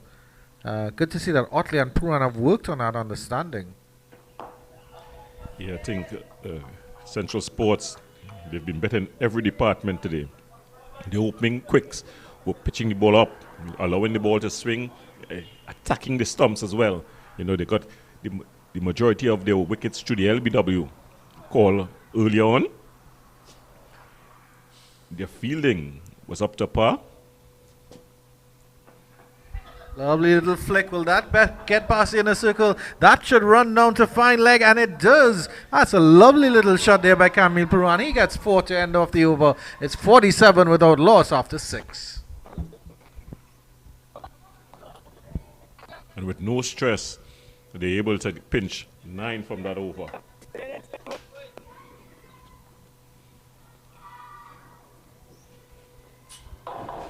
It's actually 6 runs off that over. No, the 4 and 8 runs. No, my apologies. Yes, it is 9. My maths is completely off there.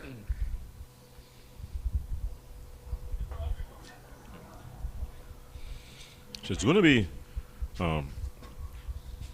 Pierre to continue. He was a bit expensive in his first over.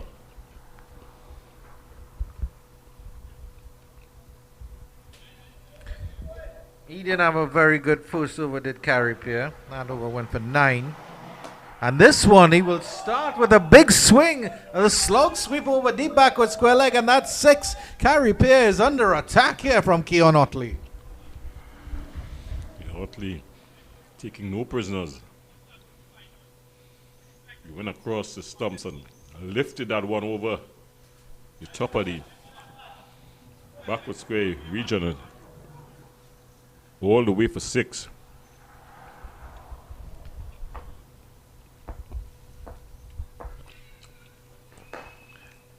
And the push down to long on. Good cricket here from Keon Otley. And it doesn't matter, however, Keon Otley bats, whether when he doesn't, if he doesn't convert his scores or whether he makes a score, he always looks very fluent. He always looks very composed. He's an excellent batter, and dare I say, a beautiful batter, very elegant indeed, Keon Otley. I mean, if it's something that left-handers in particular seem to have. Yeah, well, with that 6, he brought up the 50 for Central Sports. Carey Pierre gets a good one past Kamil Puran. And now it's sort of the enforcer rules have switched, or the batters are sort of matching pace with each other.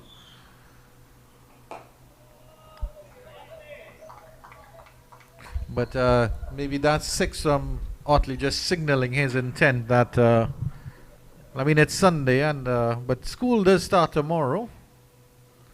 That's an edge, and that will run on to third man for 4. Too close to cut. But fortune favoring the brave here.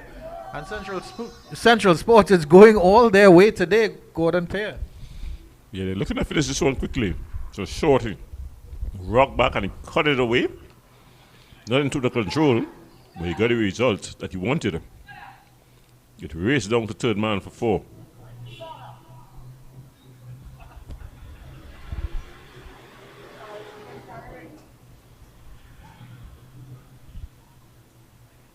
That's a strange game we enjoy here. It's 58 without loss after 6.5, while Queen's Park Cricket Club with 31 for 4 after 7. 58 without loss after 7, Central Sports.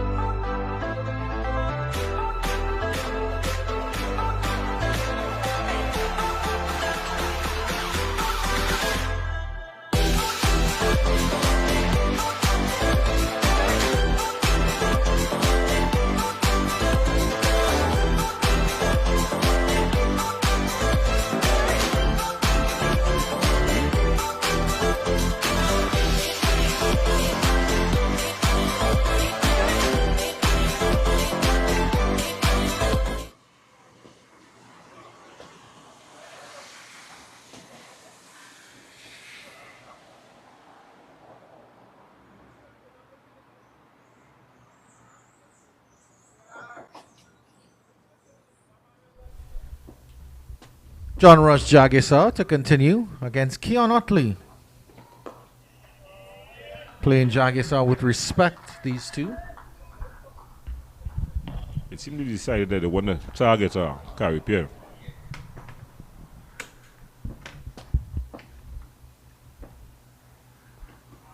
Gets an edge. What are they appealing for? I'm not sure if they're appealing for an LBW.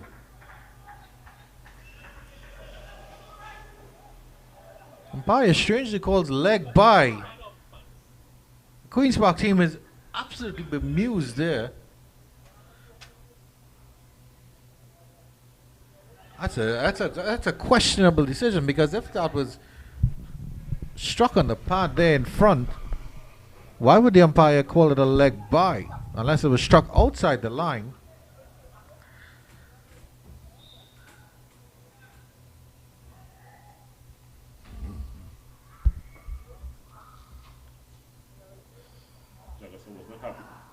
Jagisar was not happy at all.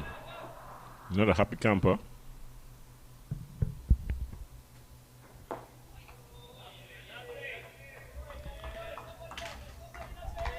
And let's look at the replay here.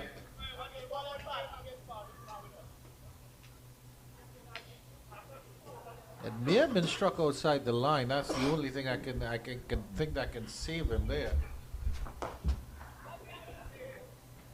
But he was playing a shot, and he was struck outside the off stump.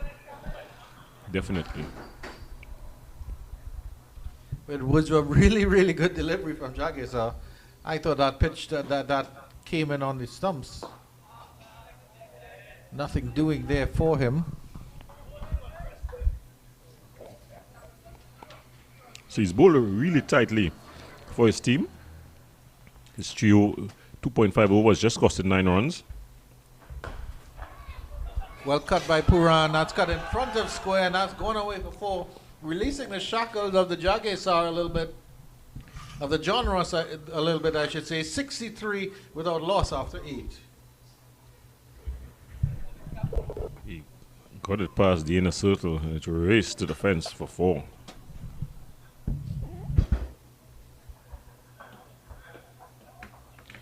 Isaiah Raja keeping faith with Carrie Pierre. Despite having 2 overs that were very, very expensive. The first over going for 9 runs. And the second over going for 11. So he's none for 20 off 2. I'd have thought he would have shuffled his pack a little bit. Maybe get Brian Charles on. But sticking with Carrie Pierre. And then even encouraging him with a slip there. Otte greeted him with a torrent 6 over the backward square region. So it'll be interesting to see how he does in this over. Still not ready, Otley.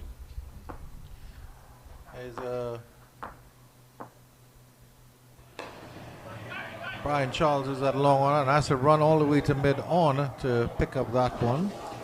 After a short little touch there. You can see what Otley was planning to do there. Just touch it down and maybe get 2 out of that one. There's going to be an adjustment in the field now just to cover that region a little bit. As you see, one of the groundsmen just taking a bit of a ride.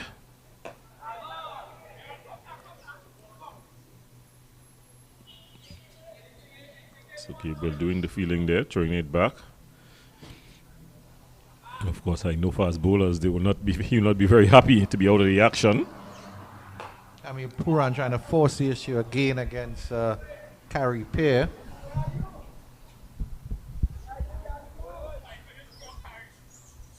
.73 from 249. It should be a dolly here, go to Pear.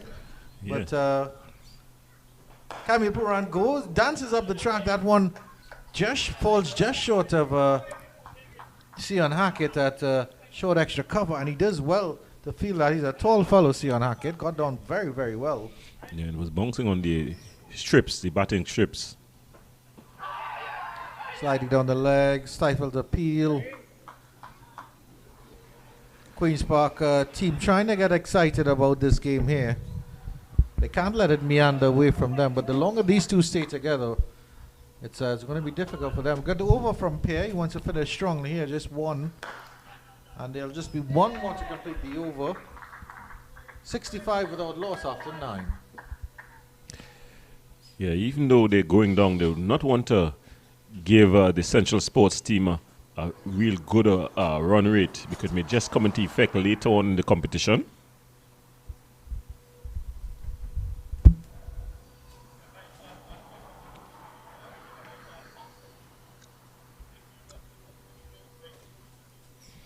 As the two batters meet mid-pitch, just having a discussion. Jagasar to continue. He's going to be bowling to Puran. We know Puran is ultra aggressive. It'll be interesting to see how he'll face, because he has 6 balls, 6 deliveries to face. It's been a nice little knock here from Camille Puran, 33 of 29. Started off going after the bowling, and Otley sort of took over. Two of them was on equal footing here. Again, he said he's always trying to force it, and he's upset with himself that he missed out on that one and hit that one straight to Raja. In all fairness, either side of Raja, and it was another 4. Dancing up the pitch, it's that wide of long on. He'll only get 1, I think. Yeah. Would have probably liked to hit that a little bit straighter. He just mistimed it. He was using his feet, but I think he just mistimed it, went across the line when he should be looking to hit a bit straighter.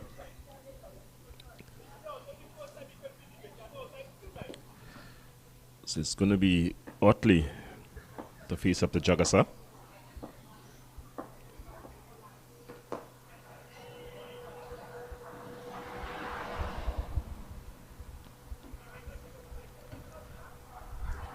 I'm hoping that Otley is the cooler head and would definitely remind Puran that, hey, let's finish this off in style. Let's get our run rates up. That's a drop catch, is not. It might be a spectator's catch. Hit straight back to the bowler. Well, May have bounce. they're able to scamper through for a single. Let's look at it again. Yeah, it definitely bounced.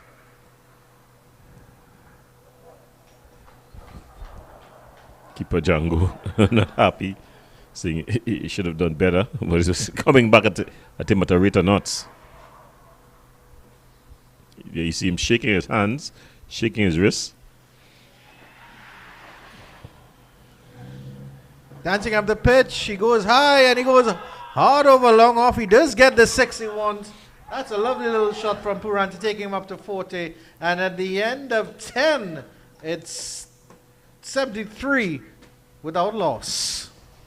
That's a massive shot there. He used his foot beautifully and then just lifted it over the top of the field. So Purana really putting on a good display here. He's been knocking on the door of Trinidad and Tobago to get selection. He got selection in the last day of the CWI 4-day tournament, sorry.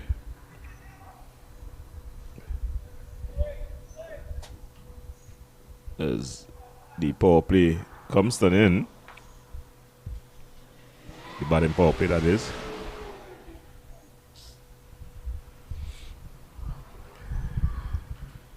Yeah, Queen's Park Cricket Club really need a bit of magic from somewhere here.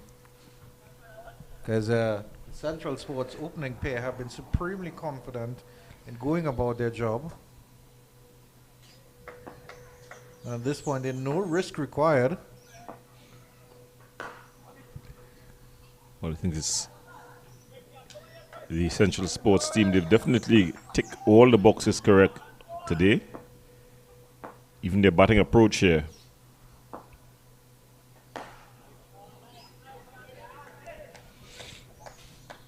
They've definitely paced this response, going at just about 7 runs and over.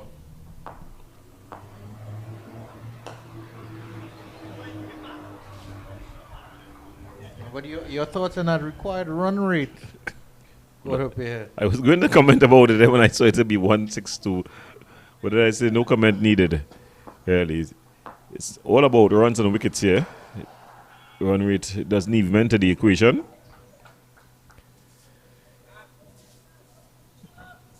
I think there's no tension, tension needed here by the Central Sports team. Quick single here. The shy comes in at the stumps. So it was a good turn there, I think, from Tion Webster. The pickup and then threw out the non-strikers in. Yeah, definitely it was a good attempt at fielding there. But he wasn't on target. And they scampered through for that single. After his first 2 overs went for 20 runs, his next 2 overs has gone for, well, his next 1.5 overs. Let's see how he finishes off here. This one is driven down. Just a single is B. Brian Charles doing the fielding. So Caripia, his next 2 overs went for just 5 runs. So just 4 runs. Yeah, so he's definitely come back well after being attacked, if you can call it that, in his first 2 overs. 75 without loss after 11. Yeah, but of course they don't need to attack him that much anymore. The batters would have put him off the first 1 or 2 overs, get that little bit of momentum, and now it's a coasting. They're in cruise control now. Central Sports. Yeah, very relaxed, the dressing room there. You're seeing everybody just talking, they're relaxing. Simmons doesn't seem to have any pads on, so he's not going to be coming anytime shortly. Looks like Brian Charles will be taking up the attack from John Ross Jagiso. So they got a very relaxed picture. The veterans there, Emmerich, Richards, they all seem to be quite happy. It would be amazing if Charles gets a good couple of wickets and then puts himself in a situation of man of match contender and then wins this game here for Queen's Park. Quite an amazing victory if he's able to do that. Well, that stuff the movies are made of. So we can make a movie. I think you got a good imagination there, Andrew Chan. Puran just pushes this one up the offside of the pitch and then he just jogs through. Django does the feeling out there at the long off region. It's a mid-off really. WWMD Gordo pair. What would Murali do? Oh, well, Brian Charles, again, no disrespect to the youngster, but he's not nowhere near into the class of Murley. Of course, the late great Shane Warne, rest in peace.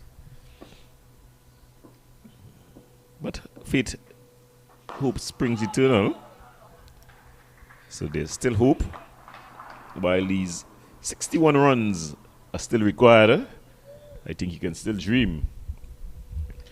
Roger still has a slip in play, so he's still trying to fight.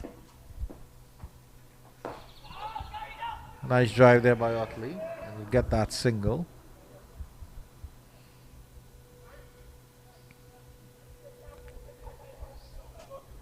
Yes, so just coasting along here now. Central Sports. Not bothered much.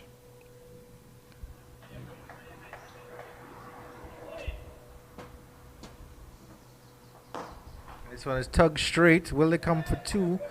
I think he's hit that too hard. They could have run two, maybe if they had pushed a little bit harder, but it's not required at this stage. I think they're playing well within their shells. This is a sweep, and that's hit the boundary. That's all along the turf from Otley. That was a loose delivery from Charles and put away summarily by the Central Sports captain. Well, they raced up to 82 here. Look at it again. A beautiful sweep. Shannon Gable was about 10 yards from the ball, and he didn't even run across to attempt a stop. He began walking to retrieve. As we see shots of the national flour mills there. The silos where the flour or the wheat is stored. Of course, when the war broke out between Russia and Ukraine, wheat prices skyrocketed, and so the price of flour at that time, the flour mill was a place of great esteem. So beautiful shots there by Matthew, our cameraman, as he continues to excel.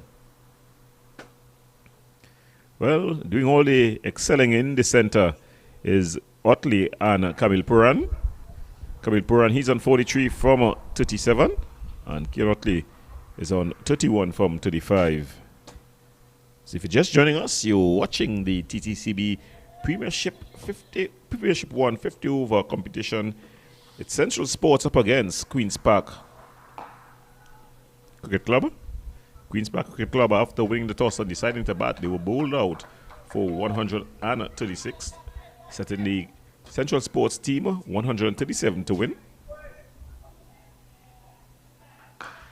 And Central Sports in reply after 12.2 overs, the 82 without loss.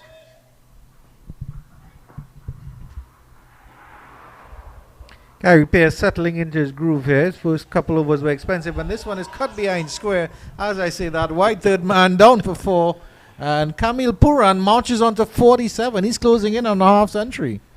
Yeah, the commentator's curse here. It was short. Just giving him just enough room to free his arms and put the late cut in. And to race down to the boundary fence for 4. So really just moving along this Central Sports team. Pierre trying to find answers for the Queen's Park Cricket Club. This one is swept wide, and he's thrown away his wicket, Camille Puran. That's a horrible way to be dismissed. He swept it straight to that man at short fine leg, and that's the end of a lovely little innings here. He's gone for 47. Gary Pierce strikes 86 for 1. Well, it was straight into the hands of Gangu there at short fine leg. Gooley. Yes, Gooley. So Puran, he cuts a very disappointed figure. He had a 50 up for grabs there. He rehearses a shot that he should have played. It was not the shot that he would have played. And in the end, Gary Pierre, he gets the breakthrough. Central Sports, they're 86 for 1. Yeah, just catching practice that he offered Jid Gooley there. And really unfortunate end for the young man after a decent innings. Aaron Alfred comes out. He's the new batter. The wicketkeeper batter coming out at number 3.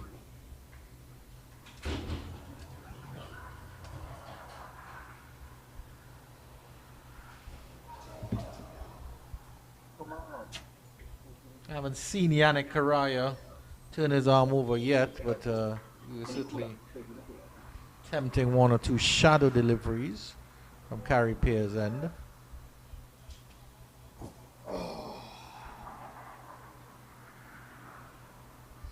The Carrie Pierre gets the all-important first wicket. 9 more to get for Queen's Park. Just 51 runs for Central Sports. Kean Otley is still there, 31 off 35.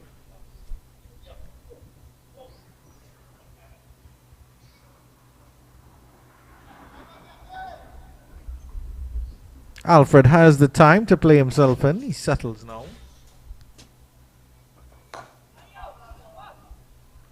Good offering from Pierre first up.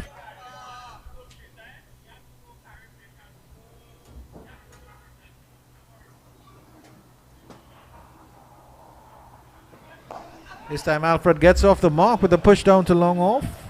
And that will end 13th at 87 for 1.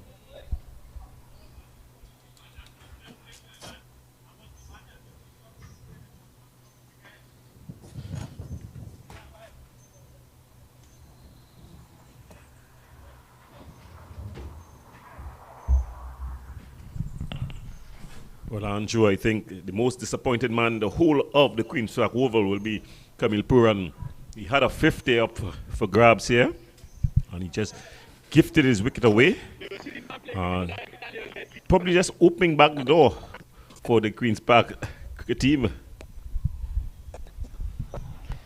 Yeah, very disappointed. It's almost like a young person knowing that school is opening back tomorrow, so they have to go back to school, and they have to face their dreaded physics teacher at Woodbrook Secondary.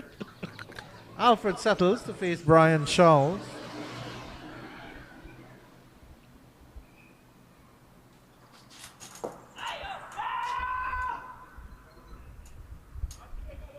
Yeah, the two openers were going so well, you know, that Purana could have just relaxed, and as you see the run rate 1.36, and reset himself. This is hit straight by Alfred. Good fielding there, just about keeping it in there. That's good work from Sion Hackett, putting those long limbs to work, and he gets 2 for his troubles there, Aaron Alfred. That's really good work on the boundary there by Sion Hackett. Yeah, he did very well there. Athletic. He's got youth on his side. You definitely have wanted to get the ball in his hands to bowl a couple overs. But of course, it's a totally different situation here.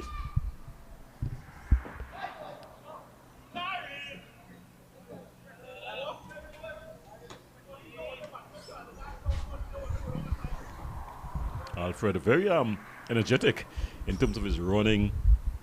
Always seems to be something going on with him. A typical keeper, very exuberant. Appeal there, but Brian Shaw signaling that he knows it's going down leg. But of course he has to ask the question. Son returns to the Queen's Park Oval. Alfred using his feet. Itchy feet. very itchy feet here from Aaron Alfred. He just seems to be a bit of a busybody there when he's batting.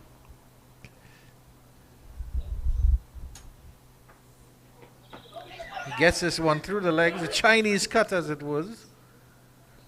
And it's a single down. Alfred pinches the strike like little busybody is. 90 for 1 after 14.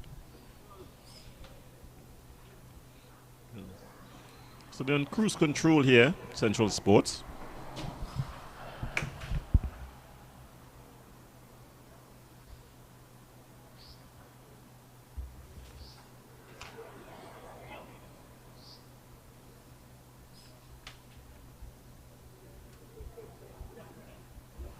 Carry pair will continue. No sign of Yannick Karaya yet. I'm not sure how Gordo Pierre feels about that one. I would have given him a little trundle by now. Yeah, I think I definitely would have put him into the attack. He's chopped it on, has he? There's an appeal. They were appealing for the court behind. Trying to cut that one that was very, very close to his stumps area now, Fred.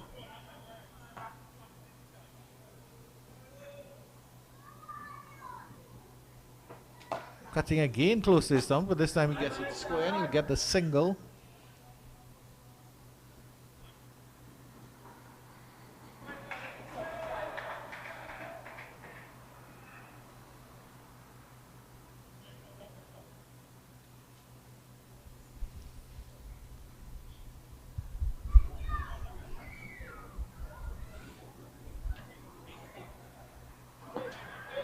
How would you manage a character like Aaron Alfred repair?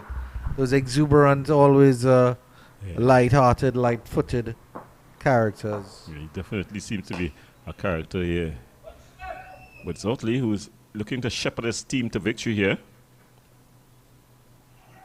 He's just taking it one step at a time.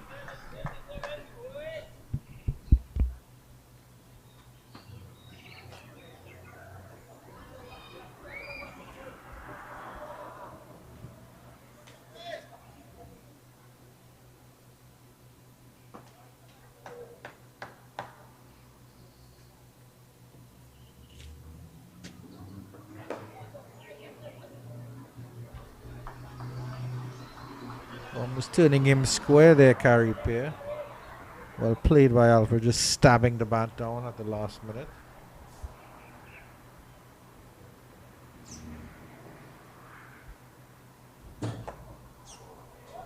Trying to turn this one past the slip fielder, nothing doing there for the busy little keeper batsman. But obviously Central Sports have faith in his ability if they're going to send him in at number 3. And we have seen glimpses of him in our coverage here at Cricket 360, various tournaments in and around Trinidad and Tobago. Not quite made that step up to national level, but he gets a run to end the 15th. It's 93 for 1. Yeah, and he's been pinching the strike on the last ball of a number of overs. At the end of 15, Central Sports, they are 93 for 1. Remember, they're trying to get to 137 for victory.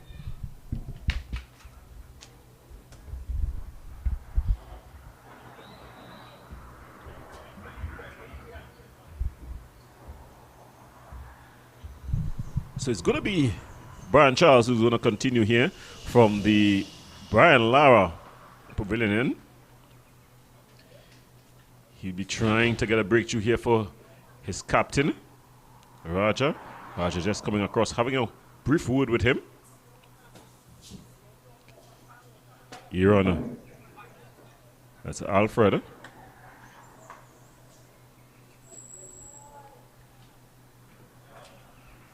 Looking to face up.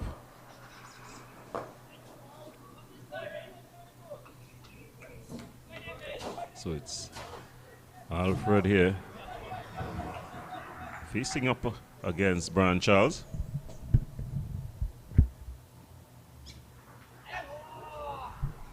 Going past the outside edge.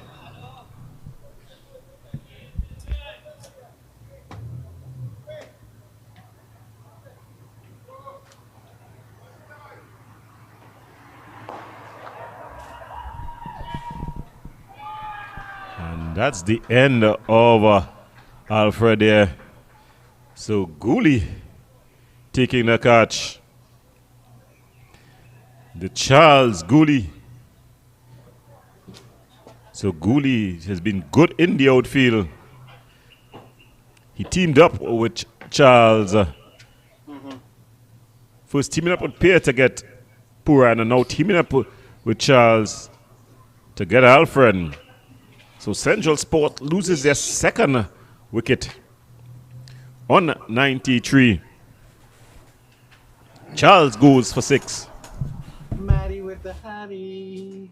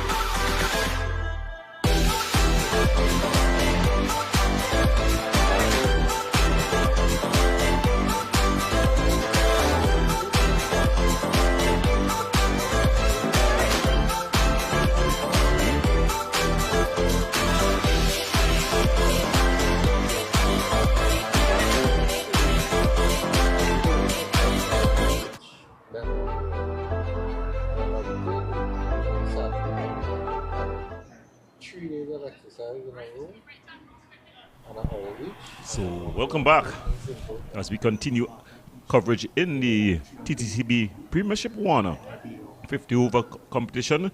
Queen's Park Cricket Club, they're up against Central Sports. And it's going to be Brian Charles. He's going to be bowling to the new batter, Leonard Simmons. Simmons into massive sweep. He gets off the mark immediately.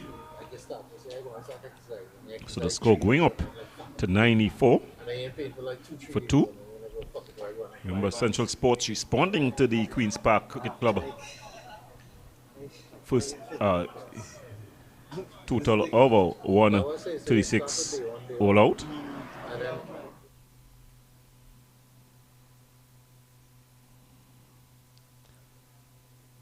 So it's going to be Charles. He's just flicking it off the leg. It's going fine. Sheldon Gabriel is going to run across. And they'll jog through for 2 runs. So the score going up to 92. To 96 for 2, sorry.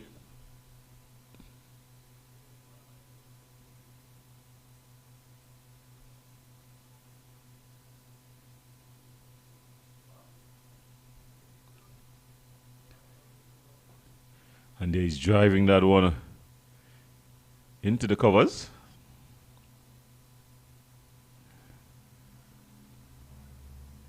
And that brings the over to an end. So at the end of 16 overs, Central Sports, they're 97 for 2. Just needing 40 more runs to win.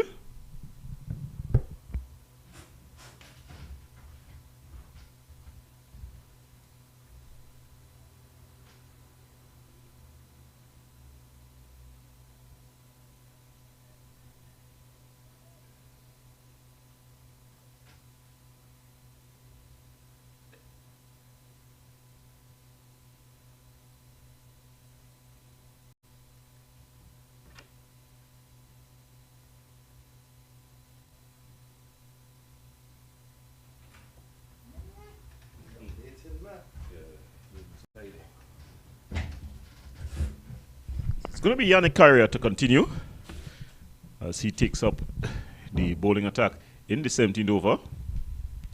He's going to be bowling to Otti. And I know you're glad to see Lendl Simmons out there in the middle. Should be a short chase with him there. Just 40 runs for him to play with. Yeah, definitely. Yeah. Flicked off the legs. They're running the first one harder. Simmons not interested in any second run. I think he'd be looking to finish this one quickly. They seem to be asking for a middle. Are we in for some hitting entertainment from Lendl Simmons? Well, one ball he faced, he went for a big sweep. Only got 1 run from it, but the intent was there.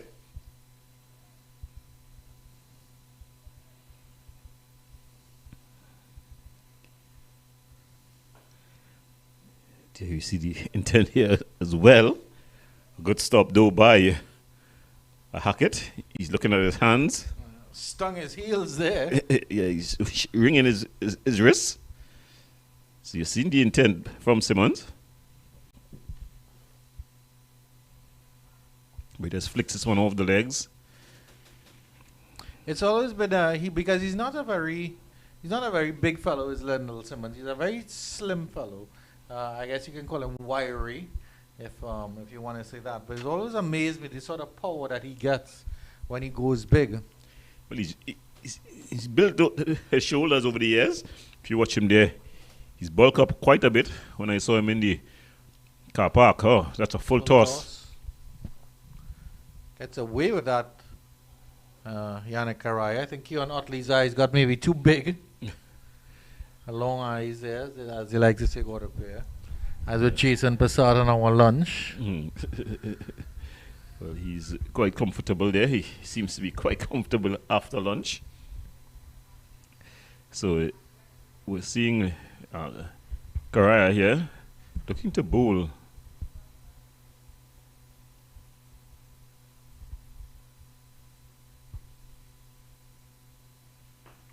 Simmons drives nicely again. This one direction cover. This one close to the ropes. Charles has to come around from long off. Simmons jogs an easy 2. And just before that, too, they got to the 100 there.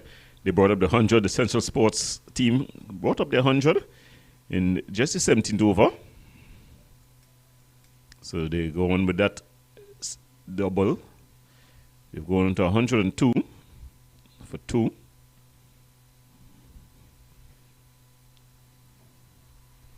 And he pinches another single to take the strike here. And will end the 17th at 103 for 2. He's come out on a mission. You've seen it here with Lindell. He's looking to finish this one early.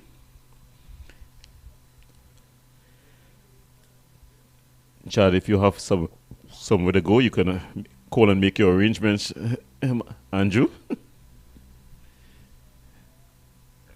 As we see there, that picture of what used to be, I think that's Patraj Roti Shop. It's was an iconic roti shop. I think it still is. The Patraj Roti Shop there. And the iconic tree peeking out from behind the Jeffrey Stallmeyer stand as well. That tree has been standing there for many years.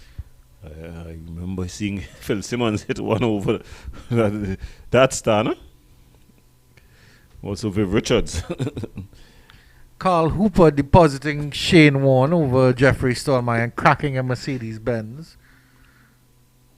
I did that as it was the easiest thing in the world. Touch and go here from Lendl Simmons. Good batting. He's come on with an intent here. They're looking to finish up this one. Huh? I don't think I've ever seen anyone bat as easy as Carl Hooper did to go up here. Yeah, very easy on the eyes. Effortless.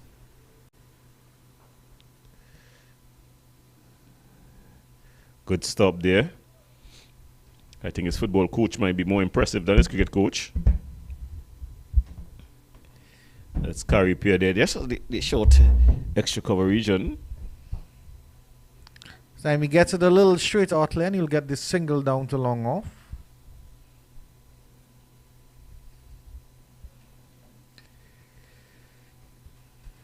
So Coach Anil Lakan will be so happy in that Central Sports dugout go up here. Yeah, I can well imagine. Quick single again and the easy single again. A lesson in running between the wickets here between Otley and Simmons. Yeah, they've just been playing touch and go. I know you used to play that in school. You just play down the ball and you run. You have to run. This is a delicate paddle sweep. It'll go fine. Shannon Gabriel runs around. Bit of a misfield there. They'll come back for 2 after the big man fumbles. And it's some of the skills I think in cricket that of course the fundamentals of batting.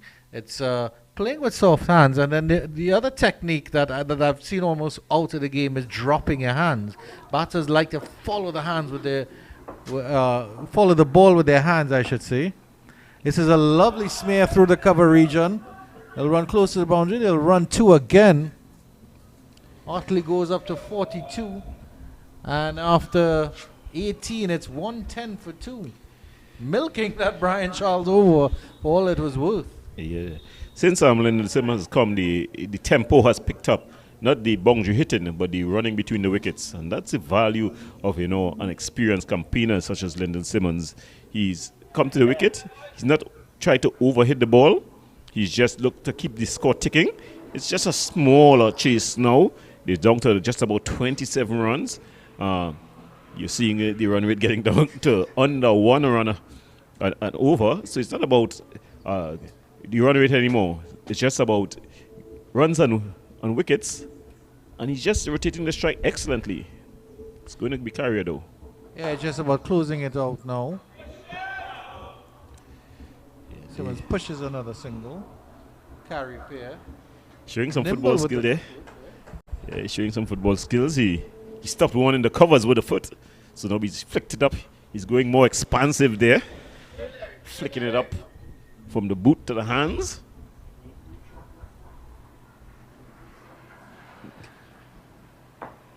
So it's going to be Pierre. It's going to be, sorry, Carrier. Our director Jason Passad claiming he can do it as well. I don't believe him. You'll have to test him out on that theory, Gordon Pierre. It is alleged. Well, he supports Manchester United, so we have to see. The proof of the pudding is in the eating. So Carrier here not rolling over. He's keeping things tight after the single off the first delivery. He's kept utterly quiet.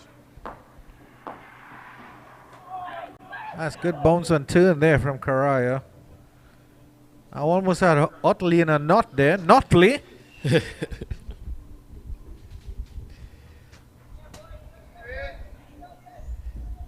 So they're still very chirpy, the Queen's Park players.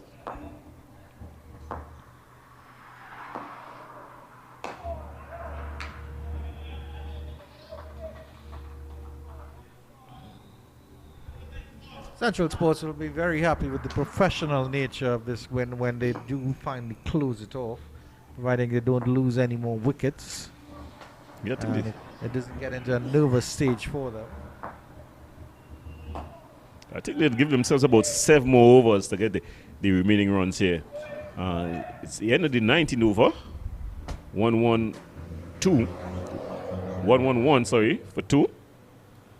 So, Nelson. As you see shots of the stands. Not many spectators in today. The iconic Caribbean stand as well as the Royal Bank and the KFC stand. I remember that Caribbean stand where I watched my first set of cricket. That time it was uncovered. And we'd go up there and take in Sir Vivian Richards, Desmond Haynes. Brian Charles to continue. Yeah, full sun on that uncovered Carib stand. Yeah, normally. And by the time whether it was a test match or even a one day, the bottom stands would be full. You have to go and face the sun. With the old guys, they'll be watching the cricket, but they'll have their radio, their transistors with them, so you'll be listening to the cricket, conversations.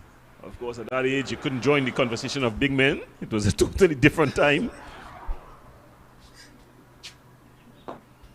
And I remember my time in Stolmeyer, they actually had metal seating, metal chairs, as opposed to these plastic seatings now.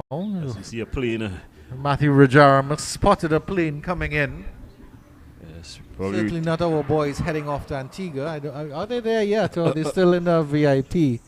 It possibly could be them heading this way. After one Caribbean Airlines, Joel Phillip could eat them out of house and home. Well, they were having a time as they head to Antigua. Safe flight, brothers. We'll get a job done and return all in one piece.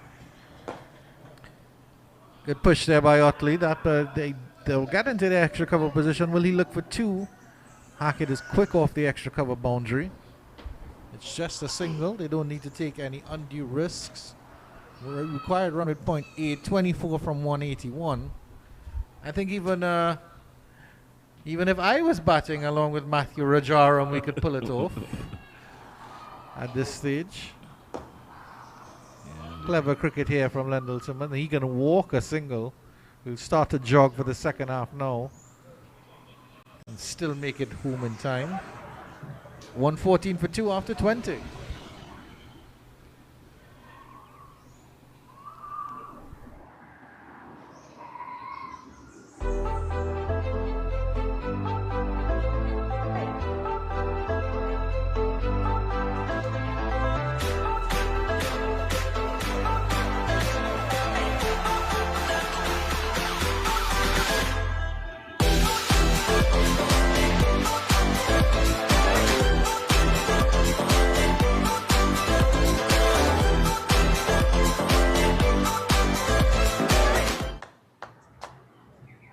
Lendl Simmons.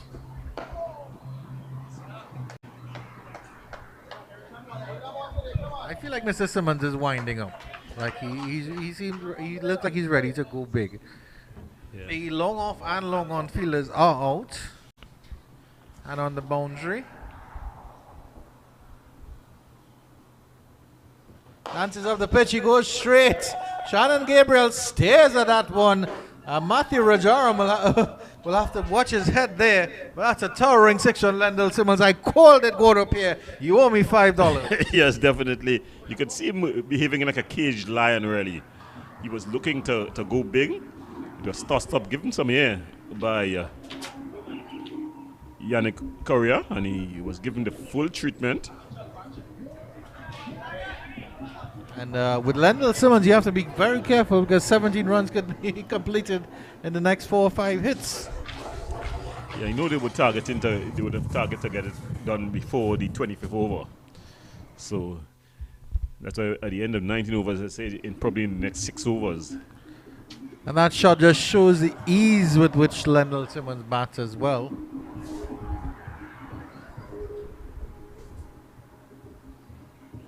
Goes again, he goes wider, it's still 6, it's towering, it's up on the Scotiabank stands, it's 2 in a row for Lendl Mark Platter Simmons.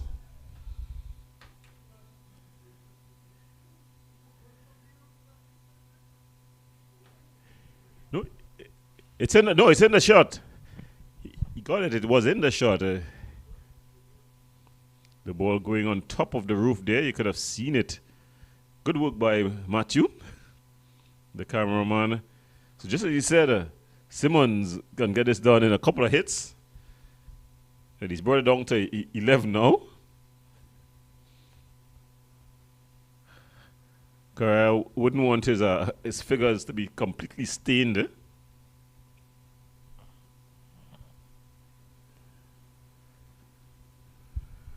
Lendl, as we know, is a father, and of course school starts back tomorrow, so he probably has his fatherly duties to go home and take care of. Paper books before the new school too. But it's not a new school year, so he shouldn't have any books to paper. But he definitely looking to finish this in a hurry.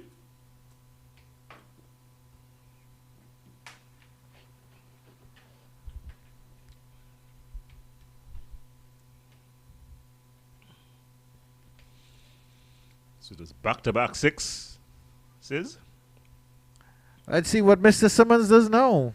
Correa is rattled, as you would expect. Good challenge for him, though.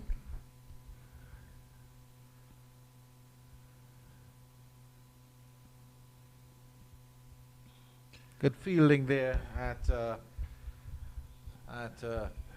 gully region there. That had gotten past that fielder, and that would have screamed to the boundary for 4.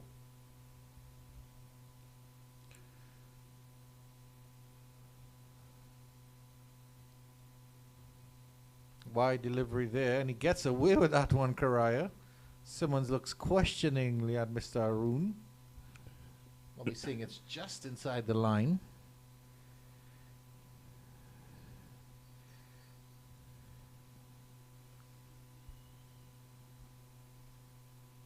Stepping outside his crease, he goes big again. And tries to go big at least. It dribbles out the short fine leg. Gooley comes around and picks it up. Lendl Simmons trying everything in the book. But he will pinch the strike. And it's 127 for 2. 10 required. Would you want to bowl this next over against Lendl Simmons? No, definitely not. Yeah, you see Hackett doing a bit of stretching. I think he's only stretching the cords there after a long day standing. He's folding his arms. The youngster hasn't gotten the ball into his hands. But, of course, the situation, you got to deal with the situation. It's going to be Gooley. Jet Gooley is going to face, as we see one of the groundsmen there.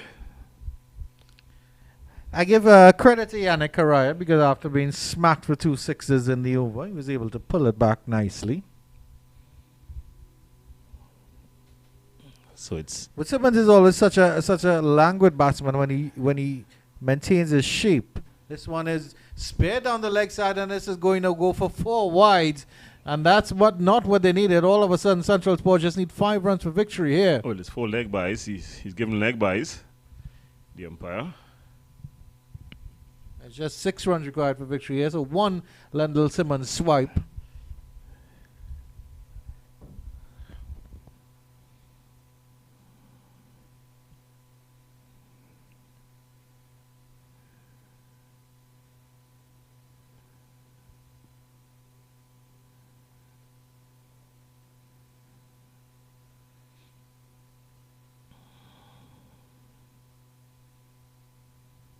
So Gooley. Someone just playing it back down the pitch.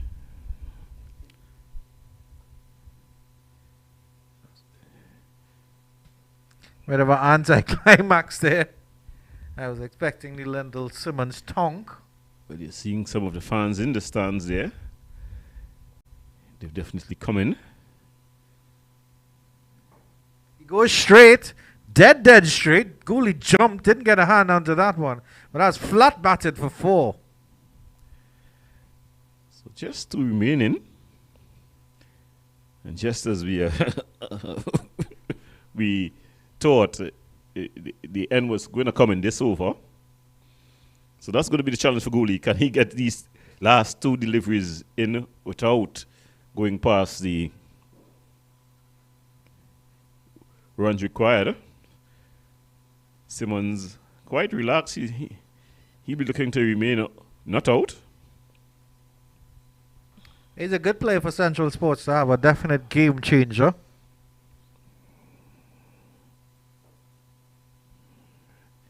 Good feeling there in the circle. Caripia, he's been good in close.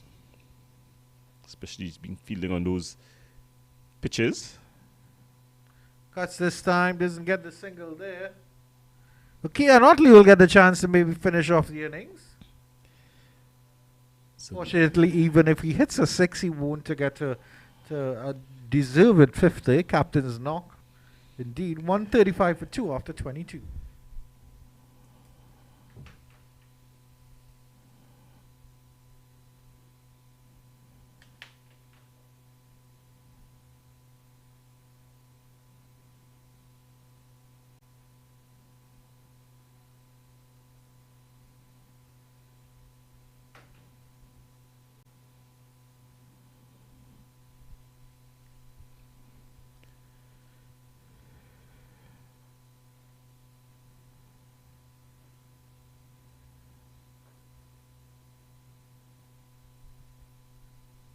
Karaya to continue from the media center end.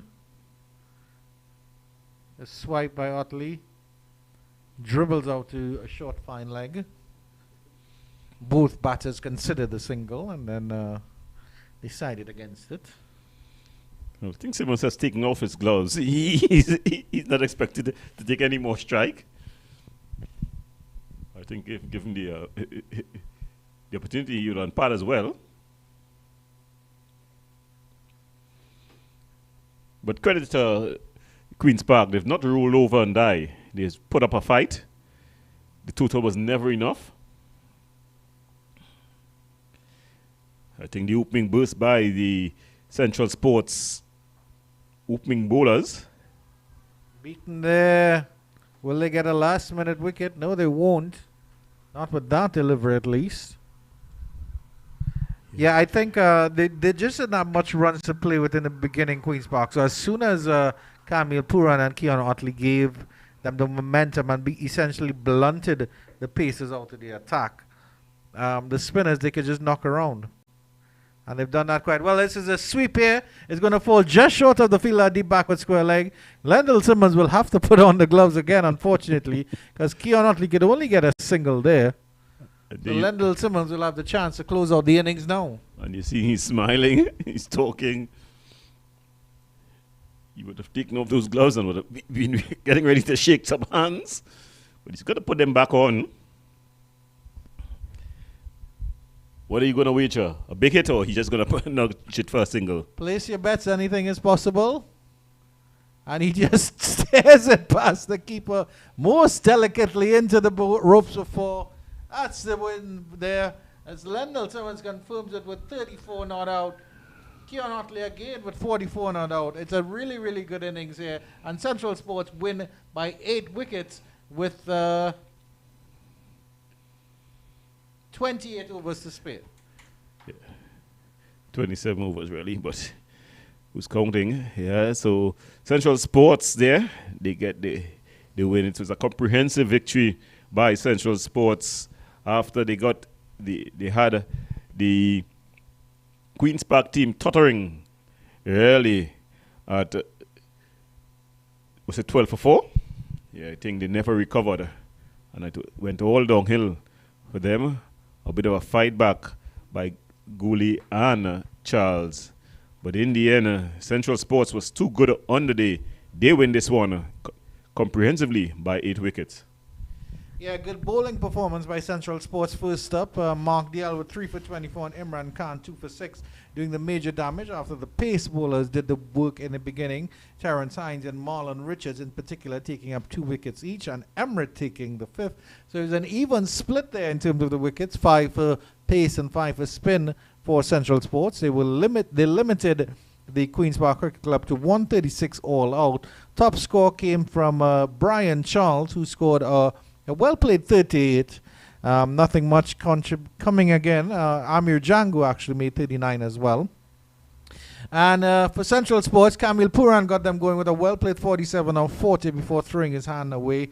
Aaron Alfred didn't trouble the scorers too much, but Keon Otley opening 44-54. And then a classic from Lendl Simmons, an unbeaten 30 in double quick time, wrapping up the victory here. It's a big victory for the Central Sports team. And Coach Anil Lakan, he'll be on top of the world now. They're gunning for the title in this Trinidad and Tobago Cricket Board Premiership 1. But from the Queen's Park Oval and from the Cricket 360 team, myself, Andrew Chan, my co-commentator Gordon Pear, and our technical staff of Jason Prasad and Matthew Rajaram, we are signing off.